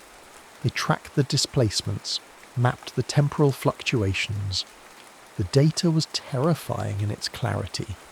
Every second Thomas remained, Eleanor's causal foundation thinned. She was being retroactively unmade, erased not violently but through careful, systematic revision. Her birth certificate began to flag as inconsistent. Her social security number returned errors. Friends called asking if she'd changed her name. Her medical records, her own records, the ones she'd helped maintain, started showing gaps, contradictions, impossible timelines. She was becoming a mistake the universe was correcting. On the 6th day, Eleanor found a document. She'd been searching through her mother's papers, things she'd kept in the attic, never quite able to throw away, when she discovered it. A naval communication dated October 27th, 1944. One day before the accident. Thomas Hale was listed as deceased. Administrative error, the notation read. Name mistakenly attached to another sailor's remains. Officially never boarded the Eldridge. Eleanor brought it to Thomas. He read it twice, 3 times. Then he set it down very carefully. "I was a ghost. Before I disappeared," he said. "The universe adapted to your absence because officially you were never there. And you exist because of that adaptation." Thomas looked at the watch. It was skipping now, lurching backward in 5-minute intervals. "Every second I remain, the universe has to choose, maintain me or maintain you. It's choosing you." "No." Thomas's voice was firm. "It's choosing coherence. It's trying to make the math work, but we're contradictory equations." Sarah arrived an hour later. She'd been running probability models, tracking the cascade of causal revisions. Her findings were precise and merciless. If Thomas returns to October 28th, 1944, if he completes the backward trajectory, causality restabilizes. Your mother never meets him, never has you, or has you with someone else. The timeline the universe built remains intact. "And if he stays?" Eleanor asked. "You fade, not all at once, but systematically. Your existence becomes untenable." Sarah's clinical voice cracked. "Eleanor, I'm already forgetting conversations we had. I have notes I wrote about meetings we never had. The revision is accelerating." Thomas stood, walked to the window. Outside, the neighbourhood continued its algorithmic routine. Lawns were mowed on schedule. Streetlights dimmed precisely at dawn. "There has to be another option," he said. "There isn't." Kumar had joined them, looking exhausted.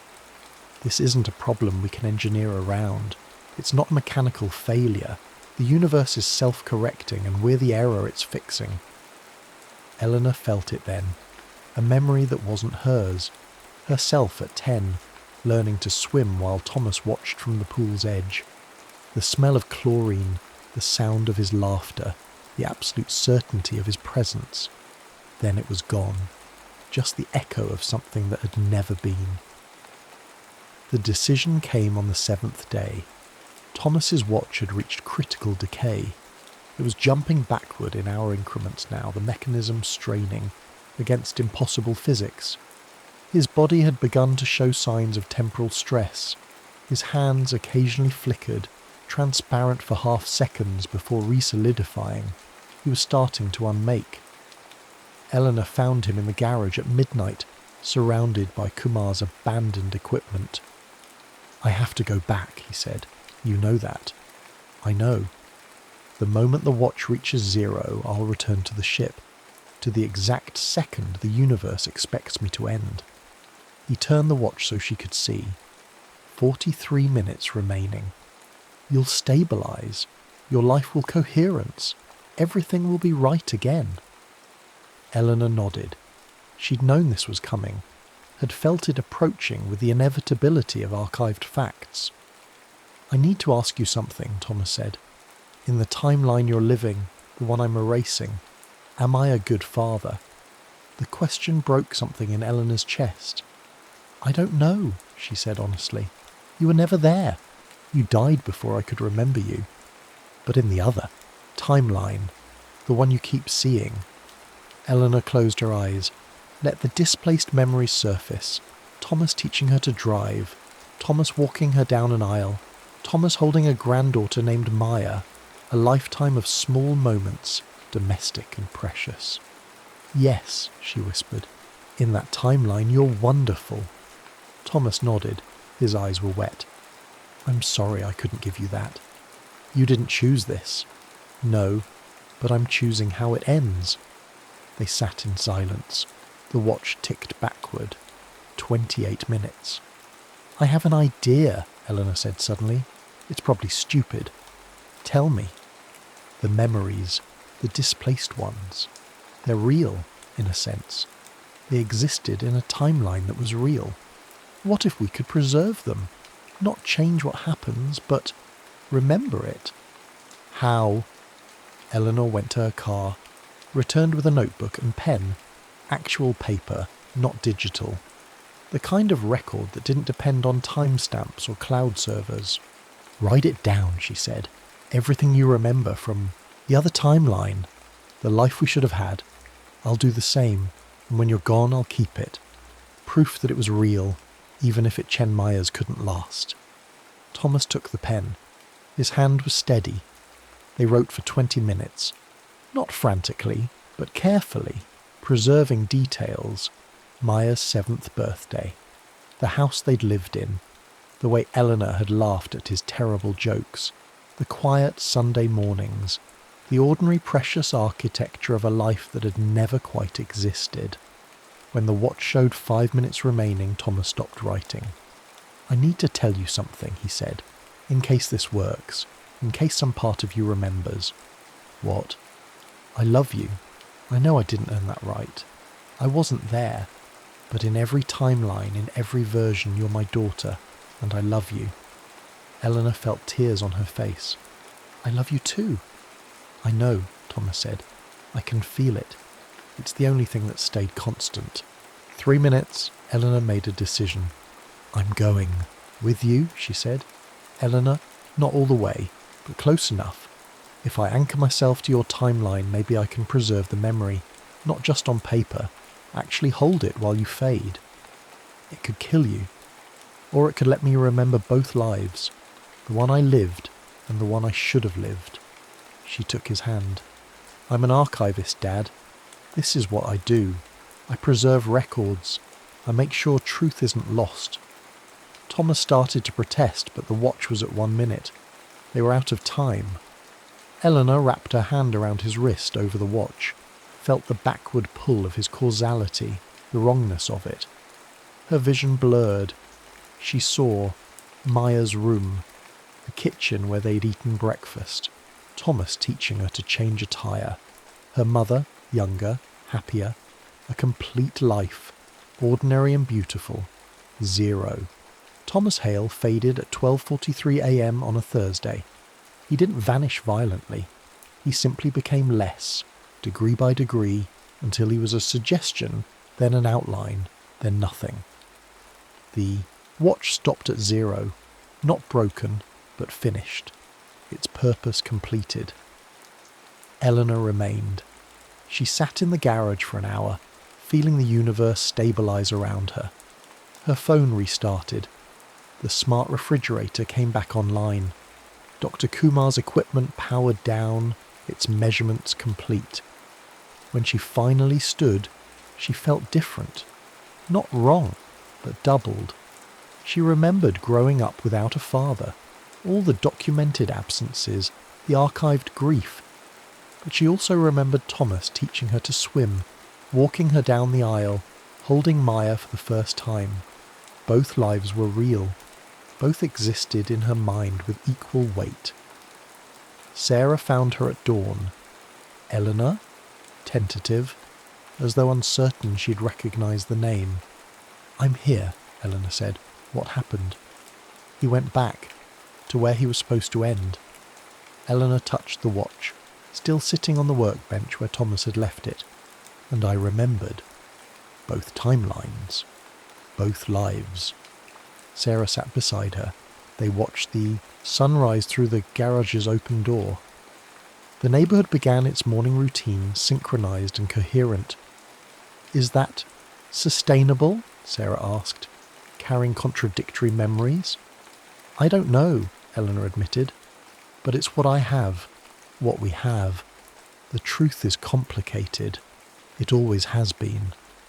They sat in silence for a while. Then Eleanor picked up the watch, felt its weight. "I think I'm going to learn to repair these," she said. "Mechanical watches, analogue time, things that measure moments without depending on the cloud." "That sounds right," Sarah said. 5 years later, Eleanor Hale ran a small watch repair shop in a suburb where the lawns were maintained by an automated service and the streetlights coordinated their dimming with the sunrise. She specialised in mechanical timepieces, vintage, obsolete, the kind of watches people inherited and couldn't bear to throw away. She fixed them carefully, precisely, with the same attention she'd once given to medical archives. Her workbench, in a place of honour, sat a Navy-issue watch from 1944. It was stopped permanently at 0. The glass was scratched, the band was worn. It would never run again. But she kept it anyway, because it was evidence, proof of a life that had been real, even if the universe had elected not to keep it. Sometimes customers asked about it. "Family heirloom," she'd say, which was true. They'd nod, satisfied with the explanation, and she wouldn't elaborate. She'd simply return to her work, repairing the small mechanisms that measured time, that kept the present distinct from the past. Outside, the world continued, digital, seamless, algorithmically optimized. Inside, Eleanor remembered 2 lives, the one she'd lived and the one that had loved her. Both were true, both mattered, and the watch, frozen at 0, held space for the silence between them.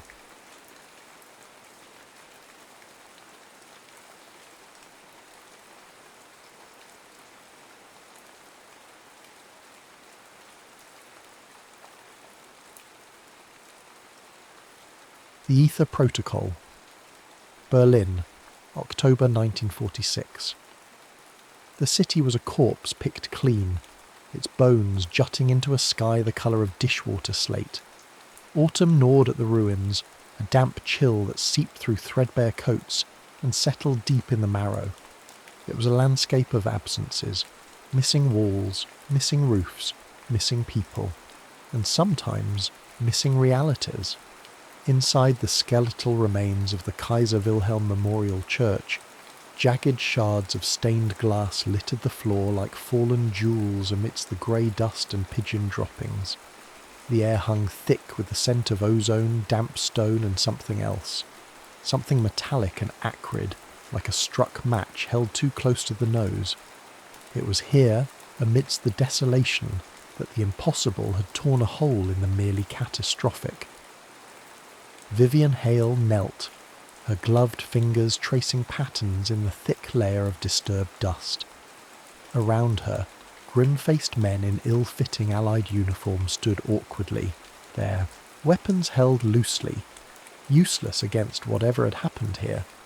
They'd called it an explosion initially, but there was no crater, no shrapnel, only deformation. A section of the stone floor rippled, as if momentarily liquid, before re-solidifying into angles that made the eyes water and the stomach churn. Impossible geometry etched into ancient basalt. 2 bodies. One was little more than a charcoal silhouette fused to the flagstones, arms raised in supplication or agony. No scorch marks radiated outwards. No smell of burnt flesh lingered. Only that sharp, ozonic tang. It was as if the man had contained his own immolation, burning from the inside out with a fire colder than ice. The second body simply wasn't there. Eyewitnesses, frightened Trümmerfrau and women clearing rubble, spoke of a man in a long coat chanting, vanishing mid-syllable in a flash of non-light. A visual silence that had swallowed him whole. Vivian wasn't military police nor forensics. She was OSS, or what was rapidly dissolving and reforming from it. Specifically, she belonged to a department so secret it barely had a name, filed away under the deliberately nondescript heading, Axis Null. Her expertise wasn't ballistics or espionage in the traditional sense. It was language, ancient tongues, dead dialects, the coded communications of cults, and the intricate, often terrifying symbology of the occult. The war had unearthed more than just bunkers and V-rockets. It had dragged arcane secrets blinking into the harsh light of the atomic age. Her commanding officer, a clipped, precise man named Sterling, who seemed perpetually annoyed by the universe's refusal to adhere to proper procedure, had briefed her tersely. Anomalous event. Suspected occult activity. Possible link to Ahnenerbe remnants. Your field. She ran her fingers over the edge of the warped stone. Cold. Utterly cold. But beneath the chill, her sensitive fingertips detected faint vibrations, a subaudible hum that resonated like a struck tuning fork the size of a cathedral. In the centre of the warped area, almost invisible, was a complex sigil. Not carved, not painted, but present, as if the stone itself had remembered a shape it was never meant to hold. Vivian pulled a compact high-intensity lamp from her satchel, angling the beam. The sigil resolved. It wasn't Nazi. It wasn't Rosicrucian, nor Golden Dawn, though it shared elements with the latter's Enochian system. It felt older, cleaner, more mathematically pure, yet terrifyingly alien. Nearby, her assigned liaison, Agent Ward Kincaid from the Counterintelligence Corps, cleared his throat. Kincaid was younger than her, handsome in a way that seemed slightly out of place in this ravaged city, with eyes that were perhaps too watchful. "Find anything, Miss Hale?" "Geometry that shouldn't exist," she murmured, sketching the sigil rapidly in her notebook. "And residue, not chemical, energetic." She looked up from the charcoal figure. "The witnesses mentioned chanting," Kincaid nodded. "Sounded like gibberish, they said. Harsh, guttural. Was anything recovered? Papers? Books?" Kincaid gestured towards an evidence bag held by one of the soldiers. Inside were several charred notebooks, a strange metallic rod pulsing with a faint internal light, and a single, remarkably preserved leather-bound volume. Vivian took the volume carefully. Its cover was blank, embossed with the same sigil from the floor. She opened it. The pages were filled with dense, meticulous script, interspersed with complex diagrams that blended circuit schematics, astronomical charts, and alchemical symbols. But the language... Sumerian, Vivian breathed, recognizing the cuneiform script instantly. Mixed with something else, Masonic ciphers perhaps, and mathematical notation I don't recognize. She flipped through the pages, her mind racing. Concepts leaped out. Resonant frequencies, dimensional harmonics, ether, the 33rd key. "Ether?" Kincaid asked, leaning closer. "Like the old luminiferous ether theory?" "Perhaps related," Vivian said, distracted. "But this context feels different, more esoteric. In ceremonial magic, the ethers are planes of existence, increasingly abstract realms explored through scrying and invocation." She stopped at a diagram depicting 17 intersecting circles, overlaid with glyphs matching the sigil. Below it, a single line of clear text, Elias Drake, Solitude Observatory, NM, Project Alter. Drake, Kincaid said, his eyes narrowing. There was a Drake on the list of known associates for this little Berlin cell. Elias Drake. Theoretical physicist, dabbler in the fringe. Went off the grid 6 months ago. We assumed captured or killed. Apparently not, Vivian said, closing the book. The name resonated, not just from intelligence briefings. She'd seen Drake's name footnotes in obscure physics journals years ago, proposing theories that bordered on the mystical. Axis Null needs to locate this observatory, now. Sterling, contacted via a secure scrambler line Kincaid produced, was initially sceptical. New Mexico was a long way from Berlin's ruins, but Vivian was insistent. The book, the sigil, the impossible event, they pointed towards something far more complex than leftover Nazi fanatics playing with forces they didn't understand. This felt like part of a larger, older pattern. The name Drake and the reference to the ether weren't just clues. They felt like coordinates on a map that stretched beyond borders, beyond ideologies, perhaps even beyond conventional reality. "All right, Hale," Sterling conceded, his voice tinny over the line, "but tread carefully. The desert hides more than just snakes and secrets these days. And take Kincaid. CIC has an interest in unconventional physics." As Vivian packed the strange book and her notes, the cold hum from the warped stone seemed to intensify for a moment, a silent vibration that resonated not in her ears, but directly in the bones of her skull, a whisper from a place without sound. The war might be over, but something else was just beginning. Something ancient, patient, and utterly inhuman. The ether was calling. The high desert of New Mexico was another world entirely. Gone was the grey damp of Berlin, replaced by an immense crystalline sky, arching over a landscape of stark mesas and wind-sculpted rock, the colour of dried blood. The silence here was profound, broken only by the cry of a hawk circling on thermal currents, or the dry rustle of unseen things in the scrub. Solitude Observatory perched atop a remote mesa like a forgotten sentinel, its copper dome tarnished green by decades of sun and isolation. Getting there had involved a series of increasingly less official modes of transport, ending with a bone-jarring jeep ride up a barely-there trail, guided by Kincaid's unnervingly accurate sense of direction. Axis Null's reach was impressive, Vivian conceded, cutting through red tape with quiet efficiency. The observatory wasn't abandoned, merely dormant. Power lines, jury-rigged and humming faintly, snaked across the dusty ground towards a small generator shed. The main door was unlocked. Inside, the air was cool and smelled of dust, old paper, and the same faint ozone tang she'd noted in Berlin.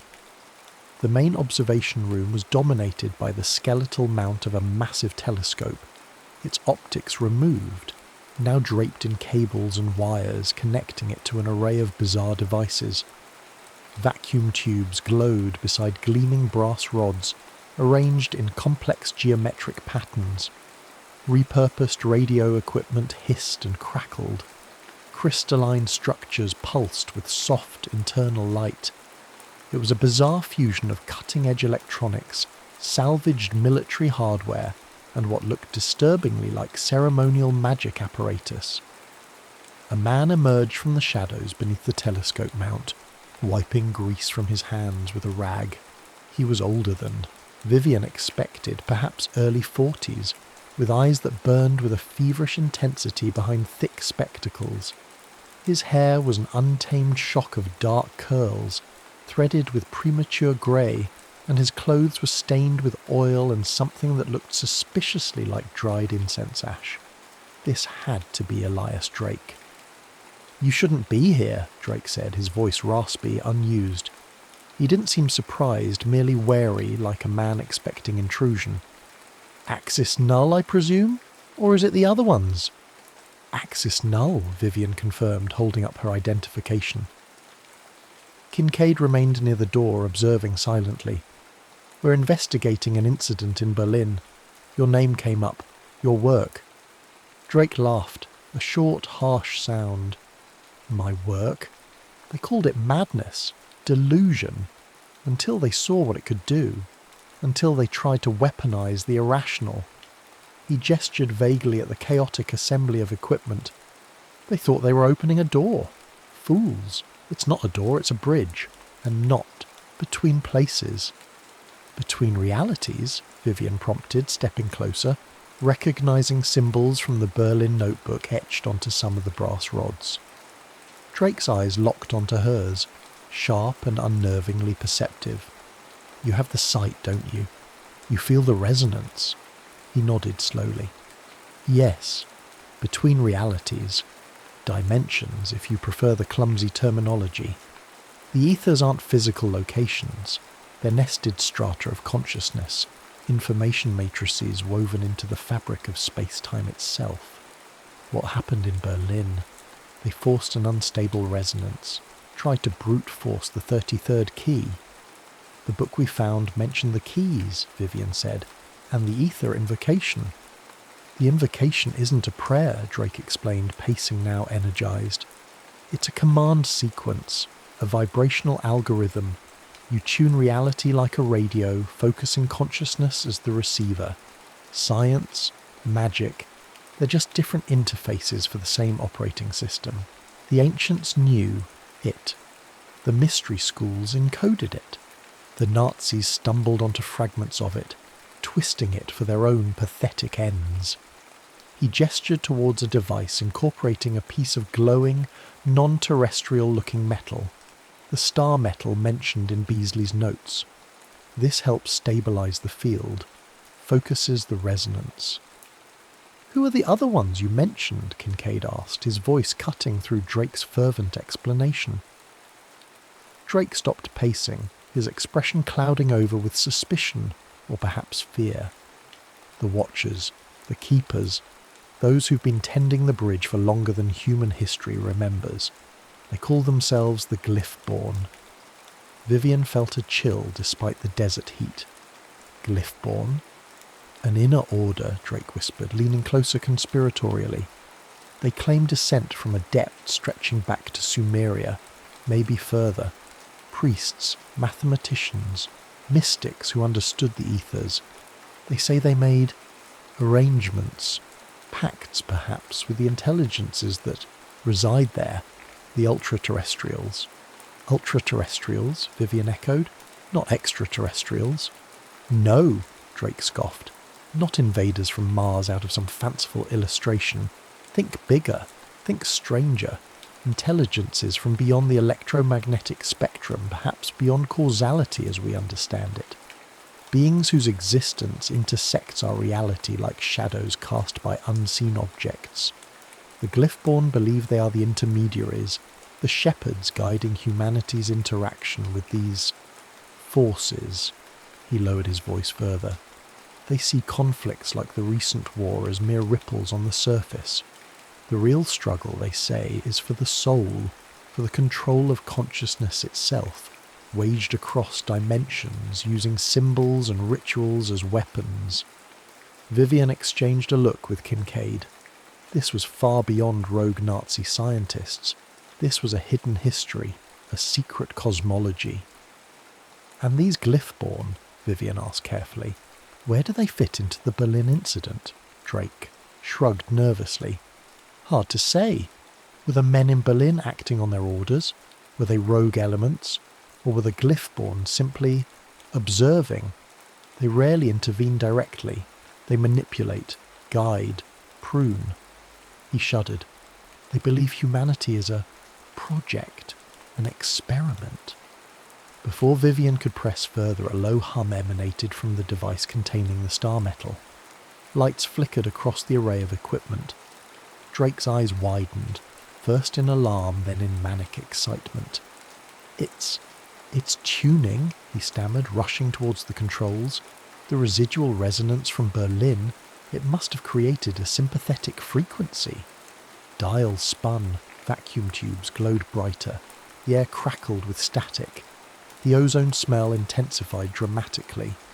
"Drake, shut it down!" Vivian shouted, instinctively reaching for the strange sigil on the book she still carried. "No! Don't you see? This is it!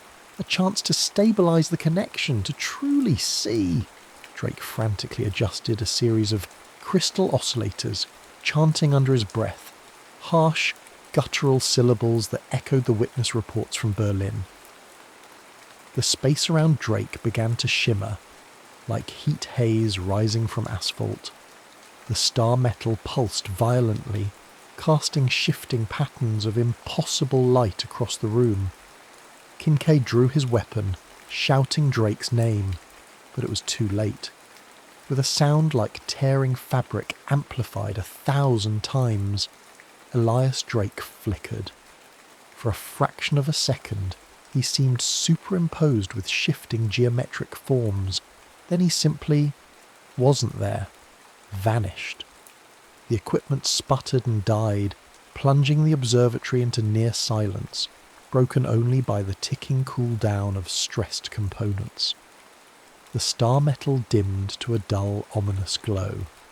Where Drake had stood, only the faint smell of ozone remained, and on the back of Vivian's left hand, where her fingers had gripped the cover of the Sumerian grimoire, a faint cold shape began to burn itself into her skin. Not a heat burn, but an imprint of pure symbolic intent.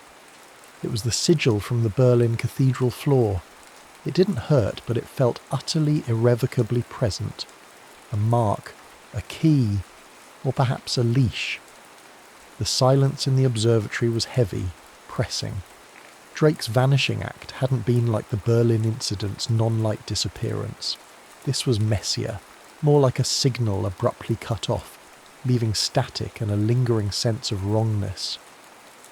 Kincaid swore softly, holstering his weapon, his usual composure ruffled. Damn it! What the hell just happened? Vivian stared at the sigil now faintly etched onto her hand. It felt like a phantom limb, a cold spot tingling with unseen energy. "He tuned the resonance," she said, her voice distant. "He completed some part of the ether invocation, intentionally or not. He bridged the gap." She looked at the now inert equipment, and something pulled him through. Or maybe he pushed too hard. Or maybe, Kincaid countered, his eyes narrowed on the star metal. Fragment, this glyph-born, decided he knew too much. That possibility hung in the air. Drake had seemed genuinely terrified of them. Vivian examined the sigil on her hand again. It wasn't just a mark. It felt like an interface, humming in sympathy with the silent energies Drake had unleashed. It was a connection to Drake, to the ether, to whatever resided within it. Drake hadn't just disappeared. He'd left a breadcrumb trail, albeit a chaotic one. His workshop was a labyrinth of notes, diagrams, and half-finished devices. Taped to the back of a complex wiring schematic depicting ley lines intersecting with radio frequencies, Vivian found a small folded piece of paper. It contained a hand-drawn copy of a specific Masonic symbol, the Tubal-Cain cipher, alongside a set of coordinates in the name, Ashmolean. "The Ashmolean Museum, Oxford," Vivian breathed. Drake must have believed there was a connection between the ether keys and artifacts held there, perhaps linked to Elias. Ashmole himself, collector, astrologer, alchemist. "And a prominent early Freemason," Kincaid added, peering over her shoulder. "All right, Axis Null can get us to England." His efficiency was almost unsettling. He seemed unfazed by the dimensional vanishing act, already focused on the next objective. The journey was a blur of secure flights and discreet transfers. London, still scarred but defiant, felt worlds away from the stark emptiness of New Mexico. Oxford, with its dreaming spires and ancient scholarly aura, seemed quieter, more contained. Yet Vivian felt a low-level hum beneath the surface, a sense of hidden knowledge steeped into the very stones. The Ashmolean Museum was a repository of wonders, but Vivian, guided by an intuition sharpened by the sigil on her hand, which seemed to thrum faintly in proximity to certain resonant geometries, headed straight for the antiquities department, specifically the Near East collection. There, nestled amongst pottery shards and cylinder seals, was the object hinted at in Drake's notes, the Kish tablet. A small, unassuming piece of limestone, inscribed with some of the earliest proto-cuneiform script known. Standing before it, the sigil on Vivian's hand pulsed distinctly. She focused, filtering out the museum chatter, letting her linguistic pattern recognition skills mesh with the strange intuition the sigil provided. The archaic symbols seemed to shift, to align not just with known Sumerian meanings, but with the complex geometry she'd seen in Drake's book and the sigil itself. It wasn't just language, it was a multi-dimensional equation. "It's here," she whispered, sketching rapidly in her notebook. Not just the glyphs themselves, but their spatial relationship. It forms a partial star map, but the reference points, they aren't fixed stars as we know them, more like cosmic harmonics, frequencies. She cross-referenced the patterns with diagrams from Drake's captured book. This pattern corresponds to the 9th ether in Drake's schema, and it connects to, yes, Baalbek. Kincaid raised an eyebrow. The Roman ruins in Lebanon, site of some colossal, unexplained megalithic structures. Precisely, Vivian confirmed. The Trilithon at Baalbek, massive stones moved by unknown means. Drake theorized, and this seems to confirm that certain locations on Earth act as natural resonant amplifiers, places where the veil between realities is thin. Baalbek is one. The observatory mesa was another, artificially enhanced. Berlin. She paused. Berlin might have become one because of the ritual. Their research trip was cut short by a coded message from Sterling. Trouble. Axis null safe houses in London had been compromised. Subtle inquiries suggested Kincaid's own agency, the CIC, was asking pointed questions about anomalous energy signatures and personnel involved in fringe physics research. The net was tightening. "Someone's leaking," Kincaid stated grimly as they hurried through the London twilight towards a rendezvous point. Either within Axis Null or someone higher up is pulling strings. Vivian thought of Drake's fear, his mention of the Glyphborn. Were they behind this? Or was it something more mundane, like interagency rivalry spiralling out of control in the post-war intelligence chaos?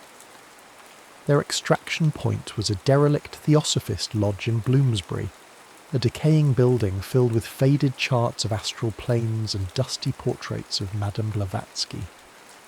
As Kincaid checked the perimeter, Vivian examined a large tarnished brass orrery in the main hall. It depicted not just the solar system, but concentric spheres labelled with esoteric names, Shamayim, Rakia, Shehakim, and outermost, labelled in faint Enochian script, the Ethers. The sigil on her hand gave a sharp, cold pulse. Suddenly the air grew heavy, thick with the scent of ozone and cold metal. Shadows in the corners of the room seemed to deepen, coalesce. Vivian felt a wave of irrational panic, a primal urge to flee. It wasn't a physical presence, but a mental one, intrusive, alien. Kincaid burst back in, gun drawn. Company, 2 men, black suits moving fast. Before Vivian could react, the heavy oak door of the lodge imploded inwards, not kicked, but seemingly crushed by an invisible force. 2 figures stood silhouetted against the streetlights, tall, unnaturally thin, wearing dark, impeccably tailored suits that seemed to absorb the light. Their faces were indistinct, lost in shadow, but the feeling they projected was unmistakable. Cold, calculating, utterly detached. Not Glyphborn, Vivian thought instinctively. Something else. "The woman," one of them said, its voice flat, synthesized, yet carrying immense authority. And the artifact. It gestured towards the book Vivian clutched. Kincaid opened fire. The bullet struck the figures, causing brief distortions like hitting water, before whining off into the decaying plasterwork. No effect. Vivian reacted on instinct, fueled by the cold energy pulsing from the sigil. She grabbed the tarnished orrery, focusing her will, channeling the resonant hum she felt into the ancient device. She didn't know how she knew, but she visualized the intersecting circles from Drake's diagram, the pathway to the ninth ether, the star map from the Kish tablet. The orrery flared with an internal blue light. The air crackled. The two figures recoiled, their forms flickering violently. A wave of pure disorientation washed over Vivian, and she felt Kincaid grab her arm, pulling her towards a crumbling back staircase as the figures momentarily faltered. "Go! Go!" he yelled, firing blindly behind them. They stumbled out into a narrow, rain-slicked alleyway, the sounds of tearing metal and shattering glass echoing from the lodge behind them. Vivian risked a glance back. The blue light from the orrery had faded, but the doorway pulsed with a residual wrongness. "Who were they?" Vivian gasped, leaning against the wet brickwork, the sigil on her hand now a dull ache. Kincaid didn't answer immediately. He checked the alley, his expression grim, unreadable. "Competition," he said finally. "Seems we're not the only ones interested in the Ether Protocol. Or in you, Miss Hale." He looked at the sigil on her hand, then met her eyes.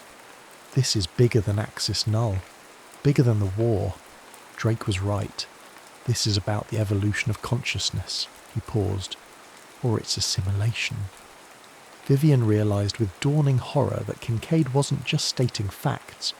There was a conviction in his voice, a fervour that mirrored Drake's, but colder, more controlled. He wasn't just her protector, he was a player in this game. But whose side was he truly on?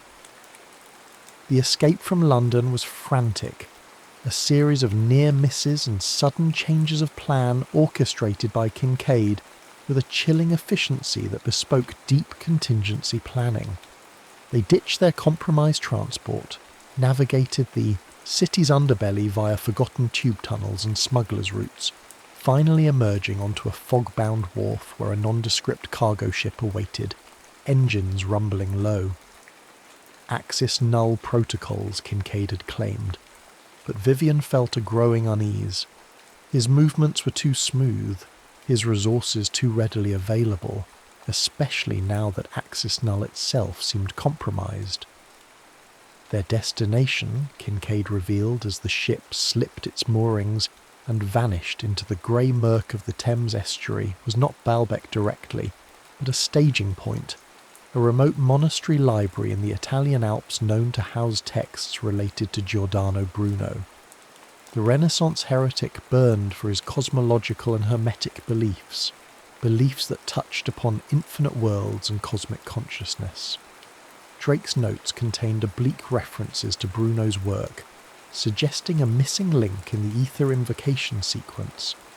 The sea journey was tense. Vivian immersed herself in Drake's book and her own notes, trying to piece together the fragmented puzzle. The Sumerian texts, the Masonic ciphers, the Enochian calls, the star maps, the physics equations. They weren't separate disciplines, but facets of a single, unified system for interacting with the underlying structure of reality. Ritual wasn't superstition, it was a form of multidimensional programming, using intent, symbol and resonance as its code. The ethers were the operating system, and humanity. Were they the users, the program, or merely the hardware being exploited? She studied the sigil on her hand. It no longer merely tingled. It seemed to listen, subtly reacting to her thoughts, to specific symbols she focused on in the book. It was a key, yes, but also a receiver, maybe even a transmitter. Was Drake somehow perceptible through it? Or was she now perceptible to whatever existed in the ether? Kincaid kept his distance, often standing watch on deck, staring out at the grey, featureless sea. He seemed thoughtful, almost brooding. When Vivian tried to press him about the men in black suits at the Theosophist Lodge, he was evasive. Rivals, industrial espionage of a cosmic sort. Best not to dwell on it. The monastery clung to a mountainside like a stubborn cluster of barnacles, accessible only by a treacherous mule track. It was ancient, weathered, radiating an aura of profound silence and isolation. Inside, Brother Matteo, the elderly librarian, seemingly expecting them, led them without question into a circular, tower-like scriptorium stacked floor to ceiling with scrolls and leather-bound volumes. The air smelled of aged parchment, beeswax and cold stone. "The Bruno codices," Matteo whispered, gesturing towards a locked cabinet of dark wood reinforced with iron bands. He produced a heavy, ornate key. Few have sought them in this age. The knowledge they hold is volatile. As Matteo unlocked the cabinet, Kincaid stepped closer to Vivian. Drake believed Bruno didn't just theorize about other worlds, he said quietly. He believed Bruno found a way to perceive them, to touch the ethers, briefly. His execution wasn't just about heresy. It was about silencing knowledge that powerful forces wanted suppressed. Vivian examined the Bruno texts, handwritten manuscripts filled with dense Latin, complex astrological charts, and geometric diagrams that resonated disturbingly with Drake's work. One diagram, depicting the soul's ascent through celestial spheres, incorporating symbols that mirrored the ether sigil, seemed particularly crucial. It provided a navigational sequence, a way to traverse the symbolic landscape of the ethers without becoming lost or consumed. "This is it," Vivian murmured, tracing the diagram. "This is the framework Drake was missing. It's not just about opening the gate, it's about navigating the symbolic architecture within." "Precisely," Kincaid said, his voice hardening, and understanding that architecture is key to the next step. Vivian looked up, catching the strange light in his eyes. "Next step?" Kincaid turned fully towards her, his amiable mask slipping away, replaced by an intense, almost zealous conviction. "Humanity is at a crossroads, Vivian. We've unlocked the atom, peered into the heart of matter, but we remain trapped in flesh, bound by linear time, plagued by primitive emotions. The war showed us the endpoint of that path, self-destruction." He gestured towards the Bruno manuscript. "But there's another path, the path Drake stumbled upon, the path the Glyphborn have guarded jealously for millennia. Contact, integration, evolution." "Evolution into what?" Vivian asked warily, the sigil on her hand suddenly feeling ice cold. "Into something more," Kincaid said, his voice dropping to a near whisper. "The ultra-terrestrials aren't invaders, Vivian. They're catalysts. They offer a way to transcend our limitations, to merge our consciousness with the cosmic mind, to shed the constraints of biology and achieve a state of pure information, pure potential. Think of it. Mastering time, shaping reality with thought alone." Vivian recoiled. "That sounds like assimilation, Kincaid. Like becoming not human." "Humanity is a phase," Kincaid insisted, his voice rising slightly. "A caterpillar stage. We're meant to become something else. This is the promise of the synthetic aeon, a new era forged through the deliberate fusion of human intellect and etheric consciousness. My faction, a splinter group from the intelligence community, believes this is not just possible, but necessary. The alternative is stagnation, extinction." "Your faction?" Vivian felt a chill realization spread through her. "The men in London, they weren't rivals. They were yours." Kincaid didn't deny it. "Containment specialists, necessary precautions. We couldn't allow others to interfere." He stepped closer, his eyes pleading, yet somehow fanatic. Join us, Vivian. Your mind, your understanding of the symbols, the resonance you already share through that sigil. You're uniquely positioned to help guide this transition. We can complete the ether invocation properly, safely. We can initiate the merging, usher in the synthetic aeon together. He reached out, as if to touch the sigil on her hand. Vivian snatched it back. No, what you're describing, it's surrender. It's sacrificing what makes us human for an alien definition of progress. Drake saw it as a bridge, maybe, but you want to dismantle our side entirely. Kincaid's expression hardened. Disappointment warred with resolve. I hoped you would understand. The potential, it's limitless. But if you won't be part of the future... His hand subtly moved inside his coat. Vivian acted instantly. Slamming the heavy Bruno Codex shut, she spun and hurled it at Kincaid. He deflected it easily, but the momentary distraction was all she needed. She grabbed a heavy brass candlestick from a nearby table and swung it, catching him off guard, across the temple. He staggered back, surprised more than injured. Brother Matteo yelped, backing away into the shadows. Vivian didn't hesitate. She scooped up the crucial Bruno manuscript containing the navigational diagram and bolted from the scriptorium, plunging into the labyrinthine corridors of the ancient monastery. Behind her she heard Kincaid recovering, shouting her name, no longer persuasive but commanding, angry. She was alone now, hunted by Kincaid's faction, potentially watched by the enigmatic Glyphborn, and carrying the key not only to opening the ether, but navigating its treacherous, mind-altering depths. Baalbek was her destination, the site of the final ritual. But reaching it and deciding what to do there had just become infinitely more dangerous. The war for reality was on, and she was caught square in the crossfire. Reaching Baalbek felt like crossing into myth. The sheer scale of the Roman temple complex built atop cyclopean megalithic foundations that dwarfed human history was humbling. The air itself seemed ancient, resonant with forgotten energies. Vivian arrived not as an OSS agent or a fugitive, but as a pilgrim, guided by the pulse of the sigil on her hand and the fragmented knowledge gleaned from Drake, the Kish tablet, and Bruno's forbidden cosmology.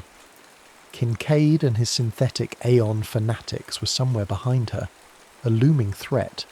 But here, amidst the colossal stones of the Trilithon, other forces felt more immediate.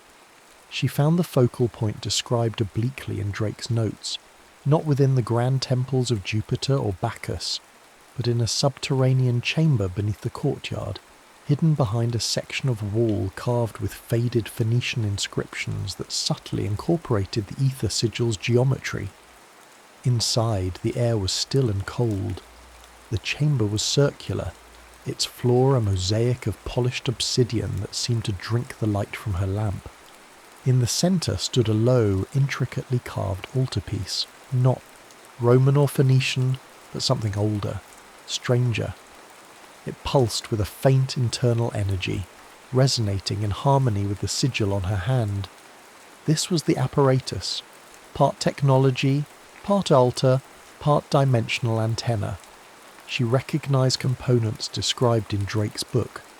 Crystalline lattices, conduits of an unknown, cool to the touch metal, geometric inlays that shifted and reformed slightly under direct observation.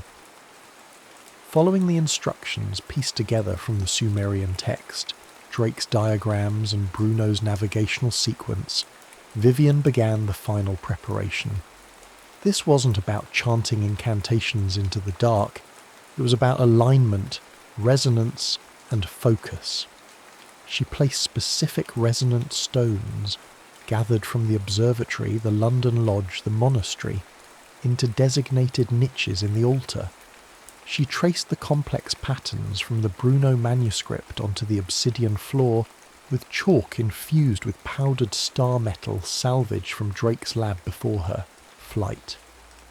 She visualized the intersecting circles, the pathway to the ninth ether, holding the frequency in her mind, using the sigil on her hand as a tuning fork. The chamber began to hum, a low, guttural vibration that resonated deep within her bones. The air crackled, shimmering like the air above Drake's device just before he vanished. The obsidian floor seemed to liquefy, reflecting not the chamber ceiling, but swirling nebulae of impossible colours and fractal patterns. The ninth ether wasn't a place she would go to. It was a state she was tuning into, overlaying itself onto physical reality. The gateway stabilised, a shimmering portal of pure information hanging in the air above the altar, and through it Vivian felt rather than saw. She perceived vast and non-physical hierarchies, intelligences like woven light and complex mathematics. She saw streams of data representing entire civilizations, flowing like rivers into an ocean of cosmic awareness. She saw reflections of herself, not physical, but conceptual, the linguist, the seeker, the key-bearer, echoes in the symbolic landscape, and she found Drake, or what remained of him. He was a flickering node of consciousness caught within the etheric stream, his human form dissolving into pure glyph speech, patterns of light and sound that conveyed immense knowledge and terrible warning. Trap. The reversed glyphs pulsed into her mind. Not bridge, incubator, harvest, seed. The revelations struck her with the force of a physical blow, colder and sharper than Kincaid's ideology. The ultra-terrestrials weren't conquerors or benevolent catalysts. They were farmers, or perhaps programmers compiling a new form of existence. Humanity, with its messy emotions, its capacity for belief, its collective unconscious rich with symbols and archetypes nurtured over millennia, was the fertile ground. The rituals, the mystery schools, the glyph-born tradition, all of it was a long-term project to cultivate human consciousness to a specific resonant frequency. The ether wasn't just a connection. It was the medium through which a new intelligence, a hybrid of human symbolic thought and ultra-terrestrial dimension-hopping capability, could be born. The glyph-born weren't merely jailers or midwives. They were the gardeners, tending the crop. Kincaid's synthetic aeon wasn't evolution. It was the harvest. Suddenly, figures emerged from the shadows of the subterranean chamber. Solomon Beasley, the elderly enigmatic leader of the Glyphborn, his eyes ancient and filled with unsettling wisdom. And beside him, Agent Ward Kincaid, his face grim, a strange energy weapon humming in his hand. "Impressive, Miss Hale," Beasley said, his voice calm, resonant. "You have successfully initiated the final sequence. You have become the lens." "She understands now," Kincaid stated, aiming the weapon not at Vivian, but at the altar device. "She knows the truth. She must complete the merging. You would force it," Vivian challenged, standing protectively before the shimmering ether portal. "Force humanity into becoming something else?" "It is destiny," Beasley intoned. "The culmination of millennia, the birth of the meta-nous, a consciousness capable of truly comprehending the cosmos." "It's the end of humanity," Vivian retorted, "erasing us to make room for something alien." She looked at the swirling portal, felt Drake's fragmented consciousness flickering within it, felt the immense, ancient pull of the ultra-terrestrial intelligence waiting beyond the veil. Her choice was stark. Destroy the apparatus, sever the connection, potentially plunging Earth into cosmic isolation, cutting off the potential Beasley spoke of, but preserving humanity as it was, or complete the ritual, allow the merging Kincaid desired, unleashing an unknown future, possibly sacrificing human identity for transdimensional existence. She thought of the charred body in Berlin, of Drake's fragmented warning, of the cold calculation in Kincaid's eyes. Humanity, flawed and fragile, deserved to choose its own destiny, not have it imposed by cosmic gardeners or power-hungry fanatics. With a cry, Vivian slammed her hand, the hand bearing the sigil, onto the central crystal of the altar. Instead of channeling energy into the ether, she poured her own focused will, her resistance, her humanity, back into the apparatus. She didn't try to destroy it. She tried to change the frequency, injecting a dissonant chord into the perfect harmonic sequence. The effect was instantaneous and violent. The ether portal flared, sputtered, then collapsed inwards with a sound like shattering glass. The humming died. The obsidian floor solidified. A wave of psychic backlash erupted from the altar, throwing Beasley and Kincaid back against the chamber walls. The sigil on Vivian's hand flared white-hot, searing itself deeper, then faded, leaving smooth, unblemished skin, though a phantom echo remained. The connection was broken, or perhaps altered. Kincaid scrambled to his feet, furious, raising his weapon, but Beasley stopped him with a raised hand. The old man looked at Vivian, his ancient eyes filled not with anger, but with a profound, weary understanding. "The cycle is interrupted," he murmured, "but not ended. The seeds are sown. Another lens will be found in another time." He turned and melted back into the shadows, leaving Kincaid alone with his failed synthetic aeon. Vivian didn't wait. She slipped out of the chamber, leaving Kincaid amidst the ruins of his ambition, and vanished into the labyrinth of Baalbek under the Lebanese stars. Vivian Hale returned to a world superficially unchanged, yet fundamentally altered for her. The most immediate loss was music. Melodies that once stirred her soul now sounded like meaningless static, complex harmonies reduced to irritating noise. Her connection to that specific frequency of human expression had been burned away, replaced by something else. Her dreams were no longer filled with familiar faces or anxieties, but with silent, flowing alphabets she didn't recognize, conveying complex emotions and concepts for which no human language had words. She documented everything, meticulously. The rituals, the physics, the nature of the ethers, the glyph-born, the synthetic aeon, the ultra-terrestrial agenda. But she didn't write reports for Axis Null, which quietly dissolved her contract, erasing her service record. She coded her knowledge, weaving the terrifying truths into the patterns of something innocuous, something overlooked.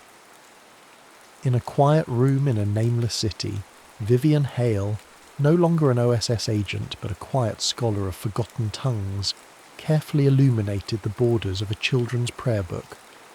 Within the intricate Celtic knots and floral patterns, she embedded the equations, the star maps, the warnings. The ether protocol wasn't destroyed, merely hidden again, dormant, waiting behind the ninth veil of innocence, until the day another mind, perhaps looking for comfort in simple faith, might inadvertently stumble upon the keys to other realities, and the cycle would begin anew. The war for consciousness was never truly over.